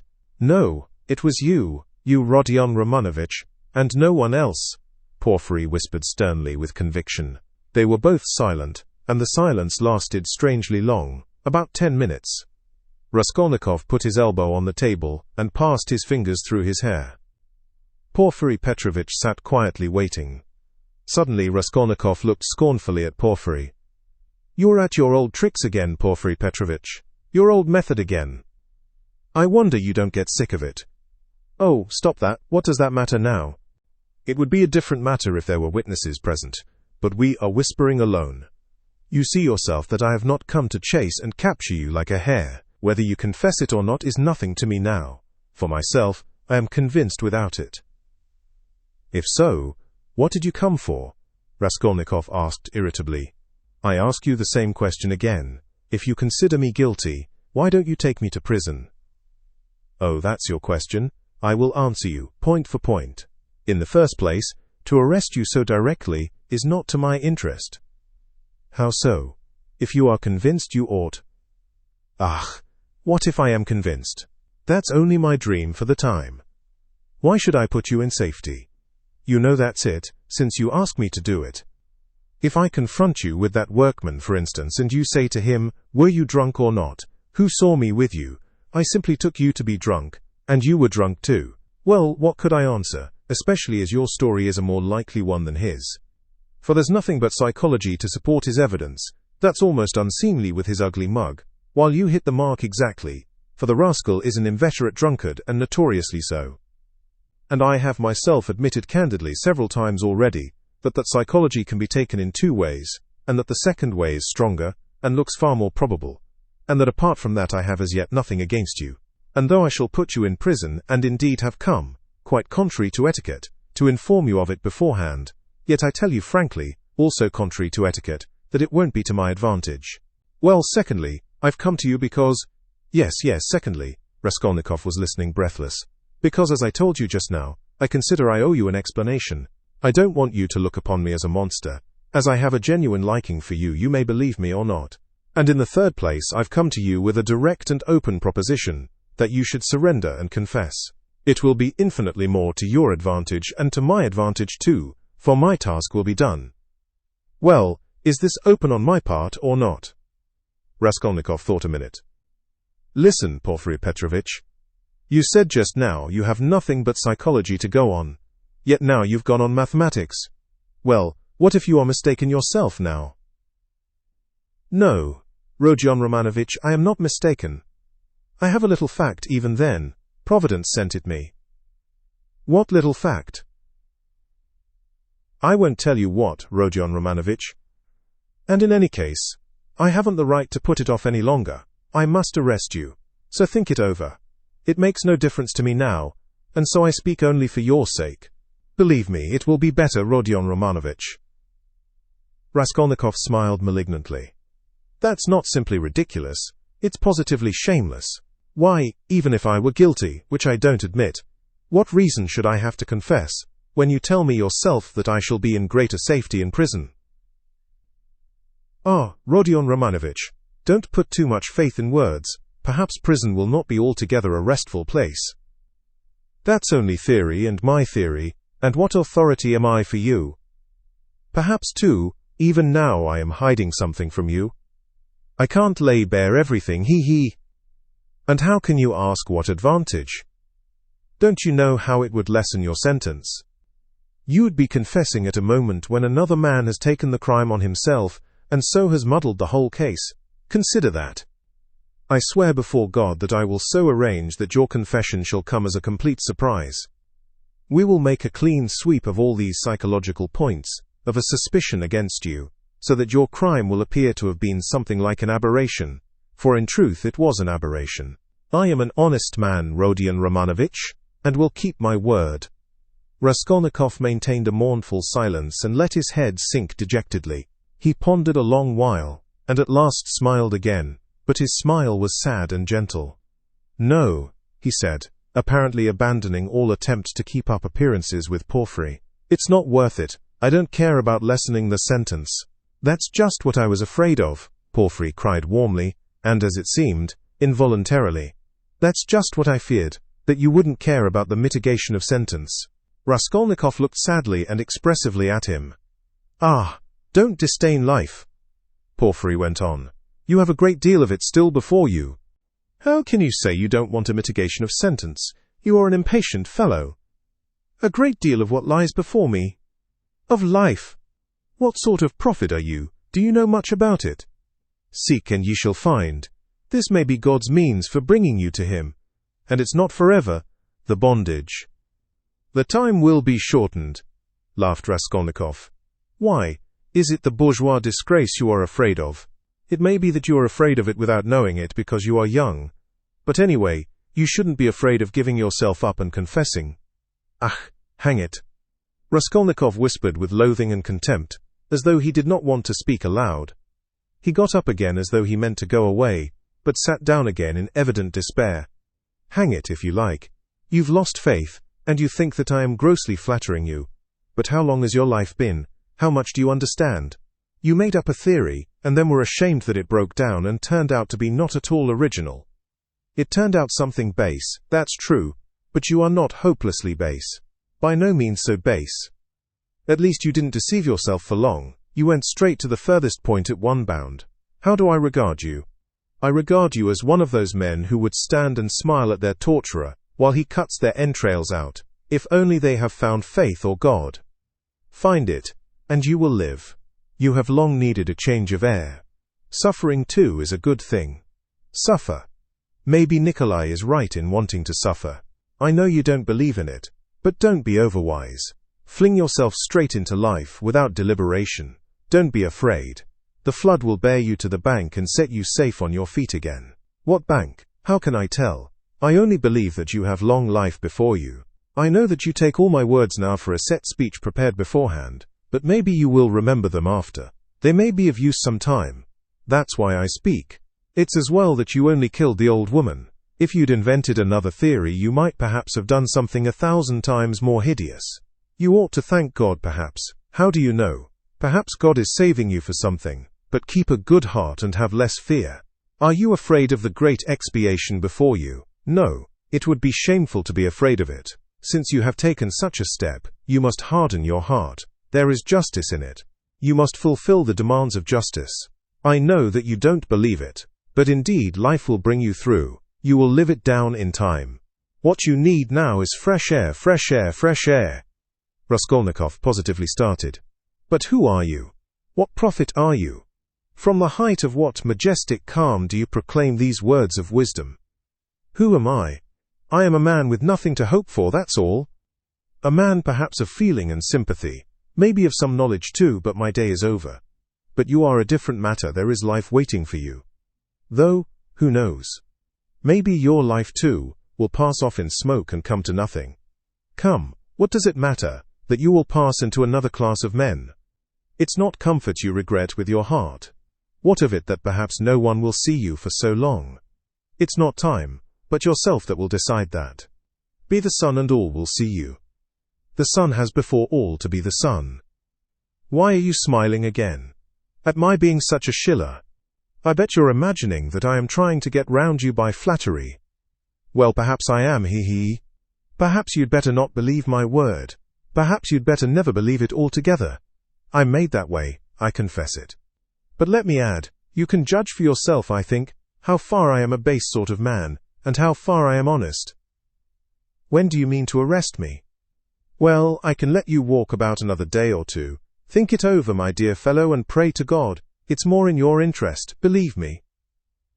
And what if I run away? Asked Raskolnikov with a strange smile. No, you won't run away. A peasant would run away, a fashionable dissenter would run away, the flunky of another man's thought, for you've only to show him the end of your little finger, and he'll be ready to believe in anything for the rest of his life. But you've ceased to believe in your theory already. What will you run away with? And what would you do in hiding? It would be hateful and difficult for you, and what you need more than anything in life is a definite position, an atmosphere to suit you. And what sort of atmosphere would you have? If you ran away, you'd come back to yourself, you can't get on without us. And if I put you in prison, say you've been there a month, or 2 or 3, remember my word, you'll confess of yourself and perhaps to your own surprise. You won't know an hour beforehand that you are coming with a confession. I am convinced that you will decide to take your suffering. You don't believe my words now, but you'll come to it of yourself. For suffering, Rodion Romanovich, is a great thing. Never mind my having grown fat, I know all the same. Don't laugh at it, there's an idea in suffering, Nikolai is right. No, you won't run away, Rodion Romanovich. Raskolnikov got up and took his cap. Porfiry Petrovitch also rose. Are you going for a walk? The evening will be fine, if only we don't have a storm. Though it would be a good thing to freshen the air. He too took his cap. Porfiry Petrovitch, please don't take up the notion that I have confessed to you today, Raskolnikov pronounced with sullen insistence. You're a strange man and I have listened to you from simple curiosity, but I have admitted nothing, remember that. Oh, I know that, I'll remember. Look at him, he's trembling. Don't be uneasy, my dear fellow, have it your own way. Walk about a bit, you won't be able to walk too far. If anything happens, I have one request to make of you, he added, dropping his voice. It's an awkward one, but important. If anything were to happen, though indeed I don't believe in it and think you quite incapable of it, yet in case you were taken during these 40 or 50 hours, with the notion of putting an end to the business in some other way, in some fantastic fashion, laying hands on yourself, it's an absurd proposition, but you must forgive me for it. Do leave a brief but precise note, only 2 lines, and mention the stone. It will be more generous. Come till we meet. Good thoughts and sound decisions to you. Porfiry went out, stooping and avoiding looking at Raskolnikov. The latter went to the window and waited with irritable impatience till he calculated that Porfiry had reached the street and moved away. Then he too went hurriedly out of the room. Chapter 3. He hurried to Svidrigailov's. What he had to hope from that man he did not know. But that man had some hidden power over him. Having once recognized this, he could not rest. And now the time had come. On the way, one question particularly worried him. Had Svidrigailov been to Porfiry's? As far as he could judge, he would swear to it that he had not. He pondered again and again, went over Porfiry's visit. No, he hadn't been, of course he hadn't. But if he had not been yet, would he go? Meanwhile, for the present he fancied he couldn't. Why? He could not have explained, but if he could, he would not have wasted much thought over it at the moment. It all worried him, and at the same time he could not attend to it. Strange to say, none would have believed it perhaps, but he only felt a faint, vague anxiety about his immediate future. Another, much more important anxiety tormented him. It concerned himself, but in a different, more vital way. Moreover, he was conscious of immense moral fatigue, though his mind was working better that morning than it had done of late. And was it worthwhile, after all that had happened, to contend with these new trivial difficulties? Was it worthwhile, for instance, to maneuver that Svidrigailov should not go to portrays? Was it worthwhile to investigate, to ascertain the facts, to waste time over anyone like Svidrigailov? Oh, how sick he was of it all. And yet he was hastening to Svidrigailov. Could he be expecting something new from him, information, or means of escape? Men will catch at straws. Was it destiny or some instinct bringing them together? Perhaps it was only fatigued despair. Perhaps it was not Svidrigailov but some other whom he needed, and Svidrigailov had simply presented himself by chance. Sonia. But what should he go to Sonia for now? To beg her tears again? He was afraid of Sonia too. Sonia stood before him as an irrevocable sentence. He must go his own way, or hers. At that moment especially he did not feel equal to seeing her. No, would it not be better to try Svidrigailov? And he could not help inwardly owning that he had long felt that he must see him for some reason. But what could they have in common? Their very evil-doing could not be of the same kind. The man, moreover, was very unpleasant, evidently depraved, undoubtedly cunning and deceitful, possibly malignant. Such stories were told about him. It is true he was befriending Katerina Ivanovna's children, but who could tell with what motive and what it meant? The man always had some design, some project. There was another thought which had been continually hovering of late about Raskolnikov's mind, and causing him great uneasiness. It was so painful that he made distinct efforts to get rid of it. He sometimes thought that Svidrigailov was dogging his footsteps. Svidrigailov had found out his secret, and had had designs on Dunya. What if he had them still? Wasn't it practically certain that he had? And what if, having learnt his secret, and so having gained power over him, he were to use it as a weapon against Dunya? This idea sometimes even tormented his dreams, but it had never presented itself so vividly to him as on his way to Svidrigailov. The very thought moved him to gloomy rage. To begin with, this would transform everything, even his own position. He would have at once to confess his secret to Dunya. Would he have to give himself up perhaps to prevent Dunya from taking some rash step? The letter. This morning Dunya had received a letter. From whom could she get letters in Petersburg? Luzhin, perhaps. It's true Razumihin was there to protect her, but Razumihin knew nothing of the position. Perhaps it was his duty to tell Razumihin. He thought of it with repugnance. In any case, he must see Svidrigailov as soon as possible, he decided finally. Thank God, the details of the interview were of little consequence, if only he could get at the root of the matter. But if Svidrigailov were capable, if he were intriguing against Dunya, then Raskolnikov was so exhausted by what he had passed through that month that he could only decide such questions in one way. Then, I shall kill him, he thought in cold despair. A sudden anguish oppressed his heart. He stood still in the middle of the street and began looking about to see where he was and which way he was going. He found himself in X Prospect, 30 or 40 paces from the Haymarket, through which he had come. The whole second story of the house on the left was used as a tavern. All the windows were wide open. Judging from the figures moving at the windows, the rooms were full to overflowing. There were sounds of singing, of clarionet and violin, and the boom of a Turkish drum. He could hear women shrieking.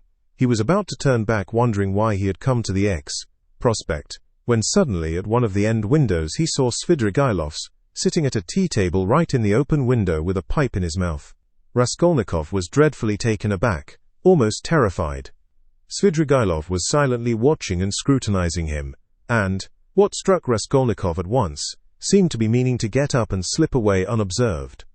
Raskolnikov at once pretended not to have seen him, but to be looking absent-mindedly away, while he watched him out of the corner of his eye. His heart was beating violently.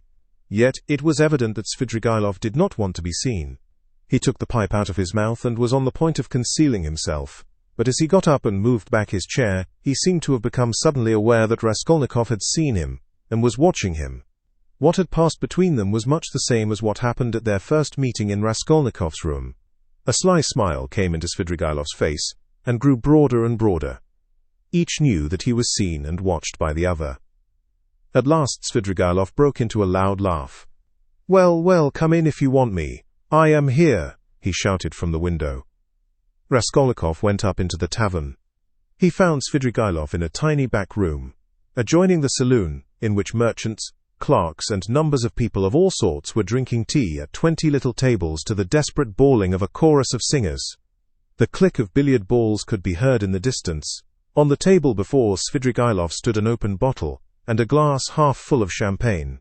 In the room he found also a boy with a little hand organ, a healthy-looking red-cheeked girl of 18, wearing a tucked-up striped skirt and a Tyrolese hat with ribbons. In spite of the chorus in the other room, she was singing some servants' hall song in a rather husky contralto, to the accompaniment of the organ. "Come, that's enough." Svidrigailov stopped her at Raskolnikov's entrance. The girl at once broke off and stood waiting respectfully. She had sung her guttural rhymes too, with a serious and respectful expression in her face. "Hey, Philip, a glass!" shouted Svidrigailov. "I won't drink anything," said Raskolnikov. "As you like, I didn't mean it for you. Drink, Katya. I don't want anything more today, you can go." He poured her out a full glass, and laid down a yellow note. Katya drank off her glass of wine, as women do, without putting it down, in 20 gulps, took the note, and kissed Svidrigailov's hand, which he allowed quite seriously. She went out of the room and the boy trailed after her with the organ. Both had been brought in from the street. Svidrigailov had not been a week in Petersburg, but everything about him was already, so to speak, on a patriarchal footing.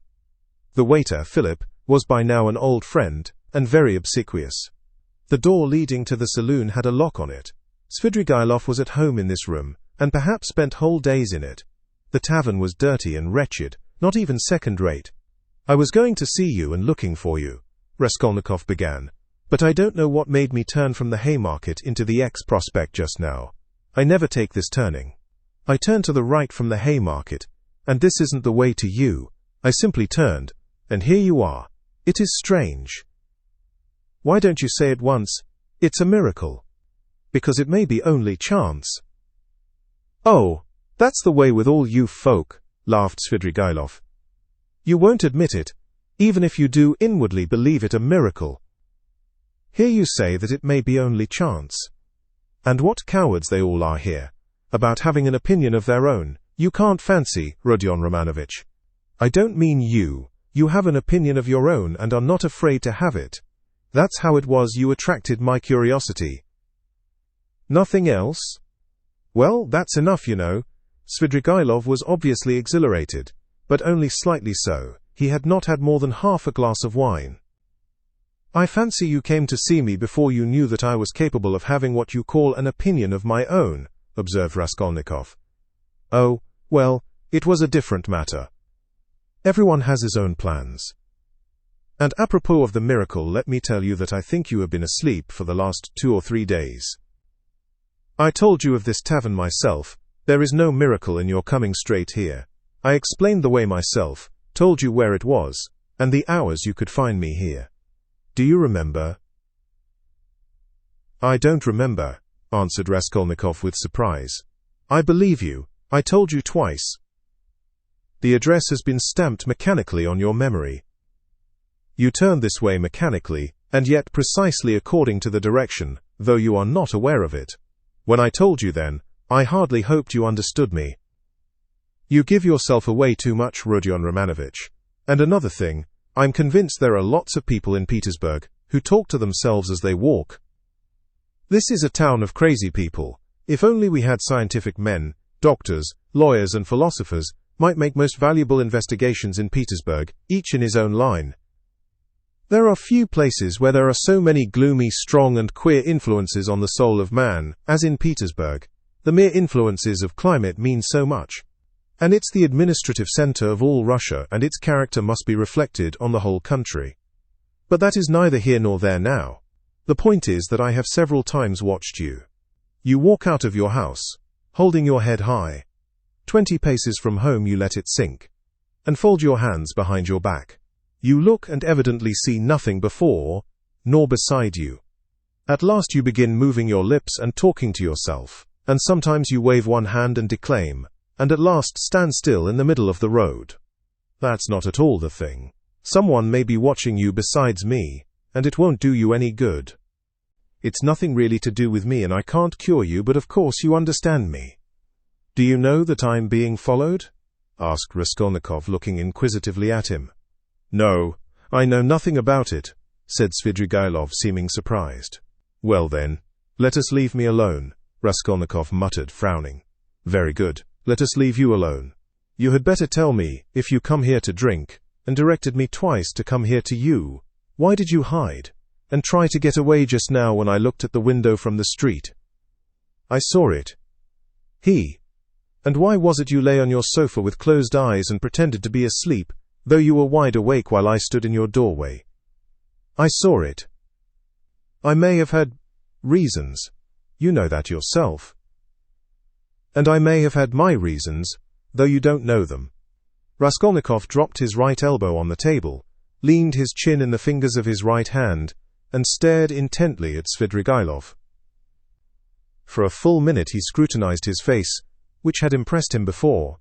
It was a strange face, like a mask, white and red, with bright red lips, with a flaxen beard, and still thick flaxen hair. His eyes were somehow too blue, and their expression somehow too heavy and fixed.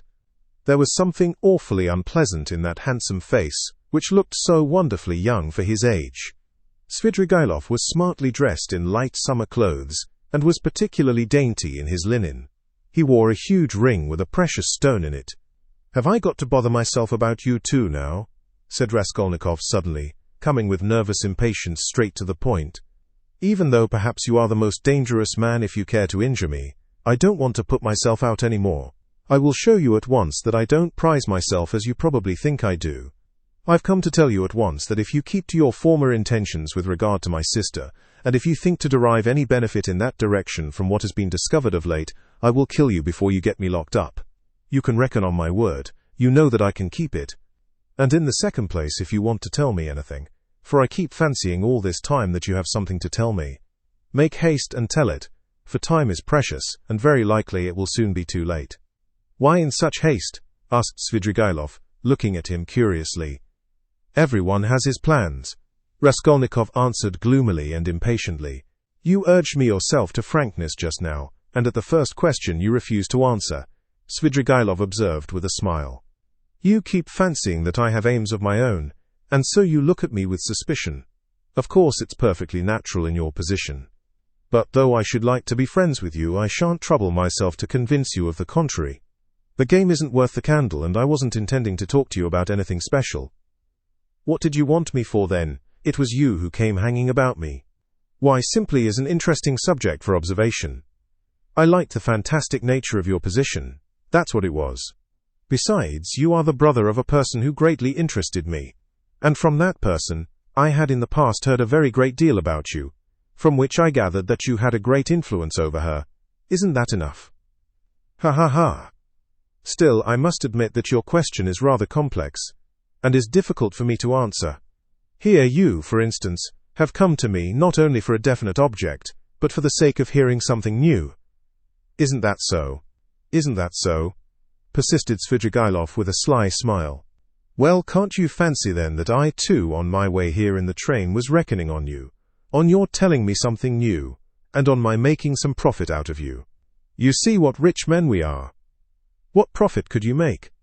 How can I tell you? How do I know? You see in what a tavern I spend all my time, and it's my enjoyment. That's to say, it's no great enjoyment, but one must sit somewhere. That poor Katya now. You saw her. If only I had been a glutton now, a club gourmand, but you see I can eat this.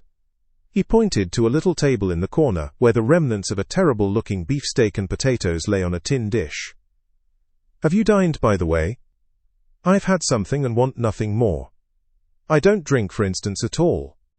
Except for champagne I never touch anything, and not more than a glass of that all the evening, and even that is enough to make my head ache. I ordered it just now to wind myself up, for I am just going off somewhere, and you see me in a peculiar state of mind. That was why I hid myself just now like a schoolboy, for I was afraid you would hinder me. But I believe, he pulled out his watch, I can spend an hour with you. It's 4:30 now. If only I'd been something, a landowner, A father, a cavalry officer, a photographer, a journalist. I am nothing, no specialty, and sometimes I am positively bored. I really thought you would tell me something new. But what are you, and why have you come here? What am I? You know, a gentleman. I served for 2 years in the cavalry. Then I knocked about here in Petersburg. Then I married Marfa Petrovna, and lived in the country. There you have my biography. You are a gambler, I believe? No, a poor sort of gambler. A card sharper, not a gambler. You have been a card sharper then? Yes, I've been a card sharper too. Didn't you get thrashed sometimes? It did happen. Why? Why, you might have challenged them. Altogether it must have been lively. I won't contradict you, and besides I am no hand at philosophy. I confess that I hastened here for the sake of the women. As soon as you buried Marfa Petrovna. Quite so. Svidrigailov smiled with engaging candor. What of it? You seem to find something wrong in my speaking like that about women. You ask whether I find anything wrong in vice. Vice? Oh, that's what you are after. But I'll answer you in order. First, about women in general. You know I am fond of talking.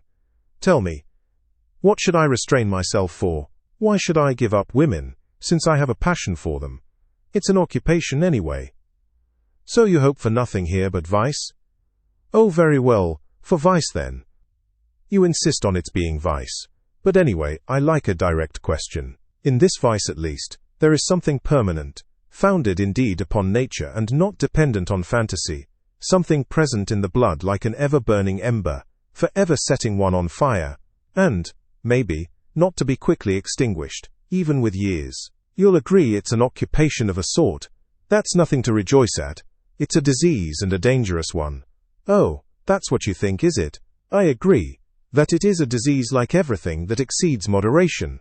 And, of course, in this one must exceed moderation. But in the first place, everybody does so in one way or another.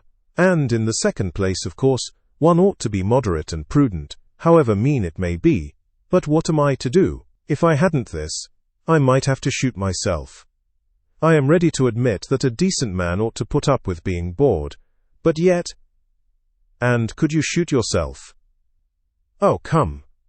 Svidrigailov parried with disgust. Please don't speak of it, he added hurriedly and with none of the bragging tone he had shown in all the previous conversation. His face quite changed. I admit it's an unpardonable weakness, but I can't help it. I am afraid of death, and I dislike its being talked of. Do you know that I am to a certain extent a mystic? Ah, the apparitions of Marfa Petrovna. Do they still go on visiting you? Oh, don't talk of them. There have been no more in Petersburg, confound them, he cried with an air of irritation. Let's rather talk of that, though. I have not much time, and can't stay long with you. It's a pity. I should have found plenty to tell you. What's your engagement, a woman? Yes, a woman, a casual incident. No, that's not what I want to talk of. And the hideousness, the filthiness of all your surroundings, doesn't that affect you? Have you lost the strength to stop yourself? And do you pretend to strength too? You surprised me just now, Rodion Romanovich, though I knew beforehand it would be so. You preach to me about vice and aesthetics. You, a Schiller. You, an idealist. Of course that's all as it should be, and it would be surprising if it were not so. Yet it is strange in reality. Ah, what a pity I have no time for your most interesting type. And by the way, are you fond of Schiller? I am awfully fond of him. But what a braggart you are, Raskolnikov said with some disgust. Upon my word, I am not, answered Svidrigailov, laughing. However, I won't dispute it. Let me be a braggart. Why not brag, if it hurts no one? I spent 7 years in the country with Marfa Petrovna, so now when I come across an intelligent person like you, intelligent and highly interesting, I am simply glad to talk, and besides, I've drunk that half glass of champagne, and it's gone to my head a little. And besides, there's a certain fact that has wound me up tremendously, but about that I will keep quiet.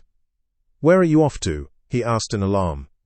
Raskolnikov had begun getting up. He felt oppressed and stifled and, as it were, ill at ease at having come here. He felt convinced that Svidrigailov was the most worthless scoundrel on the face of the earth.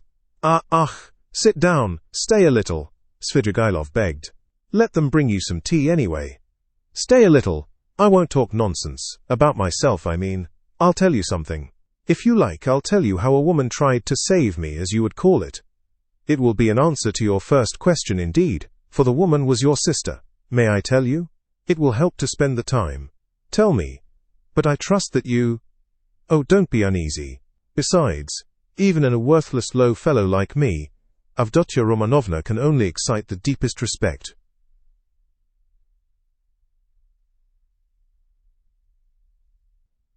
You know perhaps, yes, I told you myself, began Svidrigailov, that I was in the debtor's prison here, for an immense sum, and had not any expectation of being able to pay it. There's no need to go into particulars how Marfa Petrovna bought me out.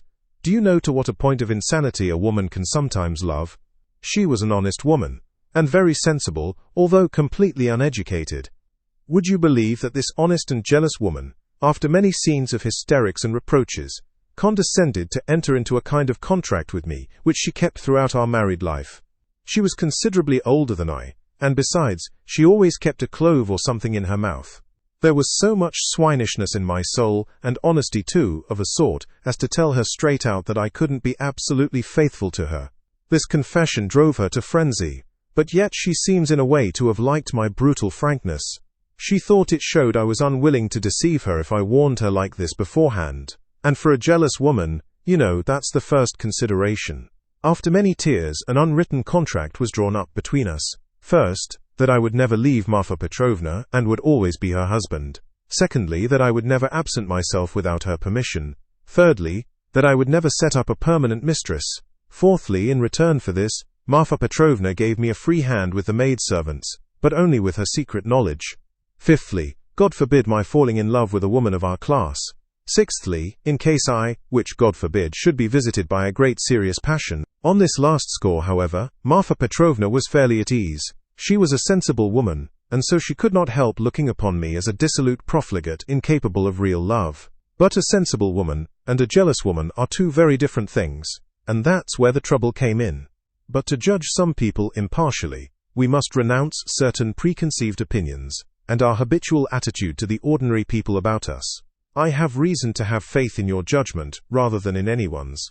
Perhaps you have already heard a great deal that was ridiculous and absurd about Marfa Petrovna. She certainly had some very ridiculous ways, but I tell you frankly that I feel really sorry for the innumerable woes of which I was the cause.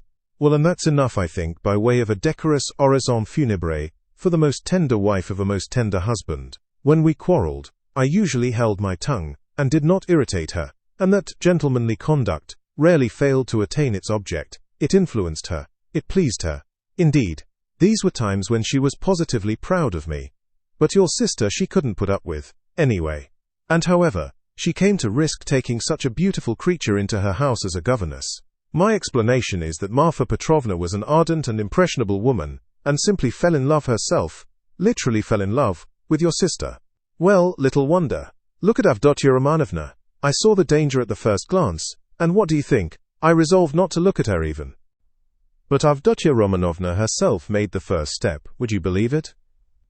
Would you believe it too that Marfa Petrovna was positively angry with me at first for my persistent silence about your sister, for my careless reception of her continual adoring praises of Avdotya Romanovna?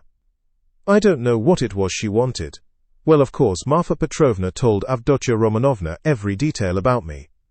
She had the unfortunate habit of telling literally everyone all our family secrets, and continually complaining of me. How could she fail to confide in such a delightful new friend? I expect they talked of nothing else but me, and no doubt Avdotya Romanovna heard all those dark, mysterious rumors that were current about me. I don't mind betting that you too have heard something of the sort already?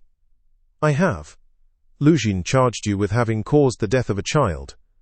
Is that true? Don't refer to those vulgar tales, I beg, said Svidrigailov, with disgust and annoyance. If you insist on wanting to know about all that idiocy, I will tell you one day, but now.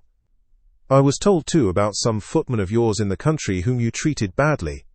I beg you to drop the subject, Svidrigailov interrupted again with obvious impatience. Was that the footman who came to you after death to fill your pipe? You told me about it yourself." Raskolnikov felt more and more irritated. Svidrigailov looked at him attentively, and Raskolnikov fancied he caught a flash of spiteful mockery in that look. But Svidrigailov restrained himself and answered very civilly, "Yes, it was. I see that you too are extremely interested and shall feel it my duty to satisfy your curiosity at the first opportunity. Upon my soul, I see that I really might pass for a romantic figure with some people. Judge how grateful I must be to Marfa Petrovna for having repeated to Avdotya Romanovna such mysterious and interesting gossip about me. I dare not guess what impression it made on her, but in any case it worked in my interests. With all Avdotya Romanovna's natural aversion, and in spite of my invariably gloomy and repellent aspect, she did at least feel pity for me, pity for a lost soul. And if once a girl's heart is moved to pity, it's more dangerous than anything. She is bound to want to save him, to bring him to his senses and lift him up and draw him to nobler aims and restore him to new life and usefulness. Well, we all know how far such dreams can go. I saw at once that the bird was flying into the cage of herself, and I too made ready. I think you are frowning, Rodion Romanovich. There's no need. As you know, it all ended in smoke. Hang it all, what a lot I am drinking. Do you know, I always, from the very beginning, regretted that it wasn't your sister's fate to be born in the 2nd or 3rd century AD, as the daughter of a reigning prince or some governor or proconsul in Asia Minor. She would undoubtedly have been one of those who would endure martyrdom, and would have smiled when they branded her bosom with hot pincers. And she would have gone to it of herself. And in the 4th or 5th century she would have walked away into the Egyptian desert and would have stayed there 30 years living on roots and ecstasies and visions. She is simply thirsting to face some torture for someone, and if she can't get her torture she'll throw herself out of a window. I've heard something of a Mr. Razumihin. He's said to be a sensible fellow. His surname suggests it indeed. He's probably a divinity student. Well, he'd better look after your sister. I believe I understand her, and I am proud of it. But at the beginning of an acquaintance, as you know, one is apt to be more heedless and stupid. One doesn't see clearly. Hang it all, why is she so handsome? It's not my fault. In fact, it began on my side, with a most irresistible physical desire. Avdotya Romanovna is awfully chaste, incredibly and phenomenally so. Take note, I tell you this about your sister as a fact. She is almost morbidly chaste, in spite of her broad intelligence, and it will stand in her way. There happened to be a girl in the house then, Parasha, a black-eyed wench, whom I had never seen before.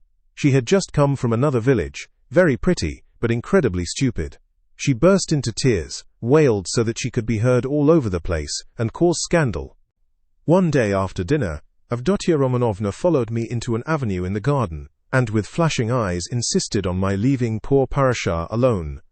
It was almost our first conversation by ourselves. I, of course, was only too pleased to obey her wishes, tried to appear disconcerted, embarrassed, in fact played my part not badly. Then came interviews, mysterious conversations, exhortations, entreaties, supplications, even tears. Would you believe it? Even tears. Think what the passion for propaganda will bring some girls to. I, of course, threw it all on my destiny, posed as hungering and thirsting for light, and finally resorted to the most powerful weapon in the subjection of the female heart, a weapon which never fails one. It's the well-known resource, flattery. Nothing in the world is harder than speaking the truth, and nothing easier than flattery. If there's the 100th part of a false note in speaking the truth, it leads to a discord, and that leads to trouble. But if all, to the last note, is false in flattery, it is just as agreeable, and is heard not without satisfaction. It may be a coarse satisfaction, but still a satisfaction. And however coarse the flattery, at least half will be sure to seem true. That's so for all stages of development and classes of society. A Vestal virgin might be seduced by flattery. I can never remember without laughter how I once seduced a lady who was devoted to her husband, her children, and her principles. What fun it was, and how little trouble. And the lady really had principles, of her own anyway. All my tactics lay in simply being utterly annihilated and prostrate before her purity. I flattered her shamelessly, and as soon as I succeeded in getting a pressure of the hand, even a glance from her, I would reproach myself for having snatched it by force, and would declare that she had resisted, so that I could never have gained anything but for my being so unprincipled. I maintained that she was so innocent that she could not foresee my treachery, and yielded to me unconsciously, unawares, and so on. In fact, I triumphed, while my lady remained firmly convinced that she was innocent, chaste, and faithful to all her duties and obligations, and had succumbed quite by accident. And how angry she was with me, when I explained to her at last that it was my sincere conviction that she was just as eager as I. Poor Marfa Petrovna was awfully weak on the side of flattery, and if I had only cared to, I might have had all her property settled on me during her lifetime. I am drinking an awful lot of wine now, and talking too much. I hope you won't be angry if I mention now that I was beginning to produce the same effect on Avdotya Romanovna. But I was stupid and impatient, and spoiled it all. Avdotya Romanovna had several times, and one time in particular, been greatly displeased by the expression of my eyes. Would you believe it? There was sometimes a light in them, which frightened her, and grew stronger, and more unguarded, till it was hateful to her. No need to go into detail, but we parted. There I acted stupidly again. I fell to jeering in the coarsest way at all such propaganda and efforts to convert me. Parasha came onto the scene again, and not she alone. In fact, there was a tremendous to-do. Ah, Rodion Romanovitch, if you could only see how your sister's eyes can flash sometimes. Never mind my being drunk at this moment, and having had a whole glass of wine. I am speaking the truth. I assure you that this glance has haunted my dreams. The very rustle of her dress was more than I could stand at last. I really began to think that I might become epileptic. I could never have believed that I could be moved to such a frenzy. It was essential indeed to be reconciled, but by then it was impossible. And imagine what I did then. To what a pitch of stupidity a man can be brought by frenzy. Never undertake anything in a frenzy, Rodion Romanovitch. I reflected that Avdotya Romanovna was after all a beggar. Excuse me, that's not the word. But does it matter if it expresses the meaning? That she lived by her work, that she had her mother and you to keep. Hang it, you are frowning again. And I resolved to offer her all my money, 30,000 rubles I could have realized then, if she would run away with me here to Petersburg. Of course I should have vowed eternal love, rapture, and so on. Do you know, I was so wild about her at that time that if she had told me to poison Marfa Petrovna, or to cut her throat and to marry herself, it would have been done at once. But it ended in the catastrophe of which you know already. You can fancy how frantic I was when I heard that Marfa Petrovna had got hold of that scoundrelly attorney Luzhin, and had almost made a match between them, which would really have been just the same thing as I was proposing. Wouldn't it? Wouldn't it? I notice that you've begun to be very attentive, you interesting young man. Svidrigailov struck the table with his fist impatiently. He was flushed. Raskolnikov saw clearly that the glass or glass and a half of champagne that he had sipped almost unconsciously was affecting him, and he resolved to take advantage of the opportunity. He felt very suspicious of Svidrigailov. Well, after what you have said, I am fully convinced that you have come to Petersburg with designs on my sister, he said directly to Svidrigailov, in order to irritate him further. Oh, nonsense, said Svidrigailov, seeming to rouse himself. Why, I told you. Besides, your sister can't endure me. Yes, I am certain that she can't, but that's not the point. Are you so sure that she can't? Svidrigailov screwed up his eyes and smiled mockingly. You are right, she doesn't love me, but you can never be sure of what has passed between husband and wife or lover and mistress. There's always a little corner which remains a secret to the world, and is only known to those two. Will you answer for it, that Avdotya Romanovna regarded me with aversion? From some words you've dropped, I notice that you still have designs, and of course evil ones, on Dunya, and mean to carry them out promptly. What? Have I dropped words like that?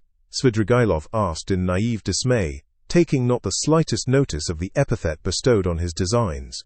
Why, you are dropping them even now. Why are you so frightened? What are you so afraid of now? Me? Afraid? Afraid of you? You have rather to be afraid of me, cher ami. But what nonsense. I've drunk too much though, I see that. I was almost saying too much again. Damn the wine. Hi there, water. He snatched up the champagne bottle, and flung it without ceremony out of the window. Philip brought the water. That's all nonsense, said Svidrigailov, wetting a towel and putting it to his head. But I can answer you in one word, and annihilate all your suspicions. Do you know that I'm going to get married? You told me so before. Did I? I've forgotten. But I couldn't have told you so for certain, for I had not even seen my betrothed. I only meant to. But now I really have a betrothed, and it's a settled thing. And if it weren't that I have business that can't be put off, I would have taken you to see them at once, for I should like to ask your advice. Ah, hang it, only 10 minutes left. See, look at the watch. But I must tell you, for it's an interesting story, my marriage in its own way. Where are you off to? Going again? No, I'm not going away now. Not at all? We shall see. I'll take you there, I'll show you my betrothed, only not now. For you'll soon have to be off. You have to go to the right, and I to the left. Do you know that Madame Reslich, the woman I am lodging with now, eh? I know what you're thinking, that she's the woman whose girl they say drowned herself in the winter. Come, are you listening? She arranged it all for me. You're bored, she said, you want something to fill up your time. For, you know, I am a gloomy, depressed person. Do you think I'm light-hearted? No, I'm gloomy. I do no harm, but sit in a corner without speaking a word for 3 days at a time. And that Reslich is a sly hussy, I tell you. I know what she has got in her mind. She thinks I shall get sick of it, abandon my wife and depart, and she'll get hold of her and make a profit out of her. In our class, of course, or higher. She told me, the father was a broken-down retired official, who has been sitting in a chair for the last 3 years, with his legs paralyzed. The mama, she said, was a sensible woman. There is a son serving in the provinces, but he doesn't help. There is a daughter who is married, but she doesn't visit them. And they've 2 little nephews on their hands, as though their own children were not enough, and they've taken from school their youngest daughter, a girl who'll be 16 in another month, so that then she can be married. She was for me. We went there. How funny it was. I present myself, a landowner, a widower, of a well-known name, with connections, with a fortune. What if I am 50, and she is not 16? Who thinks of that? But it's fascinating, isn't it? It is fascinating, ha. You should have seen how I talked to the papa and mama. It was worth paying to have seen me at that moment. She comes in, curtsies, you can fancy, still in a short frock, an unopened bud, flushing like a sunset, she had been told, no doubt. I don't know how you feel about female faces, but to my mind these 16 years, these childish eyes, shyness and tears of bashfulness, are better than beauty, and she is a perfect little picture too. Fair hair in little curls, like a lamb's, full little rosy lips, tiny feet, a charmer. Well, we made friends. I told them I was in a hurry, owing to domestic circumstances, and the next day, that is the day before yesterday, we were betrothed. When I go now, I take her on my knee at once and keep her there. Well, she flushes like a sunset, and I kiss her every minute. Her mamma of course impresses on her that this is her husband, and that this must be so. It's simply delicious. The present betrothed condition is perhaps better than marriage. Here you have what is called la nature et la vérité. Ha.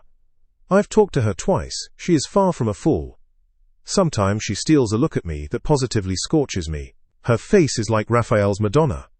You know, the Sistine Madonna's face has something fantastic in it, the face of mournful religious ecstasy. Haven't you noticed it? Well, she's something in that line. The day after we'd been betrothed, I bought her presents to the value of 1,500 rubles, a set of diamonds, and another of pearls, and a silver dressing case as large as this, with all sorts of things in it, so that even my Madonna's face glowed. I sat her on my knee yesterday, and I suppose rather too unceremoniously, she flushed crimson and the tears started, but she didn't want to show it. We were left alone. She suddenly flung herself on my neck, for the first time of her own accord, put her little arms round me, kissed me, and vowed that she would be an obedient, faithful and good wife, would make me happy, would devote all her life, every minute of her life, would sacrifice everything, and that all she asks in return is my respect, and that she wants nothing more from me, no presents. You'll admit that to hear such a confession, alone from an angel of 16 in a muslin frock, with little curls, with a flush of maiden shyness in her cheeks and tears of enthusiasm in her eyes, is rather fascinating. Isn't it fascinating? It's worth paying for, isn't it? Well, listen, we'll go to see my betrothed, only not just now.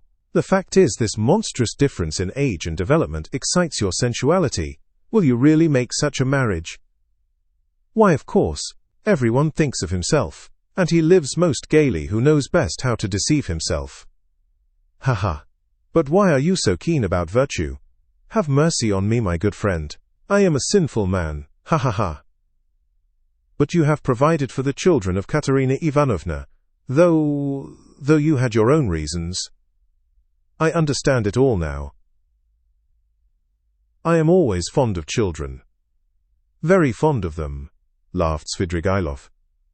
I can tell you one curious instance of it. The first day I came here, I visited various haunts. After 7 years, I simply rushed at them. You probably notice that I am not in a hurry to renew acquaintance with my old friends. I shall do without them as long as I can. Do you know, when I was with Marfa Petrovna in the country, I was haunted by the thought of these places where anyone who knows his way about can find a great deal. Yes, upon my soul. The peasants have vodka. The educated young people, shut out from activity, waste themselves in impossible dreams and visions, and are crippled by theories. Jews have sprung up and are amassing money, and all the rest give themselves up to debauchery. From the first hour, the town reeked of its familiar odors. I chanced to be in a frightful den. I like my dens dirty. It was a dance, so-called, and there was a can-can such as I never saw in my day. Yes, there you have progress. All of a sudden, I saw a little girl of 13, nicely dressed, dancing with a specialist in that line, with another one vis-a-vis. Her mother was sitting on a chair by the wall. You can't fancy what a can-can that was. The girl was ashamed, blushed, at last felt insulted, and began to cry. Her partner seized her and began whirling her round and performing before her. Everyone laughed, and, I like your public, even the can-can public. They laughed and shouted, serves her right, serves her right. Shouldn't bring children. Well, it's not my business whether that consoling reflection was logical or not. I at once fixed on my plan, sat down by the mother, and began by saying that I too was a stranger, and that people here were ill-bred, and that they couldn't distinguish decent folks and treat them with respect. Gave her to understand that I had plenty of money, offered to take them home in my carriage. I took them home and got to know them. They were lodging in a miserable little hole, and had only just arrived from the country. She told me that she and her daughter could only regard my acquaintance as an honor. I found out that they had nothing of their own, and had come to town upon some legal business. I proffered my services and money. I learnt that they had gone to the dancing saloon by mistake, believing that it was a genuine dancing class. I offered to assist in the young girl's education in French and dancing. My offer was accepted with enthusiasm as an honor, and we are still friendly. If you like, we'll go and see them, only not just now. Stop. Enough of your vile, nasty anecdotes, depraved, vile, sensual man. Schiller. You are a regular Schiller. Oh, la vertu vient-elle s'initier. But you know I shall tell you these things on purpose, for the pleasure of hearing your outcries. I dare say. I can see I am ridiculous myself, muttered Raskolnikov angrily. Svidrigailov laughed heartily. Finally he called Philip, paid his bill, and began getting up. I say, but I am drunk, assez causé, he said. It's been a pleasure. I should rather think it must be a pleasure, cried Raskolnikov, getting up. No doubt it is a pleasure for a worn-out profligate to describe such adventures with a monstrous project of the same sort in his mind, especially under such circumstances, and to such a man as me. It's stimulating. Well, if you come to that, Svidrigailov answered, scrutinizing Raskolnikov with some surprise, if you come to that, you are a thorough cynic yourself. You've plenty to make you so, anyway. You can understand a great deal, and you can do a great deal too. But enough. I sincerely regret not having had more talk with you, but I shan't lose sight of you. Only wait a bit. Svidrigailov walked out of the restaurant. Raskolnikov walked out after him. Svidrigailov was not, however, very drunk. The wine had affected him for a moment, but it was passing off every minute. He was preoccupied with something of importance, and was frowning. He was apparently excited and uneasy in anticipation of something. His manner to Raskolnikov had changed during the last few minutes, and he was ruder and more sneering every moment. Raskolnikov noticed all this, and he too was uneasy.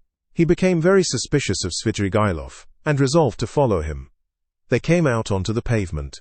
You go to the right, and I to the left, or if you like, the other way. Only adieu, mon plaisir, may we meet again. And he walked to the right towards the Haymarket. Chapter 5. Raskolnikov walked after him. What's this? cried Svidrigailov, turning round. "I thought I said. It means that I am not going to lose sight of you now." "What?" Both stood still and gazed at one another, as though measuring their strength. "From all your half-tipsy stories," Raskolnikov observed harshly, "I am positive that you have not given up your designs on my sister, but are pursuing them more actively than ever. I have learnt that my sister received a letter this morning. You have hardly been able to sit still all this time. You may have unearthed a wife on the way, but that means nothing. I should like to make certain myself." Raskolnikov could hardly have said himself what he wanted, and of what he wished to make certain. "Upon my word, I'll call the police." "Call away." Again they stood for a minute facing each other. At last Svidrigailov's face changed. Having satisfied himself that Raskolnikov was not frightened at his threat, he assumed a mirthful and friendly air. "What a fellow! I purposely refrained from referring to your affair, though I am devoured by curiosity. It's a fantastic affair. I've put it off till another time, but you're enough to rouse the dead. Well, let us go. Only I warn you beforehand, I am only going home for a moment to get some money. Then I shall lock up the flat, take a cab, and go to spend the evening at the islands. Now are you going to follow me? I am coming to your lodgings not to see you but Sofya Semyonovna, to say I'm sorry not to have been at the funeral." "That's as you like, but Sofya Semyonovna is not at home. She has taken the 3 children to an old lady of high rank, the patroness of some orphan asylums, whom I used to know years ago. I charmed the old lady by depositing a sum of money with her, to provide for the 3 children of Katerina Ivanovna, and subscribing to the institution as well. I told her too the story of Sofya Semyonovna in full detail, suppressing nothing. It produced an indescribable effect on her. That's why Sofya Semyonovna has been invited to call today at the X hotel where the lady is staying for the time. No matter, I'll come all the same." "As you like, it's nothing to me, but I won't come with you. Here we are at home. By the way, I am convinced that you regard me with suspicion, just because I have shown such delicacy, and have not so far troubled you with questions. You understand? It struck you as extraordinary. I don't mind betting it's that. Well, it teaches one to show delicacy, and to listen at doors." "Ah, that's it, is it?" laughed Svidrigailov. "Yes, I should have been surprised if you had let that pass after all that has happened. Ha-ha. Though I did understand something of the pranks you had been up to and were telling Sofya Semyonovna about. What was the meaning of it? Perhaps I am quite behind the times and can't understand. For goodness sake, explain it, my dear boy. Expound the latest theories." "You couldn't have heard anything. You're making it all up." "But I'm not talking about that. Though I did hear something. No, I'm talking of the way you keep sighing and groaning now. The Schiller in you is in revolt every moment, and now you tell me not to listen at doors. If that's how you feel, go and inform the police that you had this mischance. You made a little mistake in your theory. But if you are convinced that one mustn't listen at doors, but one may murder old women at one's pleasure, you'd better be off to America and make haste. Run, young man. There may still be time. I'm speaking sincerely. Haven't you the money? I'll give you the fare." "I'm not thinking of that at all," Raskolnikov interrupted with disgust. "I understand, but don't put yourself out. Don't discuss it if you don't want to. I understand the questions you're worrying over. Moral ones, aren't they? Duties of citizen and man. Lay them all aside. They are nothing to you now, ha-ha. You'll say you are still a man and a citizen. If so, you ought not to have got into this coil. It's no use taking up a job you are not fit for. Well, you'd better shoot yourself, or don't you want to? You seem trying to enrage me, to make me leave you. What a queer fellow. But here we are. Welcome to the staircase. You see, that's the way to Sofya Semyonovna. Look, there is no one at home. Don't you believe me? Ask Kapernaumov. She leaves the key with him. Here is Madame de Kapernaumov herself. Hey, what? She is rather deaf. Has she gone out? Where? Did you hear? She is not in, and won't be till late in the evening probably. Well, come to my room. You wanted to come and see me, didn't you? Here we are. Madame Reslich not at home. She is a woman who is always busy, an excellent woman, I assure you. She might have been of use to you, if you had been a little more sensible. Now see. I take this 5% bond out of the bureau. See what a lot I've got of them still. This one will be turned into cash today. I mustn't waste any more time. The bureau is locked, the flat is locked, and here we are again on the stairs. Shall we take a cab? I'm going to the islands. Would you like a lift? I'll take this carriage. Ah, you refuse. You are tired of it. Come for a drive. I believe it will come on to rain. Never mind. We'll put down the hood. Svidrigailov was already in the carriage.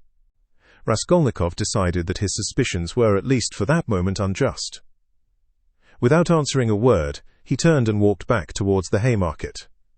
If he had only turned round on his way, he might have seen Svidrigailov get out not 100 paces off, dismiss the cab and walk along the pavement. But he had turned the corner and could see nothing. Intense disgust drew him away from Svidrigailov. To think that I could for one instant have looked for help from that coarse brute, that depraved sensualist and blackguard, he cried. Raskolnikov's judgment was uttered too lightly and hastily. There was something about Svidrigailov which gave him a certain original, even a mysterious character. As concerned his sister, Raskolnikov was convinced that Svidrigailov would not leave her in peace. But it was too tiresome and unbearable to go on thinking and thinking about this. When he was alone, he had not gone 20 paces before he sank, as usual, into deep thought. On the bridge he stood by the railing, and began gazing at the water. And his sister was standing close by him. He met her at the entrance to the bridge, but passed by without seeing her. Dunya had never met him like this in the street before, and was struck with dismay. She stood still, and did not know whether to call to him or not. Suddenly she saw Svidrigailov coming quickly from the direction of the Haymarket. He seemed to be approaching cautiously. He did not go on to the bridge, but stood aside on the pavement, doing all he could to avoid Raskolnikov seeing him. He had observed Dunya for some time, and had been making signs to her. She fancied he was signaling to beg her not to speak to her brother, but to come to him. That was what Dunya did. She stole by her brother, and went up to Svidrigailov. "Let us make haste away," Svidrigailov whispered to her. "I don't want Rodion Romanovich to know of our meeting. I must tell you I've been sitting with him in the restaurant close by, where he looked me up and I had great difficulty in getting rid of him. He has somehow heard of my letter to you and suspects something. It wasn't you who told him, of course, but if not you, who then?" "Well, we've turned the corner now," Dunya interrupted, "and my brother won't see us. I have to tell you that I am going no further with you. Speak to me here. You can tell it all in the street. In the first place, I can't say it in the street. Secondly, you must hear Sofya Semyonovna too. And thirdly, I will show you some papers. Oh well, if you won't agree to come with me, I shall refuse to give any explanation and go away at once. But I beg you not to forget that a very curious secret of your beloved brother's is entirely in my keeping." Dunya stood still, hesitating, and looked at Svidrigailov with searching eyes. "What are you afraid of?" he observed quietly. "The town is not the country, and even in the country you did me more harm than I did you. Have you prepared Sofya Semyonovna?" "No, I have not said a word to her, and am not quite certain whether she is at home now. But most likely she is. She has buried her stepmother today. She is not likely to go visiting on such a day. For the time, I don't want to speak to anyone about it, and I half regret having spoken to you. The slightest indiscretion is as bad as betrayal in a thing like this. I live there in that house, we are coming to it. That's the porter of our house. He knows me very well. You see, he's bowing. He sees I'm coming with a lady, and no doubt he has noticed your face already, and you will be glad of that if you are afraid of me and suspicious. Excuse my putting things so coarsely. I haven't a flat to myself. Sofya Semyonovna's room is next to mine. She lodges in the next flat. The whole floor is let out in lodgings. Why are you frightened like a child? Am I really so terrible?" Svidrigailov's lips were twisted in a condescending smile, but he was in no smiling mood. His heart was throbbing, and he could scarcely breathe. He spoke rather loud, to cover his growing excitement, but Dunya did not notice this peculiar excitement. She was so irritated by his remark, that she was frightened of him like a child, and that he was so terrible to her. "Though I know that you are not a man of honor, I am not in the least afraid of you. Lead the way," she said with apparent composure, but her face was very pale. Svidrigailov stopped at Sonia's room. "Allow me to inquire whether she is at home." "She is not." "How unfortunate. But I know she may come quite soon. If she's gone out, it can only be to see a lady about the orphans. Their mother is dead. I've been meddling and making arrangements for them. If Sofia Semyonovna does not come back in 10 minutes, I will send her to you. Today, if you like. This is my flat. These are my 2 rooms. Madame Reslich, my landlady, has the next room. Now look this way. I will show you my chief piece of evidence. This door from my bedroom leads into 2 perfectly empty rooms, which are to let. Here they are. You must look into them with some attention." Svidrigailov occupied 2 fairly large furnished rooms. Dunya was looking about her mistrustfully, but saw nothing special in the furniture or position of the rooms. Yet there was something to observe, for instance, that Svidrigailov's flat was exactly between 2 sets of almost uninhabited apartments. His rooms were not entered directly from the passage, but through the landlady's 2 almost empty rooms. Unlocking a door leading out of his bedroom, Svidrigailov showed Dunya the 2 empty rooms that were to let. Dunya stopped in the doorway, not knowing what she was called to look upon, but Svidrigailov hastened to explain. "Look here, at this second large room. Notice that door, it's locked. By the door stands a chair, the only one in the 2 rooms. I brought it from my rooms so as to listen more conveniently. Just the other side of the door is Sofia Semyonovna's table. She sat there talking to Rodion Romanovich. And I sat here listening on 2 successive evenings, for 2 hours each time, and of course I was able to learn something. What do you think?" "You listened?" "Yes, I did. Now come back to my room. We can't sit down here." He brought Avdotya Romanovna back into his sitting room and offered her a chair. He sat down at the opposite side of the table, at least 7 feet from her, but probably there was the same glow in his eyes which had once frightened Dunya so much. She shuddered, and once more looked about her distrustfully. It was an involuntary gesture. She evidently did not wish to betray her uneasiness. But the secluded position of Svidrigailov's lodging had suddenly struck her. She wanted to ask whether his landlady at least were at home, but pride kept her from asking. Moreover, she had another trouble in her heart incomparably greater than fear for herself. She was in great distress. "Here is your letter," she said, laying it on the table. "Can it be true what you write? You hint at a crime committed, you say, by my brother. You hint at it too clearly. You daren't deny it now. I must tell you that I'd heard of this stupid story before you wrote, and don't believe a word of it. It's a disgusting and ridiculous suspicion. I know the story and why and how it was invented. You can have no proofs. You promised to prove it. Speak. But let me warn you that I don't believe you. I don't believe you." Dunya said this, speaking hurriedly, and for an instant the color rushed to her face. "If you didn't believe it, how could you risk coming alone to my rooms? Why have you come? Simply from curiosity. Don't torment me. Speak, speak. There's no denying that you are a brave girl. Upon my word, I thought you would have asked Mr. Razumihin to escort you here. But he was not with you, nor anywhere near. I was on the lookout. It's spirited of you. It proves you wanted to spare Rodion Romanovich. But everything is divine in you. About your brother, what am I to say to you? You've just seen him yourself. What did you think of him? Surely that's not the only thing you are building on. No, not on that, but on his own words. He came here on 2 successive evenings to see Sofia Semyonovna. I've shown you where they sat. He made a full confession to her. He is a murderer. He killed an old woman, a pawnbroker, with whom he had pawned things himself. He killed her sister too, a peddler woman called Lizaveta, who happened to come in while he was murdering her sister. He killed them with an axe he brought with him. He murdered them to rob them, and he did rob them. He took money and various things. He told all this, word for word, to Sofia Semyonovna, the only person who knows his secret. But she has had no share by word or deed in the murder. She was as horrified at it as you are now. Don't be anxious, she won't betray him. It cannot be, muttered Dunya with white lips. She gasped for breath. It cannot be. There was not the slightest cause, no sort of ground. It's a lie, a lie. He robbed her. That was the cause. He took money and things. It's true that by his own admission he made no use of the money or things, but hid them under a stone, where they are now. But that was because he dared not make use of them. But how could he steal, Rob? How could he dream of it? Cried Dunya, and she jumped up from the chair. Why, you know him and you've seen him. Can he be a thief?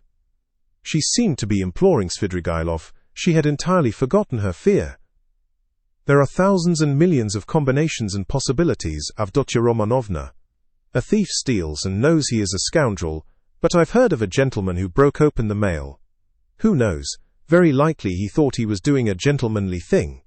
Of course I should not have believed it myself if I'd been told of it as you have, but I believe my own ears. He explained all the causes of it to Sofya Semyonovna too, but she did not believe her ears at first, yet she believed her own eyes at last. What were the causes? It's a long story, Avdotya Romanovna. Here's, how shall I tell you? A theory of a sort. The same one by which I, for instance, consider that a single misdeed is permissible if the principal aim is right, a solitary wrongdoing and hundreds of good deeds. It's galling too, of course, for a young man of gifts and overweening pride, to know that if he had, for instance, a paltry 3,000, his whole career, his whole future would be differently shaped, and yet not to have that 3,000. Add to that, nervous irritability from hunger, from lodging in a hole, from rags, from a vivid sense of the charm of his social position, and his sister's and mother's position too. Above all, vanity, pride and vanity, though goodness knows he may have good qualities too. I am not blaming him. Please don't think it. Besides, it's not my business. A special little theory came in too, a theory of a sort, dividing mankind, you see, into material and superior persons, that is, persons to whom the law does not apply owing to their superiority, who make laws for the rest of mankind, the material, that is. It's all right as a theory, une théorie comme une autre. Napoleon attracted him tremendously, that is, what affected him was that a great many men of genius have not hesitated at wrongdoing, but have overstepped the law without thinking about it. He seems to have fancied that he was a genius too, that is, he was convinced of it for a time. He has suffered a great deal, and is still suffering from the idea that he could make a theory, but was incapable of boldly overstepping the law, and so he is not a man of genius. And that's humiliating for a young man of any pride, in our day especially. But remorse? You deny him any moral feeling then? Is he like that? Ah, Avdotya Romanovna, everything is in a muddle now. Not that it was ever in very good order. Russians in general are broad in their ideas, Avdotya Romanovna, broad like their land and exceedingly disposed to the fantastic, the chaotic. But it's a misfortune to be broad without a special genius. Do you remember what a lot of talk we had together on this subject, sitting in the evenings on the terrace after supper? Why, you used to reproach me with breadth. Who knows? Perhaps we were talking at the very time when he was lying here thinking over his plan. There are no sacred traditions amongst us, especially in the educated class, Avdotya Romanovna. At the best, someone will make them up somehow for himself, out of books, or from some old chronicle. But those are for the most part the learned and all old fogies, so that it would be almost ill-bred in a man of society. You know my opinions in general, though. I never blame anyone. I do nothing at all. I persevere in that. But we've talked of this more than once before. I was so happy indeed as to interest you in my opinions. You are very pale, Avdotya Romanovna. I know his theory. I read that article of his about men to whom all is permitted. Razumihin brought it to me. Mr. Razumihin. Your brother's article, in a magazine. Is there such an article? I didn't know. It must be interesting. But where are you going, Avdotya Romanovna? I want to see Sofya Semyonovna, Dunya articulated faintly. How do I go to her? She has come in, perhaps. I must see her at once. Perhaps she... Avdotya Romanovna could not finish. Her breath literally failed her. Sofya Semyonovna will not be back till night, at least I believe not. She was to have been back at once, but if not, then she will not be in till quite late. Ah, then you are lying. I see, you were lying. Lying all the time. I don't believe you. I don't believe you, cried Dunya, completely losing her head. Almost fainting, She sank onto a chair which Svidrigailov made haste to give her. "Avdotya Romanovna, what is it? Control yourself. Here is some water. Drink a little." He sprinkled some water over her. Dunya shuddered and came to herself. "It has acted violently," Svidrigailov muttered to himself, frowning. "Avdotya Romanovna, calm yourself. Believe me, he has friends. We will save him. Would you like me to take him abroad? I have money. I can get a ticket in 3 days. And as for the murder, he will do all sorts of good deeds yet, to atone for it. Calm yourself. He may become a great man yet. Well, how are you? How do you feel?" "Cruel man, to be able to jeer at it. Let me go." "Where are you going?" "To him." "Where is he?" "Do you know? Why is this door locked? We came in at that door, and now it is locked. When did you manage to lock it?" "Kabulatul, we couldn't be shouting all over the flat on such a subject. I am far from jeering.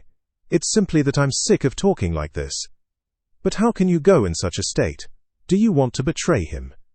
You will drive him to fury, and he will give himself up. Let me tell you, he is already being watched. They are already on his track. You will simply be giving him away. Wait a little. I saw him and was talking to him just now. He can still be saved. Wait a bit. Sit down. Let us think it over together. I asked you to come in order to discuss it alone with you, and to consider it thoroughly. But do sit down. How can you save him? Can he really be saved?" Dunya sat down. Svidrigailov sat down beside her. "It all depends on you. On you. On you alone," he began with glowing eyes, almost in a whisper, and hardly able to utter the words for emotion. Dunya drew back from him in alarm. He too was trembling all over. "You? One word from you, and he is saved. I'll save him. I have money and friends. I'll send him away at once. I'll get a passport, 2 passports, one for him and one for me. I have friends, capable people. If you like, I'll take a passport for you, for your mother. What do you want with Razumi? I love you too. I love you beyond everything. Let me kiss the hem of your dress. Let me. The very rustle of it is too much for me. Tell me, do that, and I'll do it. I'll do everything. I will do the impossible. What you believe, I will believe. I'll do anything. Anything. Don't look at me like that. Do you know that you are killing me?" He was almost beginning to rave. Something seemed suddenly to go to his head. Dunya jumped up and rushed to the door. Open it, she called, shaking the door. "Open it! Is there no one there?" Svidrigailov got up and came to himself. His still trembling lips slowly broke into an angry, mocking smile. "There is no one at home," he said quietly and emphatically. "The landlady has gone out, and it's waste of time to shout like that. You are only exciting yourself uselessly. Where is the key? Open the door at once. At once, baseman. I have lost the key and cannot find it." "This is an outrage," cried Dunya, turning pale as death. She rushed to the furthest corner, where she made haste to barricade herself with a little table. She did not scream, but she fixed her eyes on her tormentor and watched every movement he made. Svidrigailov remained standing at the other end of the room facing her. He was positively composed, at least in appearance, but his face was pale as before. The mocking smile did not leave his face. "You spoke of outrage just now, Avdotya Romanovna. In that case, you may be sure I've taken measures. Sofia Semyonovna is not at home. The Kapernamovs are far away. There are 5 locked rooms between. I am at least twice as strong as you are, and I have nothing to fear besides. For you could not complain afterwards. You surely would not be willing actually to betray your brother. Besides, no one would believe you. How should a girl have come alone to visit a solitary man in his lodgings? So that even if you do sacrifice your brother, you could prove nothing. It is very difficult to prove an assault, Avdotya Romanovna." "Scoundrel!" whispered Dunya indignantly. "As you like, but observe I was only speaking by way of a general proposition. It's my personal conviction that you are perfectly right. Violence is hateful. I only spoke to show you that you need have no remorse, even if you were willing to save your brother of your own accord, as I suggest to you. You would be simply submitting to circumstances, to violence in fact, if we must use that word. Think about it. Your brother's and your mother's fate are in your hands. I will be your slave, all my life. I will wait here. Svidrigailov sat down on the sofa about 8 steps from Dunya. She had not the slightest doubt now of his unbending determination. Besides, she knew him. Suddenly, she pulled out of her pocket a revolver, cocked it and laid it in her hand on the table. Svidrigailov jumped up. "Aha! So that's it, is it?" he cried, surprised but smiling maliciously. "Well, that completely alters the aspect of affairs. You've made things wonderfully easier for me, Avdotia Romanovna. But where did you get the revolver? Was it Mr. Razumihin?" "Why, it's my revolver, an old friend. And how I've hunted for it. The shooting lessons I've given you in the country have not been thrown away. It's not your revolver, it belonged to Marfa Petrovna, whom you killed, wretch. There was nothing of yours in her house. I took it when I began to suspect what you were capable of. If you dare to advance one step, I swear I'll kill you." She was frantic. "But your brother?" "I ask from curiosity," said Svidrigailov, still standing where he was. "Inform, if you want to. Don't stir. Don't come nearer. I'll shoot. You poisoned your wife, I know. You are a murderer yourself." She held the revolver ready. "Are you so positive I poisoned Marfa Petrovna?" "You did. You hinted it yourself. You talked to me of poison. I know you went to get it. You had it in readiness. It was your doing. It must have been your doing. Scoundrel! Even if that were true, it would have been for your sake. You would have been the cause. You are lying. I hated you always. Always." "Oh ho, Avdotia Romanovna, you seem to have forgotten how you softened to me in the heat of propaganda. I saw it in your eyes. Do you remember that moonlight night, when the nightingale was singing?" "That's a lie." There was a flash of fury in Dunya's eyes. "That's a lie and a libel." "A lie? Well, if you like, it's a lie. I made it up." "Women ought not to be reminded of such things," he smiled. "I know you will shoot, you pretty wild creature." "Well, shoot away." Dunya raised the revolver, and deadly pale, gazed at him, measuring the distance and awaiting the first movement on his part. Her lower lip was white and quivering, and her big black eyes flashed like fire. He had never seen her so handsome. The fire glowing in her eyes at the moment she raised the revolver seemed to kindle him, and there was a pang of anguish in his heart. He took a step forward, and a shot rang out. The bullet grazed his hair and flew into the wall behind. He stood still, and laughed softly. "The wasp has stung me." She aimed straight at my head. "What's this? Blood?" He pulled out his handkerchief to wipe the blood, which flowed in a thin stream down his right temple. The bullet seemed to have just grazed the skin. Dunya lowered the revolver and looked at Svidrigailov, not so much in terror as in a sort of wild amazement. She seemed not to understand what she was doing and what was going on. "Well, you missed. Fire again, I'll wait," said Svidrigailov softly, still smiling but gloomily. "If you go on like that, I shall have time to seize you before you cock again." Dunya started, quickly cocked the pistol, and again raised it. "Let me be," she cried in despair. "I swear I'll shoot again. I'll kill you." "Well, at 3 paces you can hardly help it.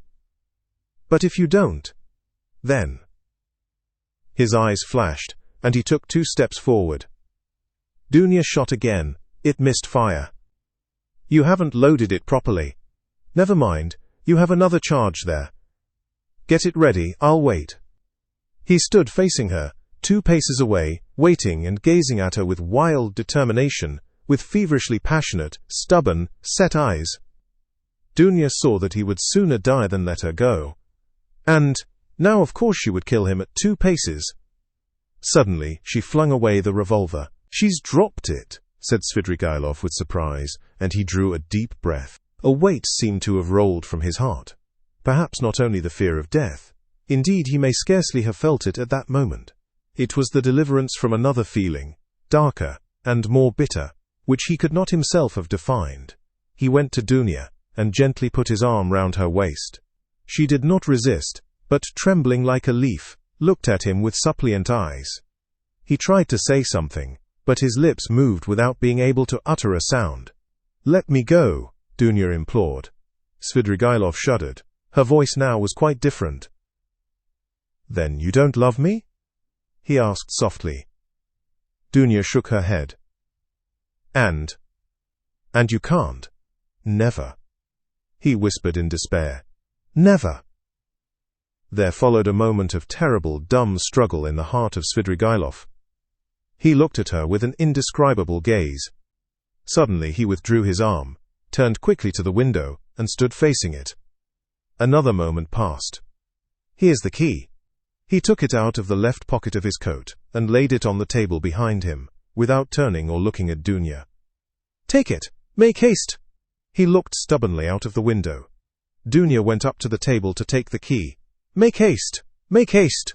repeated Svidrigailov, still without turning or moving. But there seemed a terrible significance in the tone of that "make haste." Dunya understood it, snatched up the key, flew to the door, unlocked it quickly, and rushed out of the room. A minute later, beside herself, she ran out onto the canal bank in the direction of X Bridge. Svidrigailov remained 3 minutes standing at the window. At last he slowly turned, looked about him, and passed his hand over his forehead. A strange smile contorted his face, a pitiful, sad, weak smile, a smile of despair. The blood, which was already getting dry, smeared his hand. He looked angrily at it, then wetted a towel, and washed his temple. The revolver which Dunya had flung away lay near the door, and suddenly caught his eye. He picked it up, and examined it. It was a little pocket 3-barrel revolver of old-fashioned construction. There were still 2 charges and 1 capsule left in it. It could be fired again. He thought a little, put the revolver in his pocket, took his hat, and went out. Chapter 6. He spent that evening till 10 o'clock going from one low haunt to another. Katya too turned up and sang another gutter song, how a certain villain and tyrant began kissing Katya. Svidrigailov treated Katya and the organ grinder, and some singers and the waiters, and 2 little clerks. He was particularly drawn to these clerks by the fact that they both had crooked noses, one bent to the left, and the other to the right. They took him finally to a pleasure garden, where he paid for their entrance. There was 1 lanky 3-year-old pine tree, and 3 bushes in the garden, besides a Vauxhall, which was in reality a drinking bar, where tea too was served, and there were a few green tables and chairs standing round it. A chorus of wretched singers and a drunken but exceedingly depressed German clown from Munich with a red nose entertained the public. The clerks quarrelled with some other clerks, and a fight seemed imminent. Svidrigailov was chosen to decide the dispute. He listened to them for a quarter of an hour, but they shouted so loud that there was no possibility of understanding them. The only fact that seemed certain was that one of them had stolen something, and had even succeeded in selling it on the spot to a Jew, but would not share the spoil with his companion. Finally it appeared that the stolen object was a teaspoon belonging to the Vauxhall. It was missed, and the affair began to seem troublesome. Svidrigailov paid for the spoon, got up, and walked out of the garden. It was about 6 o'clock. He had not drunk a drop of wine all this time, and had ordered tea more for the sake of appearances than anything. It was a dark and stifling evening. Threatening storm clouds came over the sky about 10 o'clock. There was a clap of thunder, and the rain came down like a waterfall. The water fell not in drops but beat on the earth in streams. There were flashes of lightning every minute, and each flash lasted while one could count 5. Drenched to the skin, he went home, locked himself in, opened the bureau, took out all his money, and tore up 2 or 3 papers. Then, putting the money in his pocket, he was about to change his clothes, but, looking out of the window and listening to the thunder and the rain, he gave up the idea, took up his hat, and went out of the room without locking the door. He went straight to Sonia. She was at home. She was not alone. The 4 Kapernaumov children were with her. She was giving them tea. She received Svidrigailov in respectful silence, looking wonderingly at his soaking clothes. The children all ran away at once in indescribable terror. Svidrigailov sat down at the table and asked Sonia to sit beside him. She timidly prepared to listen. "I may be going to America, Sofia Semyonovna," said Svidrigailov, "and as I am probably seeing you for the last time, I have come to make some arrangements." "Well, did you see the lady today? I know what she said to you. You need not tell me." Sonia made a movement and blushed. "Those people have their own way of doing things. As to your sisters and your brother, they are really provided for, and the money assigned to them, I've put into safekeeping and have received acknowledgments. You had better take charge of the receipts, in case anything happens. Here, take them. Well now, that's settled. Here are 3 5% bonds to the value of 3,000 rubles. Take those for yourself, entirely for yourself, and let that be strictly between ourselves, so that no one knows of it. Whatever you hear. You will need the money, for to go on living in the old way, Sofia Semyonovna, is bad, and besides there is no need for it now. I am so much indebted to you, and so are the children and my stepmother," said Sonia hurriedly, "and if I've said so little, please don't consider—" "That's enough. That's enough. But as for the money, Arkady Ivanovich, I am very grateful to you, but I don't need it now. I can always earn my own living. Don't think me ungrateful. If you are so charitable, that money, it's for you, Sofia Semyonovna, and please don't waste words over it. I haven't time for it. You will want it. Rodion Romanovich has 2 alternatives, a bullet in the brain, or Siberia." Sonia looked wildly at him and started. "Don't be uneasy, I know all about it from himself, and I am not a gossip. I won't tell anyone. It was good advice when you told him to give himself up and confess. It would be much better for him. Well, if it turns out to be Siberia, he will go and you will follow him. That's so, isn't it? And if so, you'll need money. You'll need it for him, do you understand? Giving it to you is the same as my giving it to him. Besides, you promised Amalia Ivanovna to pay what's owing. I heard you. How can you undertake such obligations so heedlessly, Sofia Semyonovna? It was Katerina Ivanovna's debt and not yours, so you ought not to have taken any notice of the German woman. You can't get through the world like that. If you are ever questioned about me, tomorrow or the day after you will be asked.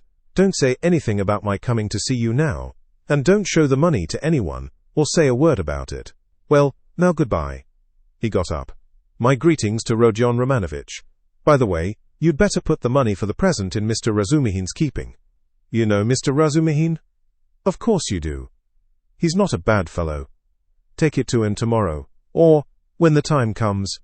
Until then, hide it carefully." Sonia too jumped up from her chair and looked in dismay at Svidrigailov. She longed to speak, to ask a question, but for the first moments she did not dare and did not know how to begin. How can you be going now in such rain? Why, be starting for America and be stopped by rain? Ha ha! Goodbye, Sofia Semyonovna, my dear. Live and live long, you will be of use to others. By the way, tell Mr. Razumihin I send my greetings to him. Tell him Arkady Ivanovich Svidrigailov sends his greetings. Be sure to. He went out, leaving Sonia in a state of wondering anxiety and vague apprehension. It appeared afterwards that on the same evening, at 11:20, he made another very eccentric and unexpected visit. The rain still persisted. Drenched to the skin, he walked into the little flat where the parents of his betrothed lived, in 3rd Street, in Vasilyevsky Island. He knocked some time before he was admitted, and his visit at first caused great perturbation. But Svidrigailov could be very fascinating when he liked, so that the first, and indeed very intelligent surmise of the sensible parents that Svidrigailov had probably had so much to drink that he did not know what he was doing vanished immediately. The decrepit father was wheeled in to see Svidrigailov by the tender and sensible mother, who, as usual, began the conversation with various irrelevant questions. She never asked a direct question, but began by smiling and rubbing her hands, and then, if she were obliged to ascertain something, for instance when Svidrigailov would like to have the wedding, she would begin by interested and almost eager questions about Paris and the court life there, and only by degrees brought the conversation round to 3rd Street. On other occasions this had of course been very impressive, but this time Arkady Ivanovich seemed particularly impatient, and insisted on seeing his betrothed at once, though he had been informed to begin with that she had already gone to bed. The girl of course appeared. Svidrigailov informed her at once that he was obliged by very important affairs to leave Petersburg for a time, and therefore brought her 15,000 rubles and begged her accept them as a present from him, as he had long been intending to make her this trifling present before their wedding.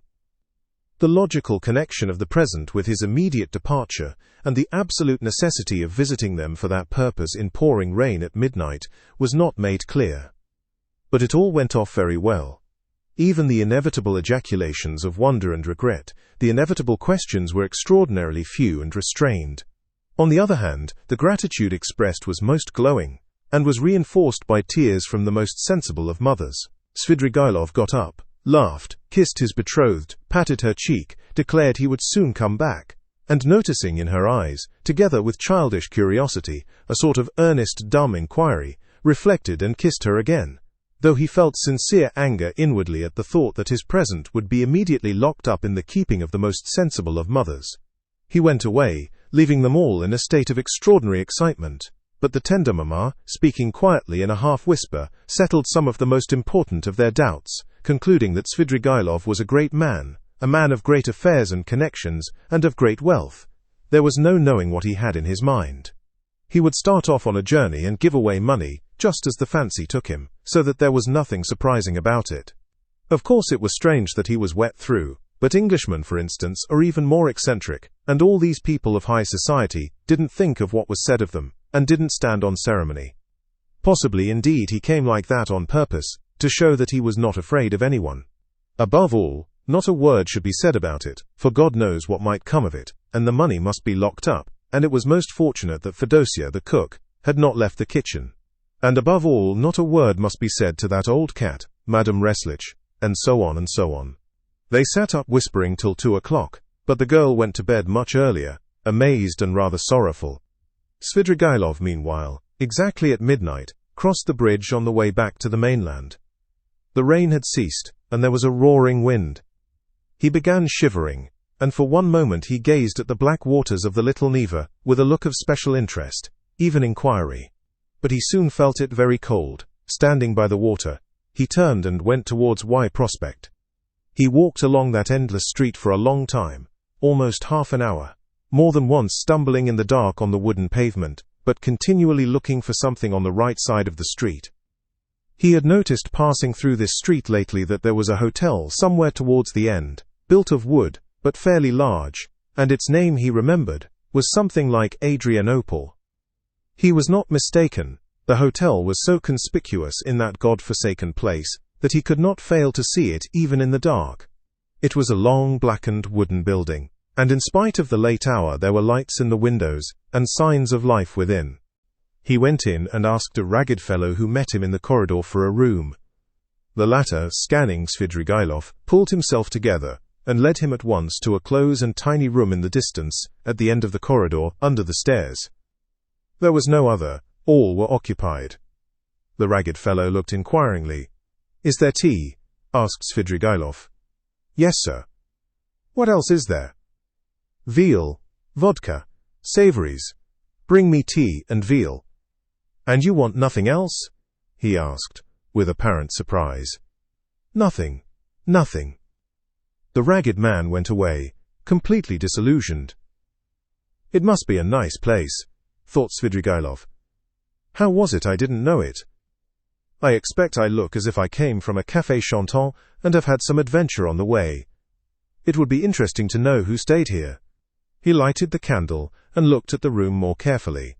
It was a room so low-pitched that Svidrigailov could only just stand up in it.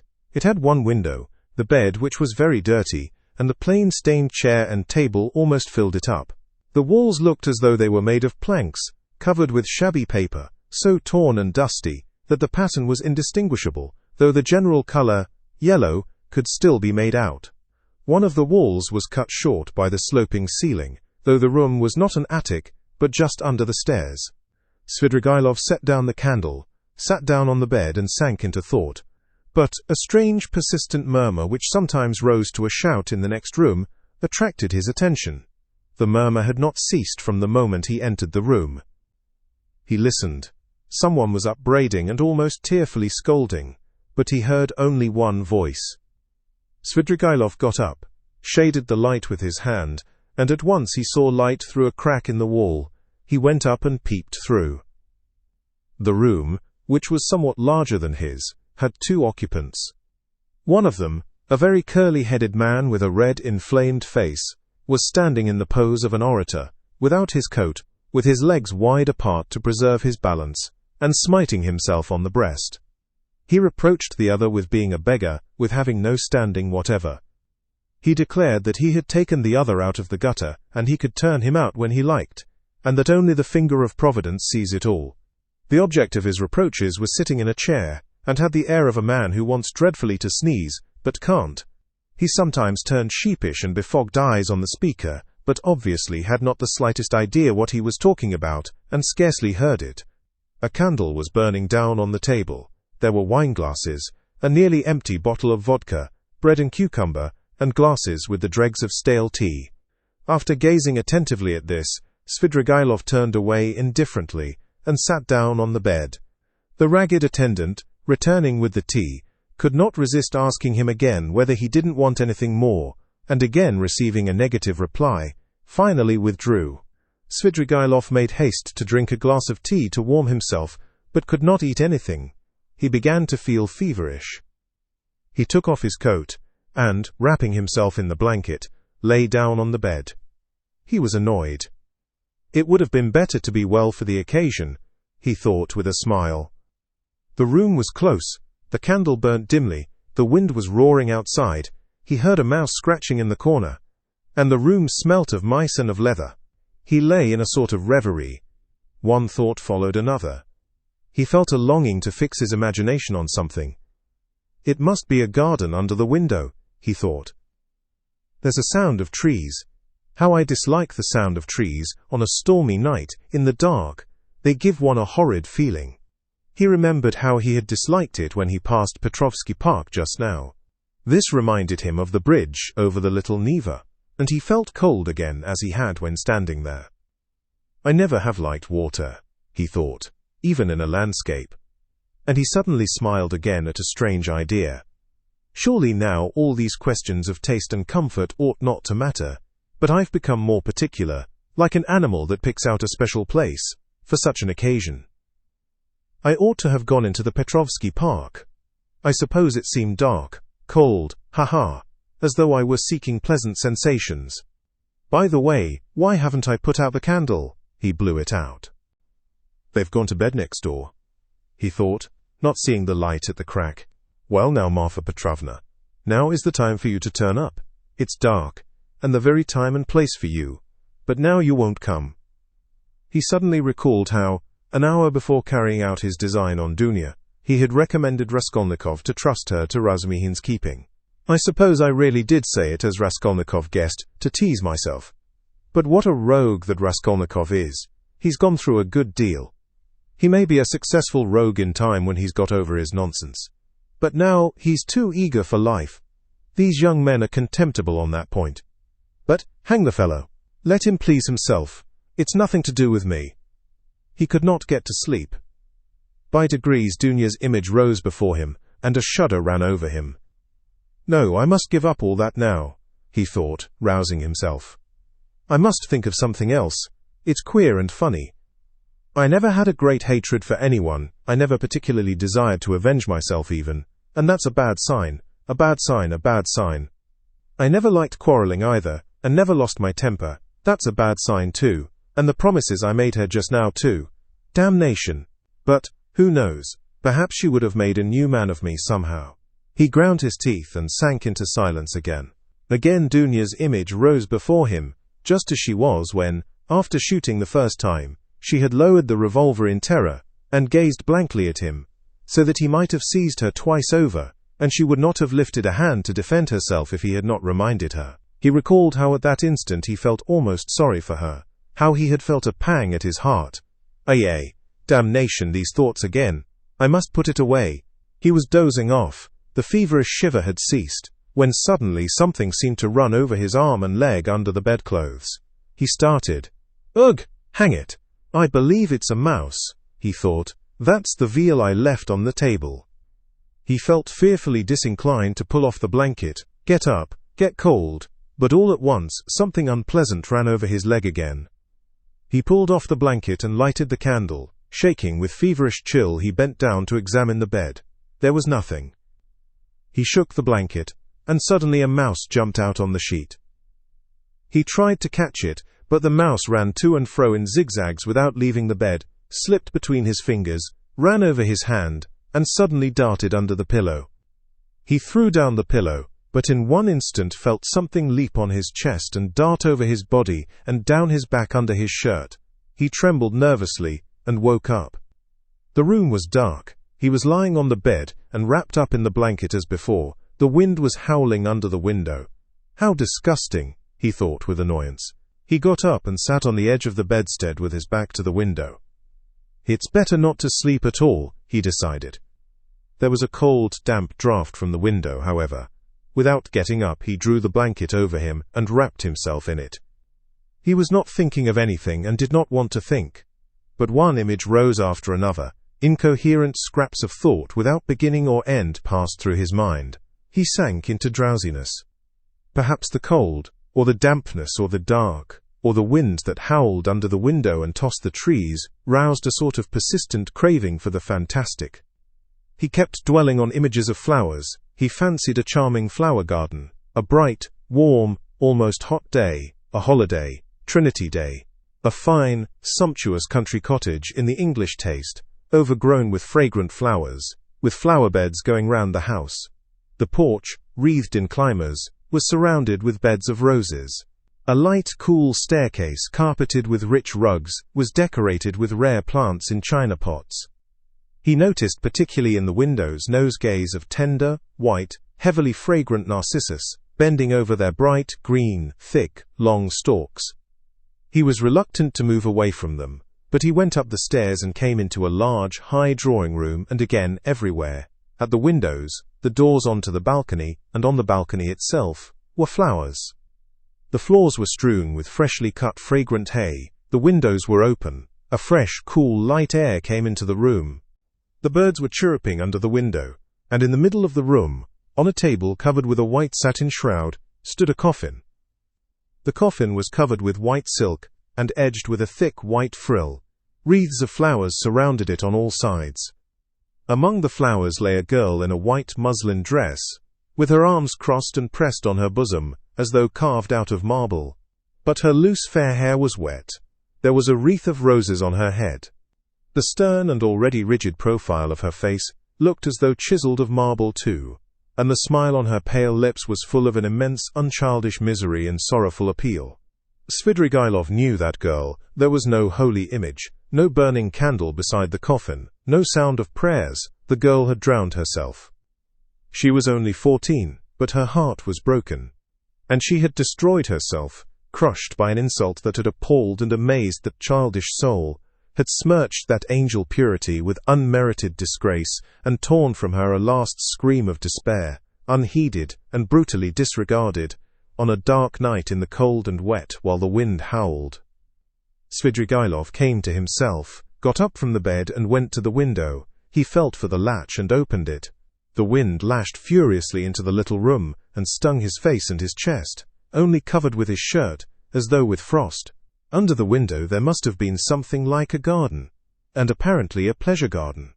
There, too, probably there were tea tables and singing in the daytime. Now drops of rain flew in at the window from the trees and bushes. It was dark as in a cellar, so that he could only just make out some dark blurs of objects. Svidrigailov, bending down with elbows on the windowsill, gazed for 5 minutes into the darkness. The boom of a cannon, followed by a second one, resounded in the darkness of the night. Ah, the signal! The river is overflowing, he thought. By morning it will be swirling down the street in the lower parts, flooding the basements and cellars. The cellar rats will swim out, and men will curse in the rain and wind as they drag their rubbish to their upper stories. What time is it now? And he had hardly thought it when, somewhere near, a clock on the wall, ticking away hurriedly, struck 3. Aha, it will be light in an hour. Why wait? I'll go out at once straight to the park. I'll choose a great bush there drenched with rain, so that as soon as one's shoulder touches it, millions of drops drip on one's head. He moved away from the window, shut it, lighted the candle, put on his waistcoat, his overcoat and his hat, and went out, carrying the candle, into the passage to look for the ragged attendant, who would be asleep somewhere in the midst of candle ends and all sorts of rubbish, to pay him for the room, and leave the hotel. It's the best minute. I couldn't choose a better. He walked for some time through a long, narrow corridor without finding anyone, and was just going to call out, when suddenly, in a dark corner between an old cupboard and the door, he caught sight of a strange object which seemed to be alive. He bent down with the candle and saw a little girl, not more than 5 years old, shivering and crying, with her clothes as wet as a soaking house flannel. She did not seem afraid of Svidrigailov, but looked at him with blank amazement out of her big black eyes. Now and then she sobbed as children do when they have been crying a long time, but are beginning to be comforted. The child's face was pale and tired. She was numb with cold. How can she have come here? She must have hidden here and not slept all night. He began questioning her. The child, suddenly becoming animated, chattered away in her baby language, something about Mammy, and that Mammy would beat her, and about some cup that she had broken. The child chattered on without stopping. He could only guess from what she said that she was a neglected child, whose mother, probably a drunken cook in the service of the hotel, whipped and frightened her. That the child had broken a cup of her mother's and was so frightened that she had run away the evening before, had hidden for a long while somewhere outside in the rain, at last had made her way in here, hidden behind the cupboard, and spent the night there, crying and trembling from the damp, the darkness and the fear that she would be badly beaten for it. He took her in his arms, went back to his room, sat her on the bed, and began undressing her. The torn shoes which she had on her stockingless feet were as wet as if they had been standing in a puddle all night. When he had undressed her, he put her on the bed, covered her up, and wrapped her in the blanket from her head downwards. She fell asleep at once. Then he sank into dreary musing again. What folly to trouble myself, he decided suddenly with an oppressive feeling of annoyance. What idiocy! In vexation he took up the candle to go and look for the ragged attendant again, and make haste to go away. Damn the child, he thought as he opened the door, but he turned again to see whether the child was asleep. He raised the blanket carefully.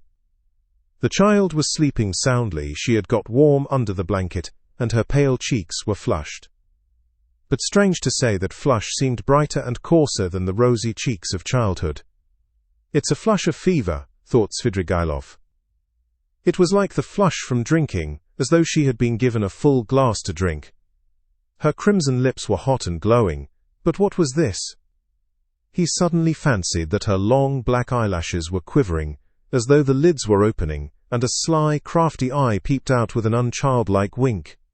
As though the little girl were not asleep, but pretending. Yes, it was so.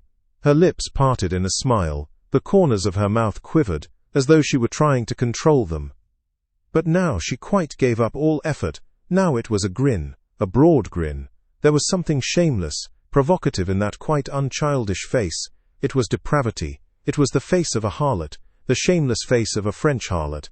Now both eyes opened wide. They turned a glowing, shameless glance upon him. They laughed, invited him. There was something infinitely hideous and shocking in that laugh, in those eyes, in such nastiness in the face of a child. What, at 5 years old? Svidrigailov muttered in genuine horror. What does it mean? And now she turned to him, her little face all aglow, holding out her arms. Accursed child! Svidrigailov cried, raising his hand to strike her, but at that moment he woke up. He was in the same bed, still wrapped in the blanket. The candle had not been lighted, and daylight was streaming in at the windows. I've had nightmare all night. He got up angrily, feeling utterly shattered. His bones ached. There was a thick mist outside, and he could see nothing. It was nearly 5. He had overslept himself. He got up, put on his still damp jacket and overcoat. Feeling the revolver in his pocket, he took it out, and then he sat down, took a notebook out of his pocket, and in the most conspicuous place on the title page, wrote a few lines in large letters. Reading them over, he sank into thought with his elbows on the table. The revolver and the notebook lay beside him. Some flies woke up and settled on the untouched veal, which was still on the table. He stared at them, and at last, with his free right hand, began trying to catch one. He tried till he was tired, but could not catch it. At last, realizing that he was engaged in this interesting pursuit, he started, got up, and walked resolutely out of the room. A minute later he was in the street. A thick, milky mist hung over the town. Svidrigailov walked along the slippery, dirty wooden pavement towards the Little Neva. He was picturing the waters of the Little Neva swollen in the night, Petrovsky Island, the wet paths, the wet grass, the wet trees and bushes, and at last the bush. He began ill-humoredly staring at the houses, trying to think of something else. There was not a cabman or a passer-by in the street. The bright yellow wooden little houses looked dirty and dejected with their closed shutters. The cold and damp penetrated his whole body, and he began to shiver. From time to time he came across shop signs and read each carefully. At last he reached the end of the wooden pavement and came to a big stone house. A dirty, shivering dog crossed his path with its tail between its legs. A man in a greatcoat lay face downwards, dead drunk, across the pavement. He looked at him and went on. A high tower stood up on the left. "Bah!" he shouted. "Here is a place. Why should it be Petrovsky? It will be in the presence of an official witness anyway." He almost smiled at this new thought, and turned into the street where there was the big house with the tower. At the great closed gates of the house, a little man stood with his shoulder leaning against them, wrapped in a grey soldier's coat, with a copper Achilles helmet on his head. He cast a drowsy and indifferent glance at Svidrigailov. His face wore that perpetual look of peevish dejection, which is so sourly printed on all faces of Jewish race without exception. They both, Svidrigailov and Achilles, stared at each other for a few minutes without speaking. At last it struck Achilles as irregular for a man not drunk to be standing 3 steps from him, staring and not saying a word. "What do you want here?" he said, without moving or changing his position. "Nothing, brother. Good morning," answered Svidrigailov. "This isn't the place. I am going to foreign parts, brother." "To foreign parts?" "To America." "America." Svidrigailov took out the revolver and cocked it. Achilles raised his eyebrows. "I say, this is not the place for such jokes." "Why shouldn't it be the place?" "Because it isn't." "Well, brother, I don't mind that. It's a good place." "When you are asked, you just say he was going," he said, "to America." He put the revolver to his right temple. "You can't do it here. It's not the place," cried Achilles, rousing himself, his eyes growing bigger and bigger. Svidrigailov pulled the trigger. Chapter 7. The same day, about 7 o'clock in the evening, Raskolnikov was on his way to his mother's and sister's lodging, the lodging in Bakalayev's house which Razumihin had found for them. The stairs went up from the street. Raskolnikov walked with lagging steps, as though still hesitating whether to go or not. But nothing would have turned him back. His decision was taken. "Besides, it doesn't matter, they still know nothing," he thought. "And they are used to thinking of me as eccentric." He was appallingly dressed, his clothes torn and dirty, soaked with a night's rain. His face was almost distorted from fatigue, exposure, the inward conflict that had lasted for 24 hours. He had spent all the previous night alone, God knows where. But anyway, he had reached a decision. He knocked at the door, which was opened by his mother. Dunya was not at home. Even the servant happened to be out. At first, Pulcheria Alexandrovna was speechless with joy and surprise. Then she took him by the hand and drew him into the room. "Here you are," she began, faltering with joy. "Don't be angry with me, Roger, for welcoming you so foolishly with tears. I am laughing, not crying. Did you think I was crying? No, I am delighted, but I've got into such a stupid habit of shedding tears. I've been like that ever since your father's death. I cry for anything. Sit down, dear boy, you must be tired. I see you are. Ah, how muddy you are." "I was in the rain yesterday, mother," Raskolnikov began. No, Pulcheria Alexandrovna hurriedly interrupted. "You thought I was going to cross-question you in the womanish way I used to. Don't be anxious. I understand it all. Now I've learned the ways here, and truly I see for myself that they are better. I've made up my mind once for all. How could I understand your plans and expect you to give an account of them? God knows what concerns and plans you may have, or what ideas you are hatching, so it's not for me to keep nudging your elbow, asking you what you are thinking about.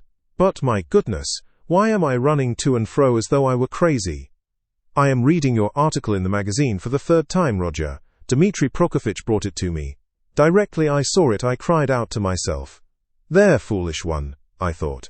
That's what he is busy about. That's the solution of the mystery. Learned people are always like that.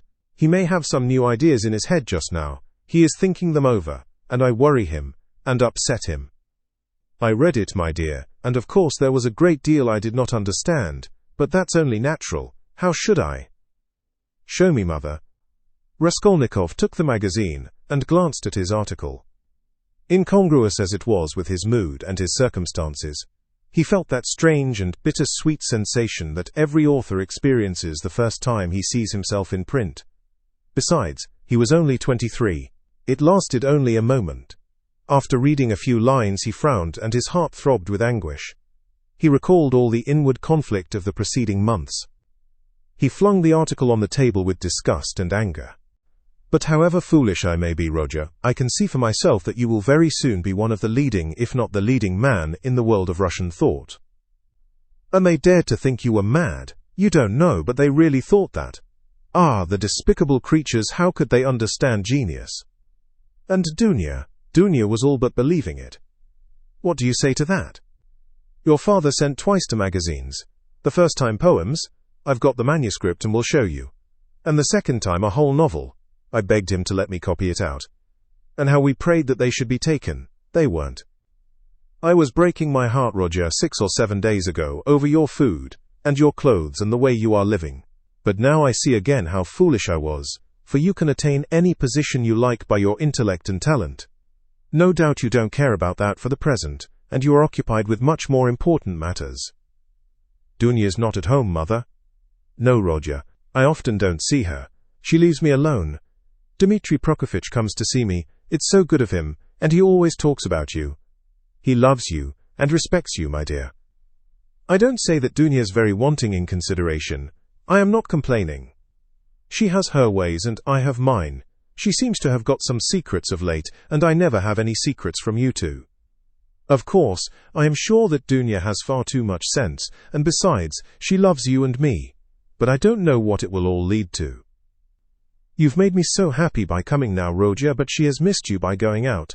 When she comes in, I'll tell her. Your brother came in while you were out. Where have you been all this time? You mustn't spoil me, Roger, you know. Come when you can. But if you can't, it doesn't matter. I can wait. I shall know, anyway, that you are fond of me. That will be enough for me. I shall read what you write. I shall hear about you from everyone. And sometimes you'll come yourself to see me. What could be better? Here you've come now to comfort your mother. I see that. Here, Pulcheria Alexandrovna began to cry. Here I am again. Don't mind my foolishness. My goodness, why am I sitting here? She cried, jumping up. There is coffee, and I don't offer you any. Ah, that's the selfishness of old age. I'll get it at once. Mother, don't trouble. I am going at once. I haven't come for that. Please listen to me. Pulcheria Alexandrovna went up to him timidly. Mother, whatever happens, whatever you hear about me, whatever you are told about me, will you always love me as you do now? He asked suddenly, from the fullness of his heart, as though not thinking of his words and not weighing them. Rodia, what is the matter? How can you ask me such a question? Why, who will tell me anything about you? Besides, I shouldn't believe anyone. I should refuse to listen. I've come to assure you that I've always loved you, and I am glad that we are alone, even glad Dunya is out, he went on with the same impulse. I have come to tell you that though you will be unhappy, you must believe that your son loves you now more than himself, and that all you thought about me, that I was cruel and didn't care about you, was all a mistake. I shall never cease to love you. Well, that's enough. I thought I must do this and begin with this. Pulcheria Alexandrovna embraced him in silence, pressing him to her bosom and weeping gently. I don't know what is wrong with you, Roger, she said at last. I've been thinking all this time that we were simply boring you. And now I see that there is a great sorrow in store for you, and that's why you are miserable. I've foreseen it a long time, Rodya. Forgive me for speaking about it. I keep thinking about it and lie awake at nights. Your sister lay talking in her sleep all last night, talking of nothing but you. I caught something, but I couldn't make it out. I felt all the morning as though I were going to be hanged, waiting for something, expecting something, and now it has come. Rodya, where are you going? You are going away somewhere? Yes, that's what I thought. I can come with you, you know, if you need me. And Dunya too. She loves you. She loves you dearly. And Sofia Semyonovna may come with us if you like. You see, I am glad to look upon her as a daughter even. Dmitri Prokofitch will help us to go together. But where are you going? Goodbye, mother. What? Today? She cried, as though losing him forever. I can't stay. I must go now. And can't I come with you? No, but kneel down and pray to God for me. Your prayer perhaps will reach him. Let me bless you and sign you with the cross. That's right, that's right. Oh, God, what are we doing? Yes, he was glad. He was very glad that there was no one there, that he was alone with his mother. For the first time after all those awful months, his heart was softened.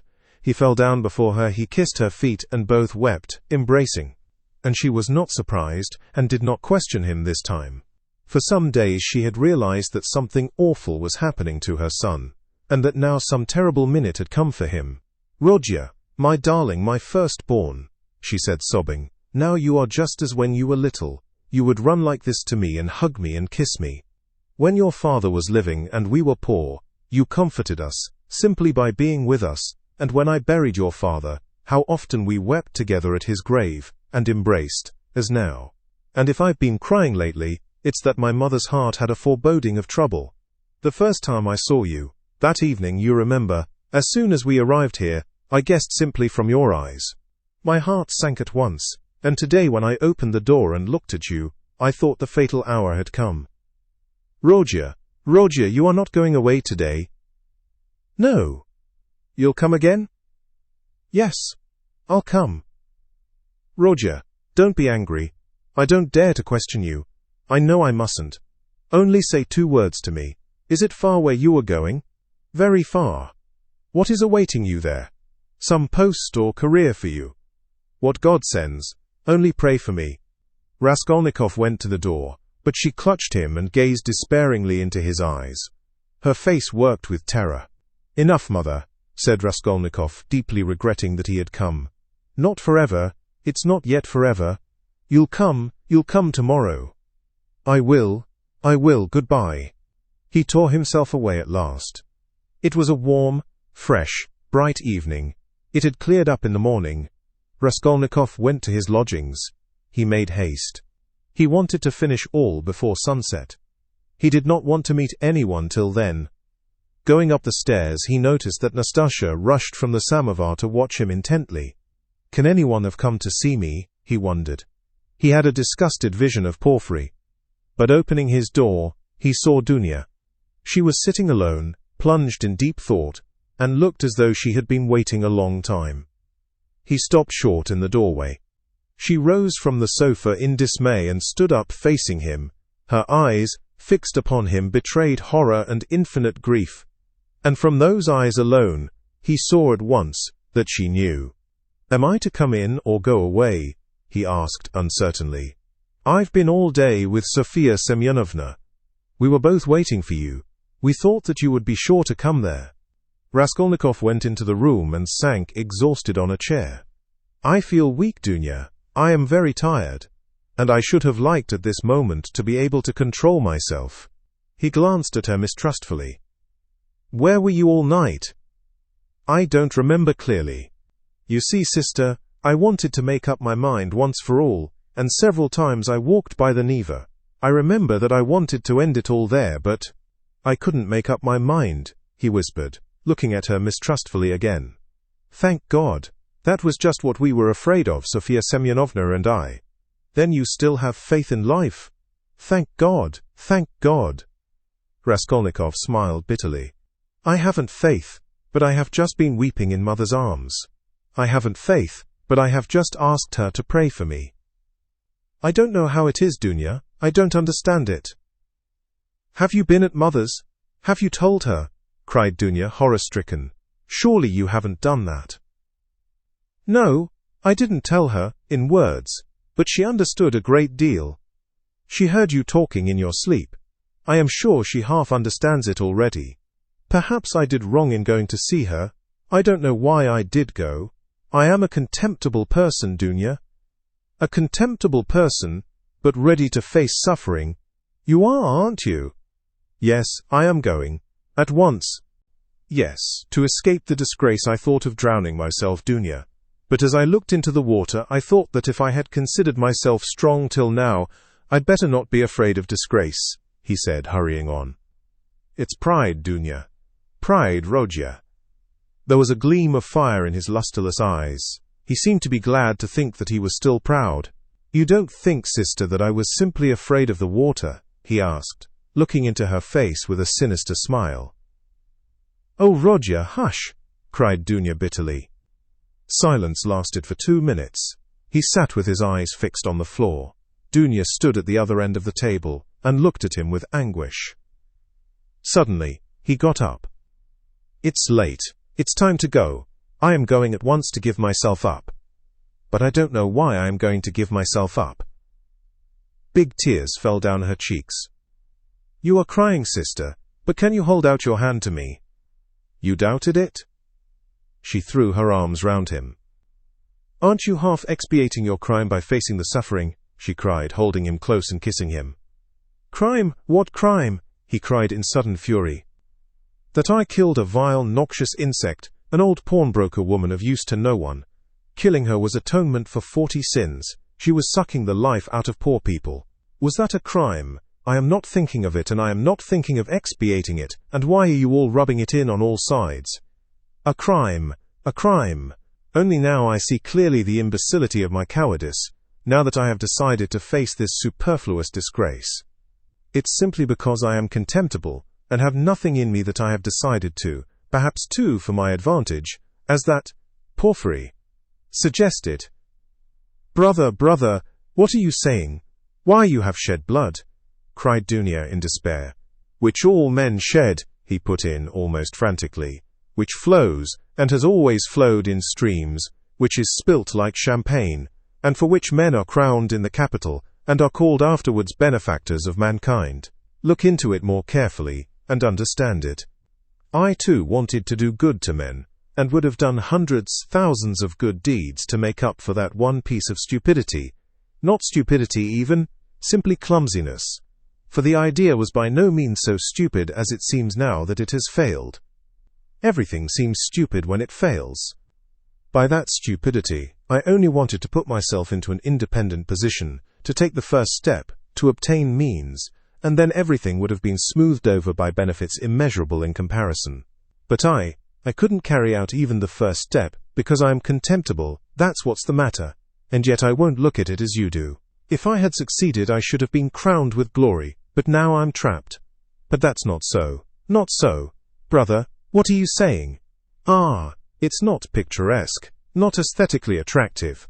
I fail to understand why bombarding people by regular siege is more honorable. The fear of appearances is the first symptom of impotence. I've never recognized this more clearly than now, and I am further than ever from seeing that what I did was a crime. I've never been stronger and more convinced than now. The color had rushed into his pale, exhausted face, but as he uttered his last explanation, he happened to meet Dunya's eyes, and he saw such anguish in them that he could not help being checked. He felt that he had, anyway, made these 2 poor women miserable, that he was, anyway, the cause. Dunya, darling, if I am guilty, forgive me, though I cannot be forgiven if I am guilty. Goodbye, we won't dispute. It's time, high time to go. Don't follow me, I beseech you, I have somewhere else to go. But you go at once and sit with Mother. I entreat you to. It's my last request of you. Don't leave her at all. I left her in a state of anxiety that she is not fit to bear. She will die or go out of her mind. Be with her. Razumihin will be with you. I've been talking to him. Don't cry about me. I'll try to be honest and manly all my life, even if I am a murderer. Perhaps I shall someday make a name. I won't disgrace you, you will see. I'll still show. Now goodbye for the present," he concluded hurriedly, noticing again a strange expression in Dunya's eyes at his last words and promises. "Why are you crying?" Don't cry. We are not parting forever." "Ah, yes. Wait a minute, I'd forgotten." He went to the table, took up a thick, dusty book, opened it, and took from between the pages a little watercolor portrait on ivory. It was the portrait of his landlady's daughter, who had died of fever, that strange girl who had wanted to be a nun. For a minute he gazed at the delicate, expressive face of his betrothed, kissed the portrait, and gave it to Dunya. "I used to talk a great deal about it to her, only to her," he said thoughtfully. "To her heart I confided much of what has since been so hideously realized." "Don't be uneasy," he returned to Dunya. "She was as much opposed to it as you, and I am glad that she is gone.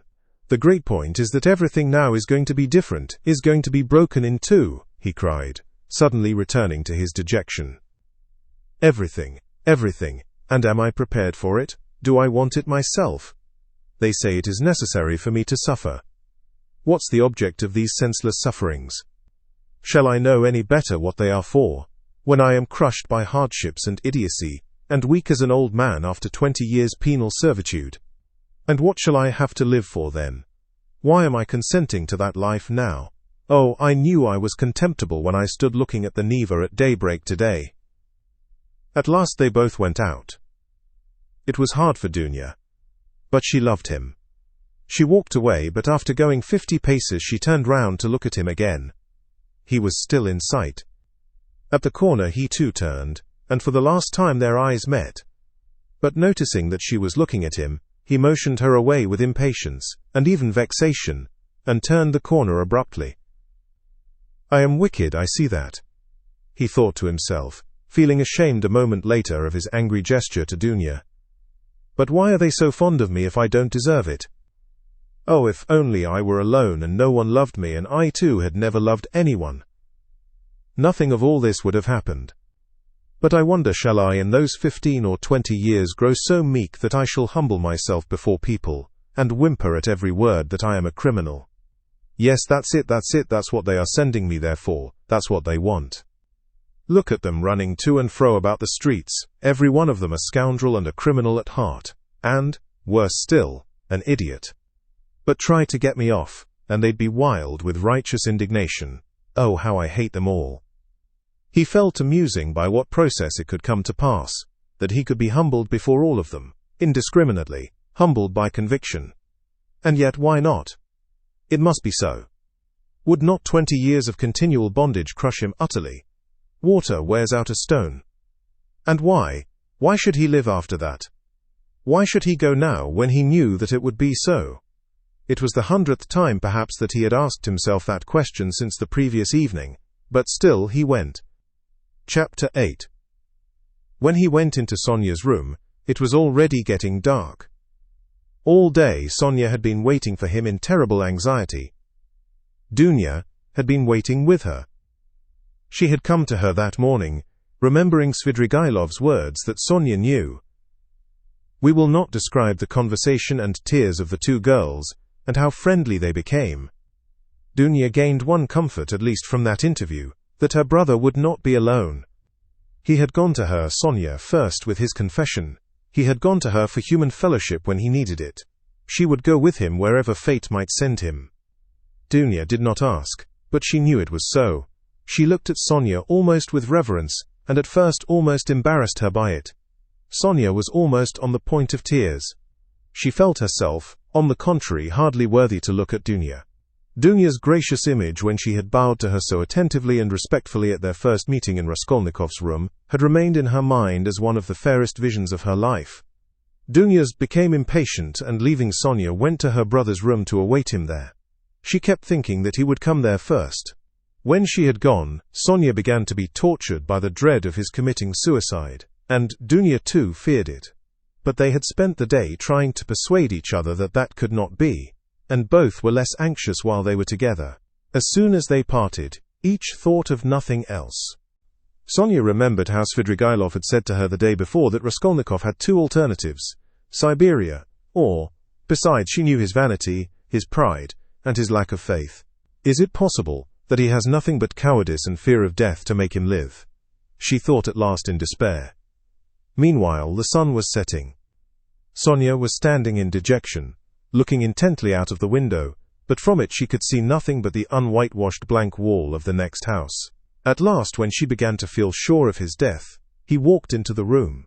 She gave a cry of joy, but looking carefully into his face, she turned pale. "Yes," said Raskolnikov, smiling. "I have come for your cross, Sonia. It was you told me to go to the crossroads. Why is it you are frightened now it's come to that?" Sonia gazed at him astonished.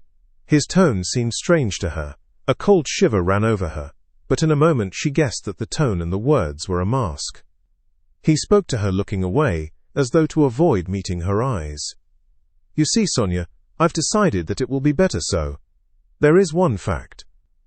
But it's a long story and there's no need to discuss it, but do you know what angers me? It annoys me that all those stupid, brutish faces will be gaping at me directly, pestering me with their stupid questions, which I shall have to answer. They'll point their fingers at me. 2. You know I am not going to Porfiry. I am sick of him. I'd rather go to my friend, the explosive lieutenant. How I shall surprise him. What a sensation I shall make. But I must be cooler. I've become too irritable of late. You know I was nearly shaking my fist at my sister just now, because she turned to take a last look at me. It's a brutal state to be in. Ah, what am I coming to? Well, where are the crosses?" He seemed hardly to know what he was doing. He could not stay still or concentrate his attention on anything. His ideas seemed to gallop after one another. He talked incoherently. His hands trembled slightly. Without a word, Sonia took out of the drawer 2 crosses, one of cypress wood and one of copper. She made the sign of the cross over herself and over him, and put the wooden cross on his neck. "It's the symbol of my taking up the cross," he laughed. "As though I had not suffered much till now. The wooden cross, that is the peasant one. The copper one, that is Lizaveta's. You will weigh yourself, show me." So she had it on. At that moment, I remember 2 things like these too, a silver one, and a little icon. I threw them back on the old woman's neck. Those would be appropriate now, really. Those are what I ought to put on now. But I am talking nonsense and forgetting what matters. I'm somehow forgetful. You see, I have come to warn you, Sonia, so that you might know. That's all. That's all I came for. But I thought I had more to say. You wanted me to go yourself. Well, now I am going to prison, and you'll have your wish. Well, what are you crying for? You too. Don't. Leave off. Oh, how I hate it all. But his feeling was stirred. His heart ached, as he looked at her. Why is she grieving too? He thought to himself. What am I to her? Why does she weep? Why is she looking after me, like my mother or Dunya? She'll be my nurse. Cross yourself. Say at least one prayer. Sonia begged in a timid, broken voice. Oh, certainly, as much as you like, and sincerely, Sonia, sincerely. But he wanted to say something quite different. He crossed himself several times. Sonia took up her shawl and put it over her head. It was the green drap de dame shawl of which Marmeladov had spoken, the family shawl. Raskolnikov thought of that looking at it, but he did not ask. He began to feel himself that he was certainly forgetting things and was disgustingly agitated. He was frightened at this. He was suddenly struck, too, by the thought that Sonia meant to go with him. What are you doing? Where are you going? Stay here, stay. I'll go alone, he cried in cowardly vexation, and almost resentful he moved towards the door. What's the use of going in procession? He muttered, going out. Sonia remained standing in the middle of the room. He had not even said goodbye to her. He had forgotten her. A poignant and rebellious doubt surged in his heart. Was it right? Was it right, all this? He thought again as he went down the stairs. Couldn't he stop and retract it all, and not go? But still he went. He felt suddenly, once for all, that he mustn't ask himself questions. As he turned into the street, he remembered that he had not said goodbye to Sonia, that he had left her in the middle of the room in her green shawl, not daring to stir after he had shouted at her, and he stopped short for a moment. At the same instant, another thought dawned upon him, as though it had been lying in wait to strike him then. Why, with what object did I go to her just now? I told her. On business. On what business? I had no sort of business. To tell her I was going, But where was the need? Do I love her? No, no, I drove her away just now like a dog. Did I want her crosses? Oh, how low I've sunk. No, I wanted her tears. I wanted to see her terror, to see how her heart ached. I had to have something to cling to, something to delay me, some friendly face to see. And I dared to believe in myself, to dream of what I would do. I am a beggarly, contemptible wretch, contemptible. He walked along the canal bank, and he had not much further to go. But on reaching the bridge he stopped, and turning out of his way along it, went to the Haymarket. He looked eagerly to right and left, gazed intently at every object, and could not fix his attention on anything. Everything slipped away. In another week, another month, I shall be driven in a prison van over this bridge. How shall I look at the canal then? I should like to remember this, slipped into his mind. Look at this sign. How shall I read those letters then? It's written here Campany, that's a thing to remember, that letter A, and to look at it again in a month. How shall I look at it then? What shall I be feeling and thinking then? How trivial it all must be, what I am fretting about now. Of course it must all be interesting, in its way. Ha ha ha. What am I thinking about? I am becoming a baby, I am showing off to myself. Why am I ashamed? Phoo, how people shove. That fat man, a German he must be, who pushed against me, does he know whom he pushed? There's a peasant woman with a baby, begging. It's curious that she thinks me happier than she is. I might give her something, for the incongruity of it. Here's a 5-kopeck piece left in my pocket, where did I get it? Here, take it, my good woman. God bless you, the beggar chanted in a lachrymose voice. He went into the Haymarket. It was distasteful, very distasteful to be in a crowd, but he walked just where he saw most people. He would have given anything in the world to be alone, but he knew himself that he would not have remained alone for a moment. There was a man drunk and disorderly in the crowd. He kept trying to dance and falling down. There was a ring round him. Raskolnikov squeezed his way through the crowd, stared for some minutes at the drunken man, and suddenly gave a short, jerky laugh. A minute later he had forgotten him and did not see him, though he still stared. He moved away at last, not remembering where he was. But when he got into the middle of the square, an emotion suddenly came over him, overwhelming him body and mind. He suddenly recalled Sonia's words, "Go to the crossroads, bow down to the people, kiss the earth, for you have sinned against it too, and say aloud to the whole world, I am a murderer." He trembled, remembering that, and the hopeless misery and anxiety of all that time, especially of the last hours, had weighed so heavily upon him that he positively clutched at the chance of this new, unmixed, complete sensation. It came over him like a fit. It was like a single spark kindled in his soul and spreading fire through him. Everything in him softened at once, and the tears started into his eyes. He fell to the earth on the spot. He knelt down in the middle of the square, bowed down to the earth, and kissed that filthy earth with bliss and rapture. He got up and bowed down a second time. "He's boozed," a youth near him observed. There was a roar of laughter. "He's going to Jerusalem, brothers, and saying goodbye to his children and his country. He's bowing down to all the world, and kissing the great city of St. Petersburg and its pavement," added a workman who was a little drunk. "Quite a young man, too," observed a third. "And a gentleman," someone observed soberly. "There's no knowing who's a gentleman, and who isn't nowadays." These exclamations and remarks checked Raskolnikov, and the words, "I am a murderer," which were perhaps on the point of dropping from his lips, died away. He bore these remarks quietly, however, and, without looking round, he turned down a street leading to the police office.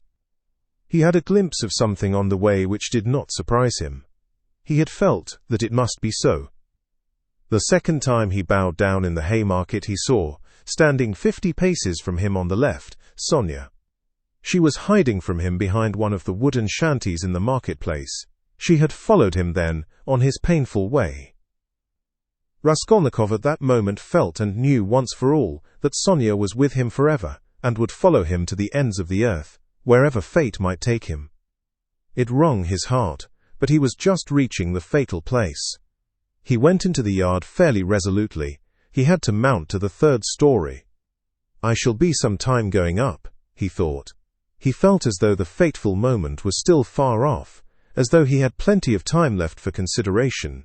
Again the same rubbish, the same eggshells lying about on the spiral stairs, again the open doors of the flats, again the same kitchens and the same fumes and stench coming from them. Raskolnikov had not been here since that day. His legs were numb and gave way under him, but still, they moved forward. He stopped for a moment to take breath, to collect himself, so as to enter like a man. But why? What for? He wondered, reflecting. If I must drink the cup, what difference does it make? The more revolting, the better. He imagined for an instant the figure of the explosive lieutenant, Ilya Petrovich. Was he actually going to him? Couldn't he go to someone else? To Nikodim Fomitch? Couldn't he turn back and go straight to Nikodim Fomitch's lodgings? At least then it would be done privately. No, no, to the explosive lieutenant. If he must drink it off at once. Turning cold and hardly conscious, he opened the door of the office. There were very few people in it this time. Only a house porter and a peasant. The doorkeeper did not even peep out from behind his screen. Raskolnikov walked into the next room. Perhaps I still need not speak, passed through his mind. Some sort of clerk not wearing a uniform was settling himself at a bureau to write. In a corner, another clerk was seating himself. Zametov was not there, nor of course Nikodim Fomitch. "No one in?" Raskolnikov asked, addressing the person at the bureau. "Whom do you want?" Not a sound was heard, not a sight was seen, but I sent the Russian. How does it go on in the fairy tale? I've forgotten. "At your service," a familiar voice cried suddenly. Raskolnikov shuddered. The explosive lieutenant stood before him. He had just come in from the 3rd room. It is the hand of fate, thought Raskolnikov. Why is he here? "You've come to see us." "What about?" cried Ilya Petrovich. He was obviously in an exceedingly good humor, and perhaps a trifle exhilarated. "If it's on business, you are rather early. It's only a chance that I am here. However, I'll do what I can. I must admit What is it? What is it? Excuse me." Dostoevsky appears to have forgotten that it is after sunset, and that the last time Raskolnikov visited the police office at 2 in the afternoon, he was reproached for coming too late. Translator. Raskolnikov. "Of course, Raskolnikov. You didn't imagine I'd forgotten. Don't think I am like that. Rodion Rodionovich. That's it, isn't it? Rodion Romanovich. Yes, of course, Rodion Romanovich. I was just getting at it. I made many inquiries about you. I assure you, I've been genuinely grieved since I behaved like that. It was explained to me afterwards that you were a literary man, and a learned one too, and so to say the first steps. Mercy on us! What literary or scientific man does not begin by some originality of conduct? My wife and I have the greatest respect for literature. In my wife it's a genuine passion. Literature and art. If only a man is a gentleman, all the rest can be gained by talents, learning, good sense, genius. As for a hat, well, what does a hat matter? I can buy a hat as easily as I can a bun, but what's under the hat, what the hat covers, I can't buy that. I was even meaning to come and apologize to you, but thought maybe you'd... But I am forgetting to ask you, is there anything you want really? I hear your family have come. Yes, my mother and sister. I've even had the honor and happiness of meeting your sister, a highly cultivated and charming person. I confess I was sorry I got so hot with you. There it is. But as for my looking suspiciously at your fainting fit, that affair has been cleared up splendidly. Bigotry and fanaticism. I understand your indignation. Perhaps you are changing your lodging on account of your family's arriving. No. I only looked in. I came to ask. I thought that I should find Zametov here. Oh yes, of course you've made friends, I heard. Well no, Zametov is not here. Yes, we've lost Zametov. He's not been here since yesterday. He quarreled with everyone on leaving, in the rudest way. He is a feather-headed youngster, that's all. One might have expected something from him. But there, you know what they are, are brilliant young men. He wanted to go in for some examination, but it's only to talk and boast about it. It will go no further than that. Of course it's a very different matter with you or Mr. Razumihin there, your friend. Your career is an intellectual one, and you won't be deterred by failure. For you, one may say, all the attractions of life nihil est. You are an ascetic, a monk, a hermit, a book, a pen behind your ear, a learned research. That's where your spirit soars. I am the same way myself. Have you read Livingstone's Travels? No. Oh, I have. There are a great many nihilists about nowadays, you know, and indeed it is not to be wondered at. What sort of days are they, I ask you? But we thought, you are not a nihilist, of course. Answer me openly. No. Believe me, you can speak openly to me as you would to yourself. Official duty is one thing, but you are thinking I meant to say friendship is quite another? No, you're wrong. It's not friendship, but the feeling of a man and a citizen, the feeling of humanity and of love for the Almighty. I may be an official, but I am always bound to feel myself a man and a citizen. You were asking about Zametov. Zametov will make a scandal in the French style in a house of bad reputation, over a glass of champagne. That's all your Zametov is good for. While I'm perhaps, so to speak, burning with devotion and lofty feelings. And besides, I have rank, consequence, a post. I am married and have children. I fulfill the duties of a man and a citizen. But who is he, may I ask? I appeal to you as a man ennobled by education. Then these midwives too have become extraordinarily numerous. Raskolnikov raised his eyebrows inquiringly. The words of Ilya Petrovitch, who had obviously been dining, were for the most part a stream of empty sounds for him, but some of them he understood. He looked at him inquiringly, not knowing how it would end. I mean those crop-headed wenches, the talkative Ilya Petrovitch continued. Midwives is my name for them. I think it a very satisfactory one, haha. They go to the academy, study anatomy. If I fall ill, am I to send for a young lady to treat me? What do you say? Haha. Ilya Petrovitch laughed, quite pleased with his own wit. It's an immoderate zeal for education, but once you're educated, that's enough. Why abuse it?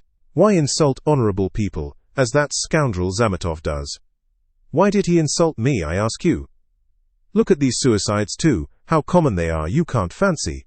People spend their last halfpenny and kill themselves, boys and girls and old people. Only this morning we heard about a gentleman who had just come to town. Nil Pavlich, I say, what was the name of that gentleman who shot himself?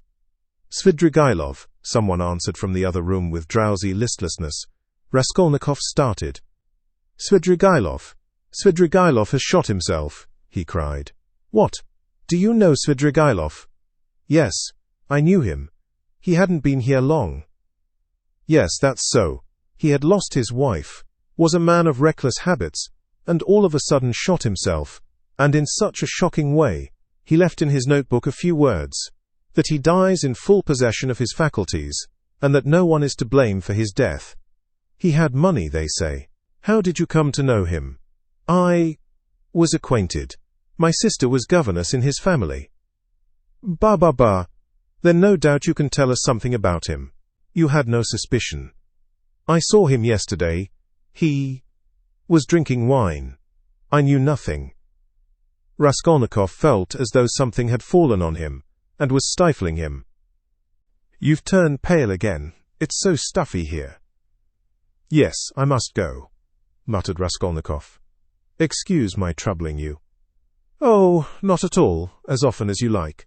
It's a pleasure to see you, and I am glad to say so. Ilya Petrovitch held out his hand. I came to see Zametov. I understand, and it's a pleasure to see you. I am very glad. Goodbye, Raskolnikov smiled. He went out. He reeled. He was overtaken with giddiness, and did not know what he was doing. He began going down the stairs, supporting himself with his right hand against the wall. He fancied that a porter pushed past him on his way upstairs to the police office, that a dog in the lower story kept up a shrill barking, and that a woman flung a rolling pin at it and shouted. He went down and out into the yard. There, not far from the entrance, stood Sonia, pale and horror-stricken. She looked wildly at him. He stood still before her. There was a look of poignant agony, of despair in her face. She clasped her hands. His lips worked in an ugly, meaningless smile. He stood still a minute, grinned, and went back to the police office. Ilya Petrovich had sat down and was rummaging among some papers. Before him stood the same peasant who had pushed by on the stairs. "Hulloa, back again. Have you left something behind? What's the matter?" Raskolnikov, with white lips and staring eyes, came slowly nearer.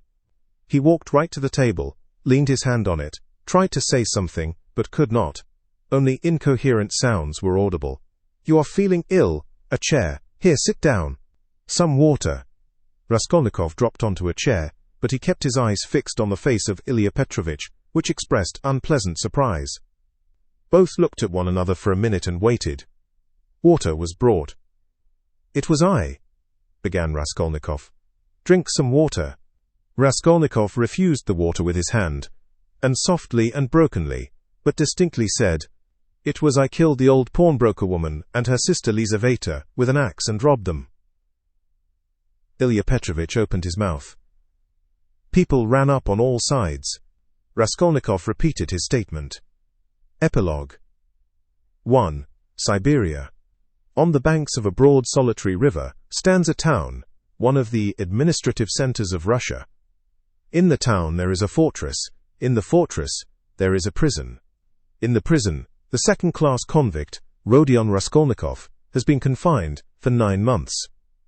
Almost a year and a half has passed since his crime. There had been little difficulty about his trial. The criminal adhered exactly, firmly, and clearly to his statement. He did not confuse nor misrepresent the facts, nor soften them in his own interest, nor omit the smallest detail. He explained every incident of the murder, the secret of the pledge, the piece of wood with a strip of metal, which was found in the murdered woman's hand. He described minutely how he had taken her keys, what they were like, as well as the chest and its contents. He explained the mystery of Lizaveta's murder, described how Koch and after him the student knocked, and repeated all they had said to one another, how he afterwards had run downstairs and heard Nikolai and Dmitri shouting, how he had hidden in the empty flat and afterwards gone home. He ended by indicating the stone in the yard off the Voznesensky Prospect, under which the purse and the trinkets were found. The whole thing, in fact, was perfectly clear. The lawyers and the judges were very much struck, among other things, by the fact that he had hidden the trinkets and the purse under a stone, without making use of them, and that, what was more, he did not now remember what the trinkets were like, or even how many there were. The fact that he had never opened the purse, and did not even know how much was in it, seemed incredible. There turned out to be in the purse 317 rubles and 60 kopecks. From being so long under the stone, some of the most valuable notes lying uppermost had suffered from the damp. They were a long while trying to discover why the accused man should tell a lie about this, when, about everything else, he had made a truthful and straightforward confession. Finally, some of the lawyers more versed in psychology admitted that it was possible he had really not looked into the purse, and so didn't know what was in it when he hid it under the stone, but they immediately drew the deduction that the crime could only have been committed through temporary mental derangement, through homicidal mania, without object or the pursuit of gain. This fell in with the most recent fashionable theory of temporary insanity, so often applied in our days in criminal cases. Moreover, Raskolnikov's hypochondriacal condition was proved by many witnesses, by Dr. Zosimov, his former fellow students, his landlady and her servant. All this pointed strongly to the conclusion that Raskolnikov was not quite like an ordinary murderer and robber, but that there was another element in the case. To the intense annoyance of those who maintained this opinion, the criminal scarcely attempted to defend himself. To the decisive question as to what motive impelled him to the murder and the robbery, he answered very clearly with the coarsest frankness that the cause was his miserable position, his poverty and helplessness, and his desire to provide for his first steps in life, by the help of the 3,000 rubles he had reckoned on finding. He had been led to the murder through his shallow and cowardly nature, exasperated moreover by privation and failure. To the question what led him to confess, he answered that it was his heartfelt repentance. All this was almost coarse. The sentence, however, was more merciful than could have been expected, perhaps partly because the criminal had not tried to justify himself, but had rather shown a desire to exaggerate his guilt. All the strange and peculiar circumstances of the crime were taken into consideration. There could be no doubt of the abnormal and poverty-stricken condition of the criminal at the time. The fact that he had made no use of what he had stolen was put down partly to the effect of remorse, partly to his abnormal mental condition at the time of the crime. Incidentally, the murder of Lizaveta served indeed to confirm the last hypothesis. A man commits 2 murders and forgets that the door is open. Finally, the confession, at the very moment when the case was hopelessly muddled by the false evidence given by Nikolai, through melancholy and fanaticism, and when, moreover, there were no proofs against the real criminal, no suspicions even. Porfiry Petrovitch fully kept his word. All this did much to soften the sentence. Other circumstances too in the prisoner's favor came out quite unexpectedly. Razumihin somehow discovered and proved that while Raskolnikov was at the university, he had helped a poor consumptive fellow student, and had spent his last penny on supporting him for 6 months. And when this student died, leaving a decrepit old father whom he had maintained almost from his 13th year, Raskolnikov had got the old man into a hospital and paid for his funeral when he died. Raskolnikov's landlady bore witness too that when they had lived in another house at 5 Corners, Raskolnikov had rescued 2 little children from a house on fire, and was burnt in doing so. This was investigated and fairly well confirmed by many witnesses. These facts made an impression in his favor. And in the end the criminal was, in consideration of extenuating circumstances, condemned to penal servitude in the 2nd class for a term of 8 years only. At the very beginning of the trial, Raskolnikov's mother fell ill. Dunya and Razumihin found it possible to get her out of Petersburg during the trial. Razumihin chose a town on the railway not far from Petersburg, so as to be able to follow every step of the trial, and at the same time to see Avdotya Romanovna as often as possible. Pulcheria Alexandrovna's illness was a strange nervous one, and was accompanied by a partial derangement of her intellect. When Dunya returned from her last interview with her brother, she had found her mother already ill, in feverish delirium. That evening Razumihin and she agreed what answers they must make to her mother's questions about Raskolnikov, and made up a complete story for her mother's benefit of his having to go away to a distant part of Russia on a business commission, which would bring him in the end money and reputation. But they were struck by the fact that Pulcheria Alexandrovna never asked them anything on the subject, neither then nor thereafter. On the contrary, she had her own version of her son's sudden departure. She told them with tears how he had come to say goodbye to her, hinting that she alone knew many mysterious and important facts, and that Rodya had many very powerful enemies, so that it was necessary for him to be in hiding. As for his future career, she had no doubt that it would be brilliant when certain sinister influences could be removed. She assured Razumihin that her son would be one day a great statesman, that his article and brilliant literary talent proved it. This article she was continually reading. She even read it aloud, almost took it to bed with her, but scarcely asked where Rodya was, though the subject was obviously avoided by the others, which might have been enough to awaken her suspicions. They began to be frightened at last at Pulcheria Alexandrovna's strange silence on certain subjects. She did not, for instance, complain of getting no letters from him, though in previous years she had only lived on the hope of letters from her beloved Rodya. This was the cause of great uneasiness to Dunya. The idea occurred to her that her mother suspected that there was something terrible in her son's fate, and was afraid to ask, for fear of hearing something still more awful. In any case, Dunya saw clearly that her mother was not in full possession of her faculties. It happened once or twice, however, that Pulcheria Alexandrovna gave such a turn to the conversation that it was impossible to answer her without mentioning where Rodya was, and on receiving unsatisfactory and suspicious answers, she became at once gloomy and silent, and this mood lasted for a long time. Dunya saw at last that it was hard to deceive her, and came to the conclusion that it was better to be absolutely silent on certain points, but it became more and more evident that the poor mother suspected something terrible. Dunya remembered her brothers telling her that her mother had overheard her talking in her sleep on the night after her interview with Svidrigailov, and before the fatal day of the confession. Had not she made out something from that? Sometimes days and even weeks of gloomy silence and tears would be succeeded by a period of hysterical animation, and the invalid would begin to talk almost incessantly of her son, of her hopes of his future. Her fancies were sometimes very strange. They humored her, pretended to agree with her. She saw perhaps that they were pretending, but she still went on talking. 5 months after Raskolnikov's confession, he was sentenced. Razumihin and Sonia saw him in prison as often as it was possible. At last, the moment of separation came. Dunya swore to her brother that the separation should not be forever. Razumihin did the same. Razumihin, in his youthful ardor, had firmly resolved to lay the foundations at least of a secure livelihood during the next 3 or 4 years, and saving up a certain sum, to emigrate to Siberia, a country rich in every natural resource, and in need of workers, active men and capital. There they would settle in the town where Rodya was, and all together would begin a new life. They all wept at parting. Raskolnikov had been very dreamy for a few days before. He asked a great deal about his mother, and was constantly anxious about her. He worried so much about her, that it alarmed Dunya. When he heard about his mother's illness, he became very gloomy. With Sonia he was particularly reserved all the time. With the help of the money left to her by Svidrigailov, Sonia had long ago made her preparations to follow the party of convicts, in which he was dispatched to Siberia. Not a word passed between Raskolnikov and her on the subject, but both knew it would be so. At the final leave-taking he smiled strangely at his sisters and Razumihin's fervent anticipations of their happy future together when he should come out of prison. He predicted that their mother's illness would soon have a fatal ending. Sonia and he at last set off. 2 months later, Dunya was married to Razumihin. It was a quiet and sorrowful wedding. Porfiry Petrovitch and Zosimov were invited, however. During all this period, Razumihin wore an air of resolute determination.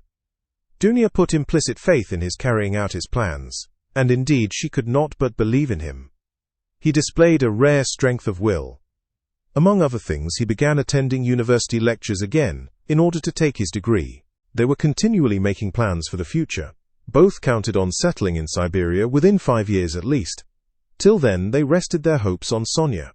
Pulcheria Alexandrovna was delighted to give her blessing to Dunya's marriage with Razumihin, but after the marriage, she became even more melancholy and anxious. To give her pleasure, Razumihin told her how Raskolnikov had looked after the poor student and his decrepit father, and how a year ago he had been burnt and injured in rescuing 2 little children from a fire. These 2 pieces of news excited Pulcheria Alexandrovna's disordered imagination, almost to ecstasy. She was continually talking about them, even entering into conversation with strangers in the street, though Dunya always accompanied her. In public conveyances and shops, wherever she could capture a listener, she would begin the discourse about her son, his article, how he had helped the student, how he had been burnt at the fire, and so on. Dunya did not know how to restrain her. Apart from the danger of her morbid excitement, there was the risk of someone's recalling Raskolnikov's name, and speaking of the recent trial. Pulcheria Alexandrovna found out the address of the mother of the 2 children her son had saved, and insisted on going to see her. At last her restlessness reached an extreme point. She would sometimes begin to cry suddenly, and was often ill and feverishly delirious. One morning she declared that by her reckoning Rodya ought soon to be home, that she remembered when he said goodbye to her, he said that they must expect him back in 9 months. She began to prepare for his coming, began to do up her room for him, to clean the furniture, to wash and put up new hangings and so on. Dunya was anxious, but said nothing, and helped her to arrange the room. After a fatiguing day spent in continual fancies, in joyful daydreams and tears, Pulcheria Alexandrovna was taken ill in the night, and by morning she was feverish and delirious. It was brain fever. She died within a fortnight. In her delirium she dropped words which showed that she knew a great deal more about her son's terrible fate than they had supposed. For a long time Raskolnikov did not know of his mother's death, though a regular correspondence had been maintained from the time he reached Siberia. It was carried on by means of Sonia, who wrote every month to the Razumihins and received an answer with unfailing regularity. At first they found Sonia's letters dry and unsatisfactory, but later on they came to the conclusion that the letters could not be better, for from these letters they received a complete picture of their unfortunate brother's life. Sonia's letters were full of the most matter-of-fact detail, the simplest and clearest description of all Raskolnikov's surroundings as a convict. There was no word of her own hopes, no conjecture as to the future, no description of her feelings. Instead of any attempt to interpret his state of mind and inner life, she gave the simple facts, that is, his own words, an exact account of his health, what he asked for at their interviews, what commission he gave her, and so on. All these facts she gave with extraordinary minuteness. The picture of their unhappy brother stood out at last, with great clearness and precision. There could be no mistake, because nothing was given but facts. But Dunya and her husband could get little comfort out of the news, especially at first. Sonia wrote that he was constantly sullen and not ready to talk, that he scarcely seemed interested in the news she gave him from their letters, that he sometimes asked after his mother, and that when, seeing that he had guessed the truth, she told him at last of her death, she was surprised to find that he did not seem greatly affected by it, not externally at any rate. She told them that, although he seemed so wrapped up in himself, and, as it were, shut himself off from everyone, he took a very direct and simple view of his new life, that he understood his position, expected nothing better for the time, had no ill-founded hopes, as is so common in his position, and scarcely seemed surprised at anything in his surroundings, so unlike anything he had known before. She wrote that his health was satisfactory. He did his work without shirking or seeking to do more. He was almost indifferent about food, but except on Sundays and holidays the food was so bad that at last he had been glad to accept some money from her, Sonia, to have his own tea every day. He begged her not to trouble about anything else, declaring that all this fuss about him only annoyed him. Sonia wrote further that in prison he shared the same room with the rest, that she had not seen the inside of their barracks, but concluded that they were crowded, miserable and unhealthy, that he slept on a plank bed with a rug under him and was unwilling to make any other arrangement, but that he lived so poorly and roughly, not from any plan or design, but simply from inattention and indifference. Sonia wrote simply that he had at first shown no interest in her visits, had almost been vexed with her indeed for coming, unwilling to talk and rude to her, but that in the end these visits had become a habit and almost a necessity for him, so that he was positively distressed when she was ill for some days and could not visit him. She used to see him on holidays at the prison gates or in the guard-room, to which he was brought for a few minutes to see her. On working days she would go to see him at work either at the workshops, or at the brick kilns, or at the sheds on the banks of the Irtish. About herself, Sonia wrote that she had succeeded in making some acquaintances in the town, that she did sewing, and, as there was scarcely a dressmaker in the town, she was looked upon as an indispensable person in many houses. But she did not mention that the authorities were, through her, interested in Raskolnikov, that his task was lightened, and so on. At last the news came. Dunya had indeed noticed signs of alarm and uneasiness in the preceding letters. That he held aloof from everyone, that his fellow prisoners did not like him, that he kept silent for days at a time and was becoming very pale. In the last letter, Sonia wrote that he had been taken very seriously ill, and was in the convict ward of the hospital. 2. Leibikers, he was ill a long time. But it was not the horrors of prison life, not the hard labor, the bad food, the shaven head, or the patched clothes that crushed him. What did he care for all those trials and hardships? He was even glad of the hard work. Physically exhausted, he could at least reckon on a few hours of quiet sleep. And what was the food to him? The thin cabbage soup with beetles floating in it. In the past as a student, he had often not had even that. His clothes were warm and suited to his manner of life. He did not even feel the fetters. Was he ashamed of his shaven head and party-colored coat? Before whom? Before Sonia? Sonia was afraid of him. How could he be ashamed before her? And yet he was ashamed even before Sonia, whom he tortured because of it, with his contemptuous rough manner. But it was not his shaven head and his fetters he was ashamed of. His pride had been stung to the quick. It was wounded pride that made him ill. Oh, how happy he would have been if he could have blamed himself. He could have borne anything then, even shame and disgrace. But he judged himself severely, and his exasperated conscience found no particularly terrible fault in his past, except a simple blunder which might happen to anyone. He was ashamed just because he, Raskolnikov, had so hopelessly, stupidly come to grief, through some decree of blind fate, and must humble himself and submit to the idiocy of a sentence, if he were anyhow to be at peace. Vague and objectless anxiety in the present, and in the future, a continual sacrifice leading to nothing, that was all that lay before him. And what comfort was it to him that at the end of 8 years he would only be 32, and able to begin a new life? What had he to live for? What had he to look forward to? Why should he strive? To live in order to exist?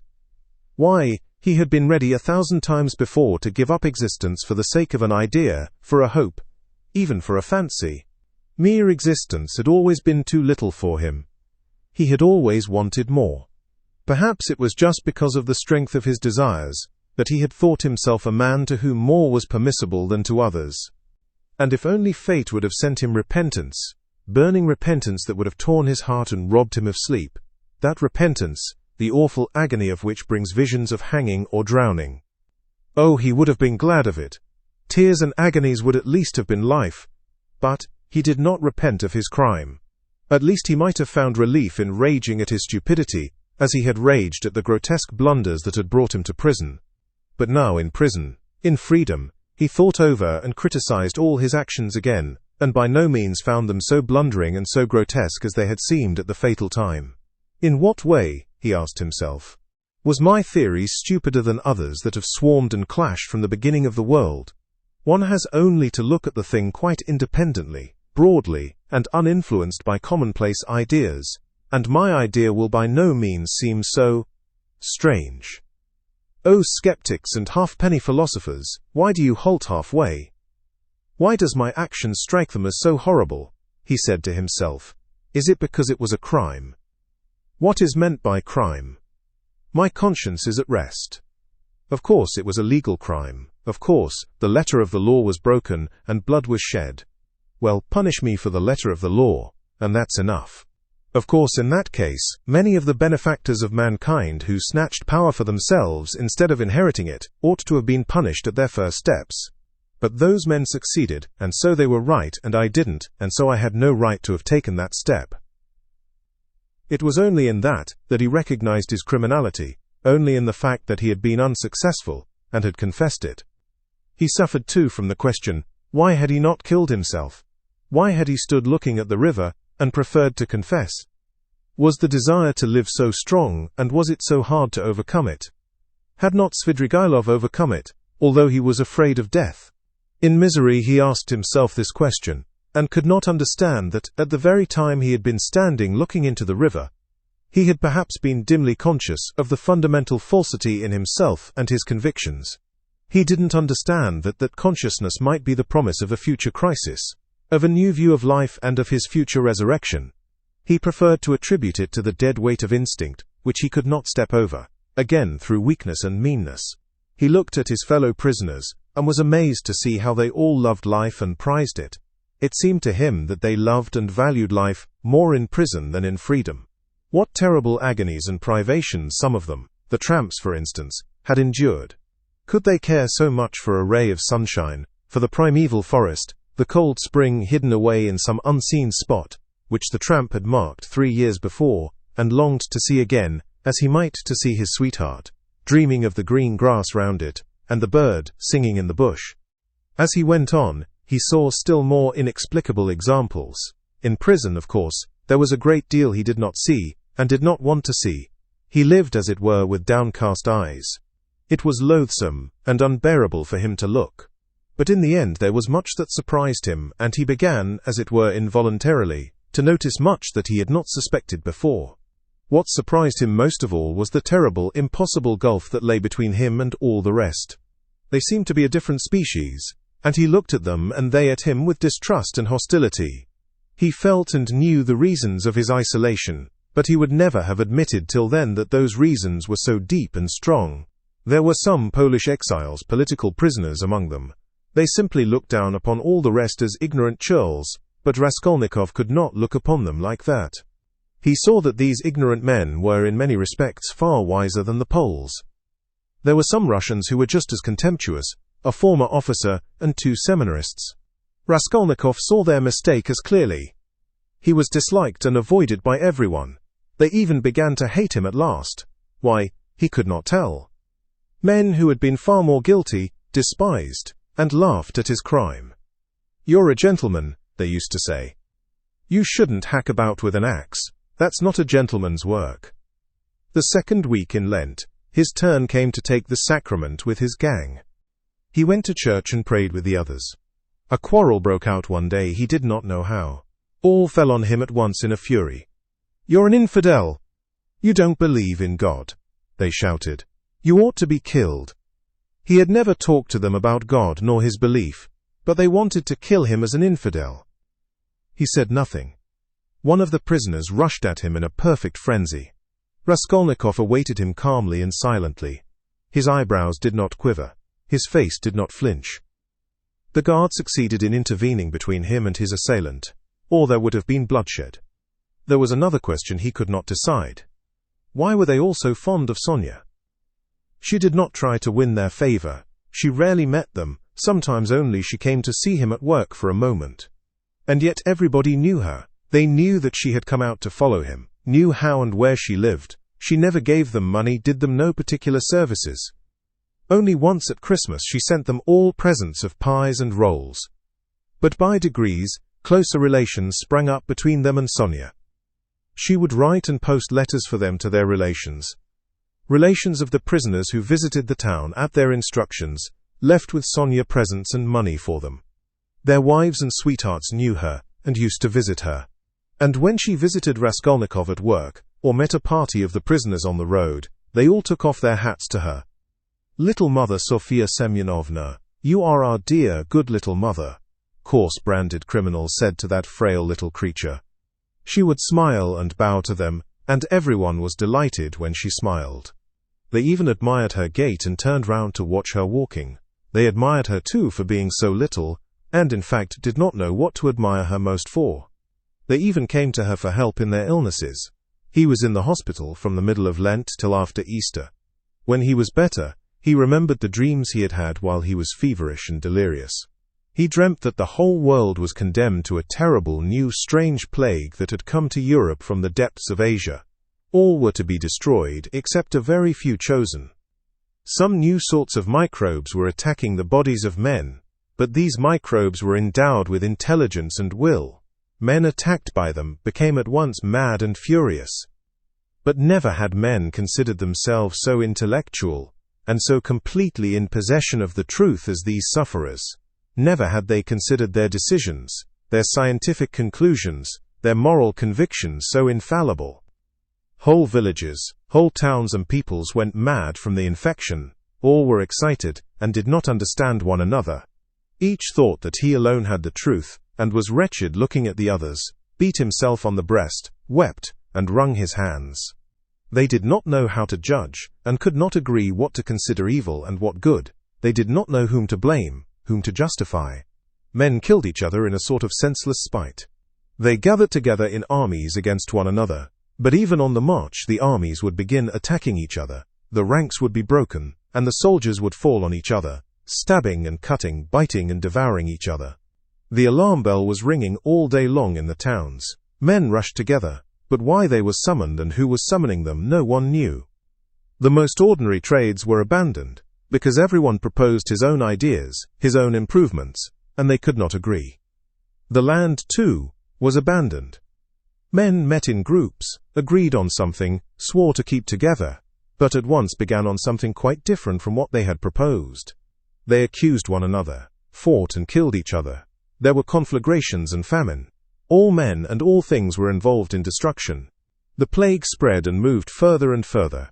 Only a few men could be saved in the whole world.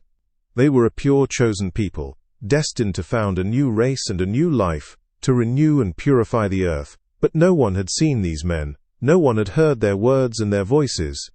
Raskolnikov was worried that this senseless dream haunted his memory so miserably. The impression of this feverish delirium persisted so long. The second week after Easter had come. There were warm, bright spring days. In the prison ward the grating windows under which the sentinel paced were opened. Sonia had only been able to visit him twice during his illness. Each time she had to obtain permission, and it was difficult. But she often used to come to the hospital yard, especially in the evening, sometimes only to stand a minute, and look up at the windows of the ward. One evening, when he was almost well again, Raskolnikov fell asleep. On waking up he chanced to go to the window, and at once saw Sonia in the distance at the hospital gate. She seemed to be waiting for someone. Something stabbed him to the heart at that minute. He shuddered and moved away from the window. Next day Sonia did not come, nor the day after. He noticed that he was expecting her uneasily.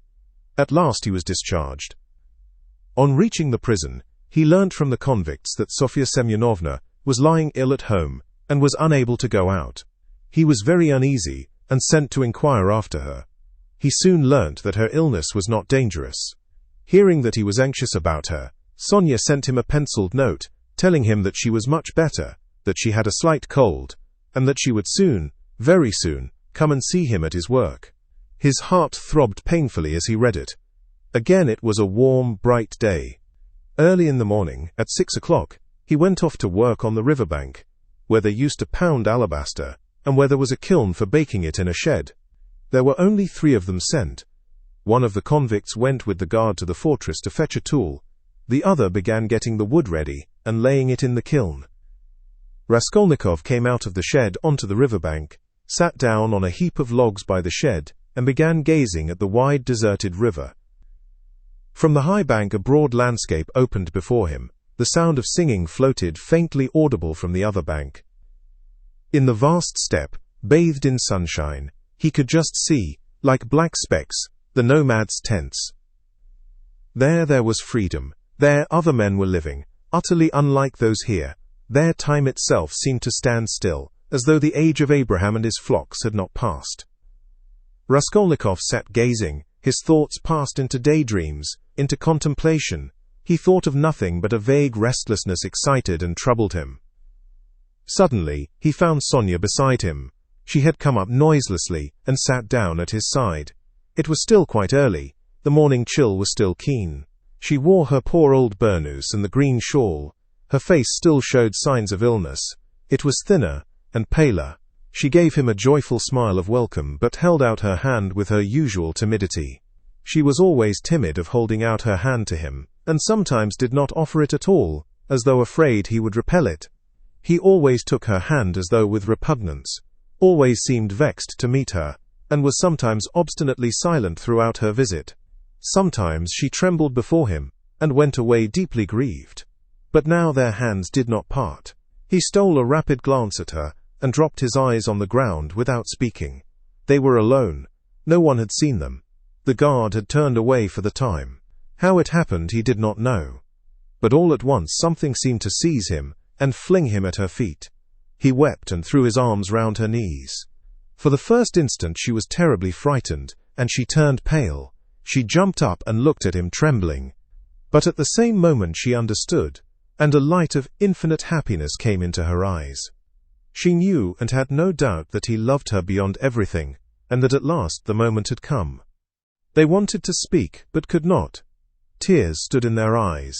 They were both pale and thin, but those sick, pale faces were bright with the dawn of a new future, of a full resurrection into a new life. They were renewed by love. The heart of each held infinite sources of life for the heart of the other.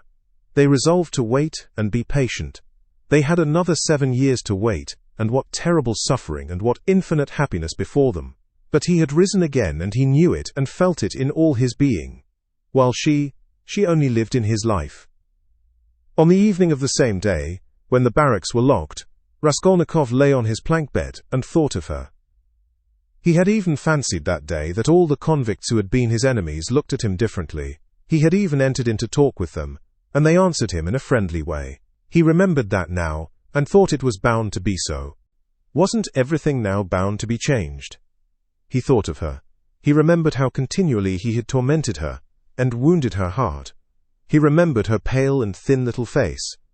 But these recollections scarcely troubled him now. He knew with what infinite love he would now repay all her sufferings, and what were all the agonies of the past. Everything, even his crime, his sentence and imprisonment, seemed to him now in the first rush of feeling an external strange fact, with which he had no concern. But he could not think for long together of anything that evening, and he could not have analyzed anything consciously. He was simply feeling. Life had stepped into the place of theory, and something quite different would work itself out in his mind. Under his pillow lay the New Testament. He took it up mechanically. The book belonged to Sonia. It was the one from which she had read the raising of Lazarus to him. At first he was afraid that she would worry him about religion, would talk about the gospel, and pester him with books. But to his great surprise she had not once approached the subject, and had not even offered him the Testament. He had asked her for it himself not long before his illness, and she brought him the book without a word. Till now he had not opened it. He did not open it now, But one thought passed through his mind. Can her convictions not be mine now? Her feelings? Her aspirations, at least? She too had been greatly agitated that day, and at night she was taken ill again. But she was so happy, and so unexpectedly happy, that she was almost frightened of her happiness. 7 years. Only 7 years. At the beginning of their happiness, at some moments they were both ready to look on those 7 years as though they were 7 days. He did not know that the new life would not be given him for nothing, that he would have to pay dearly for it, that it would cost him great striving, great suffering.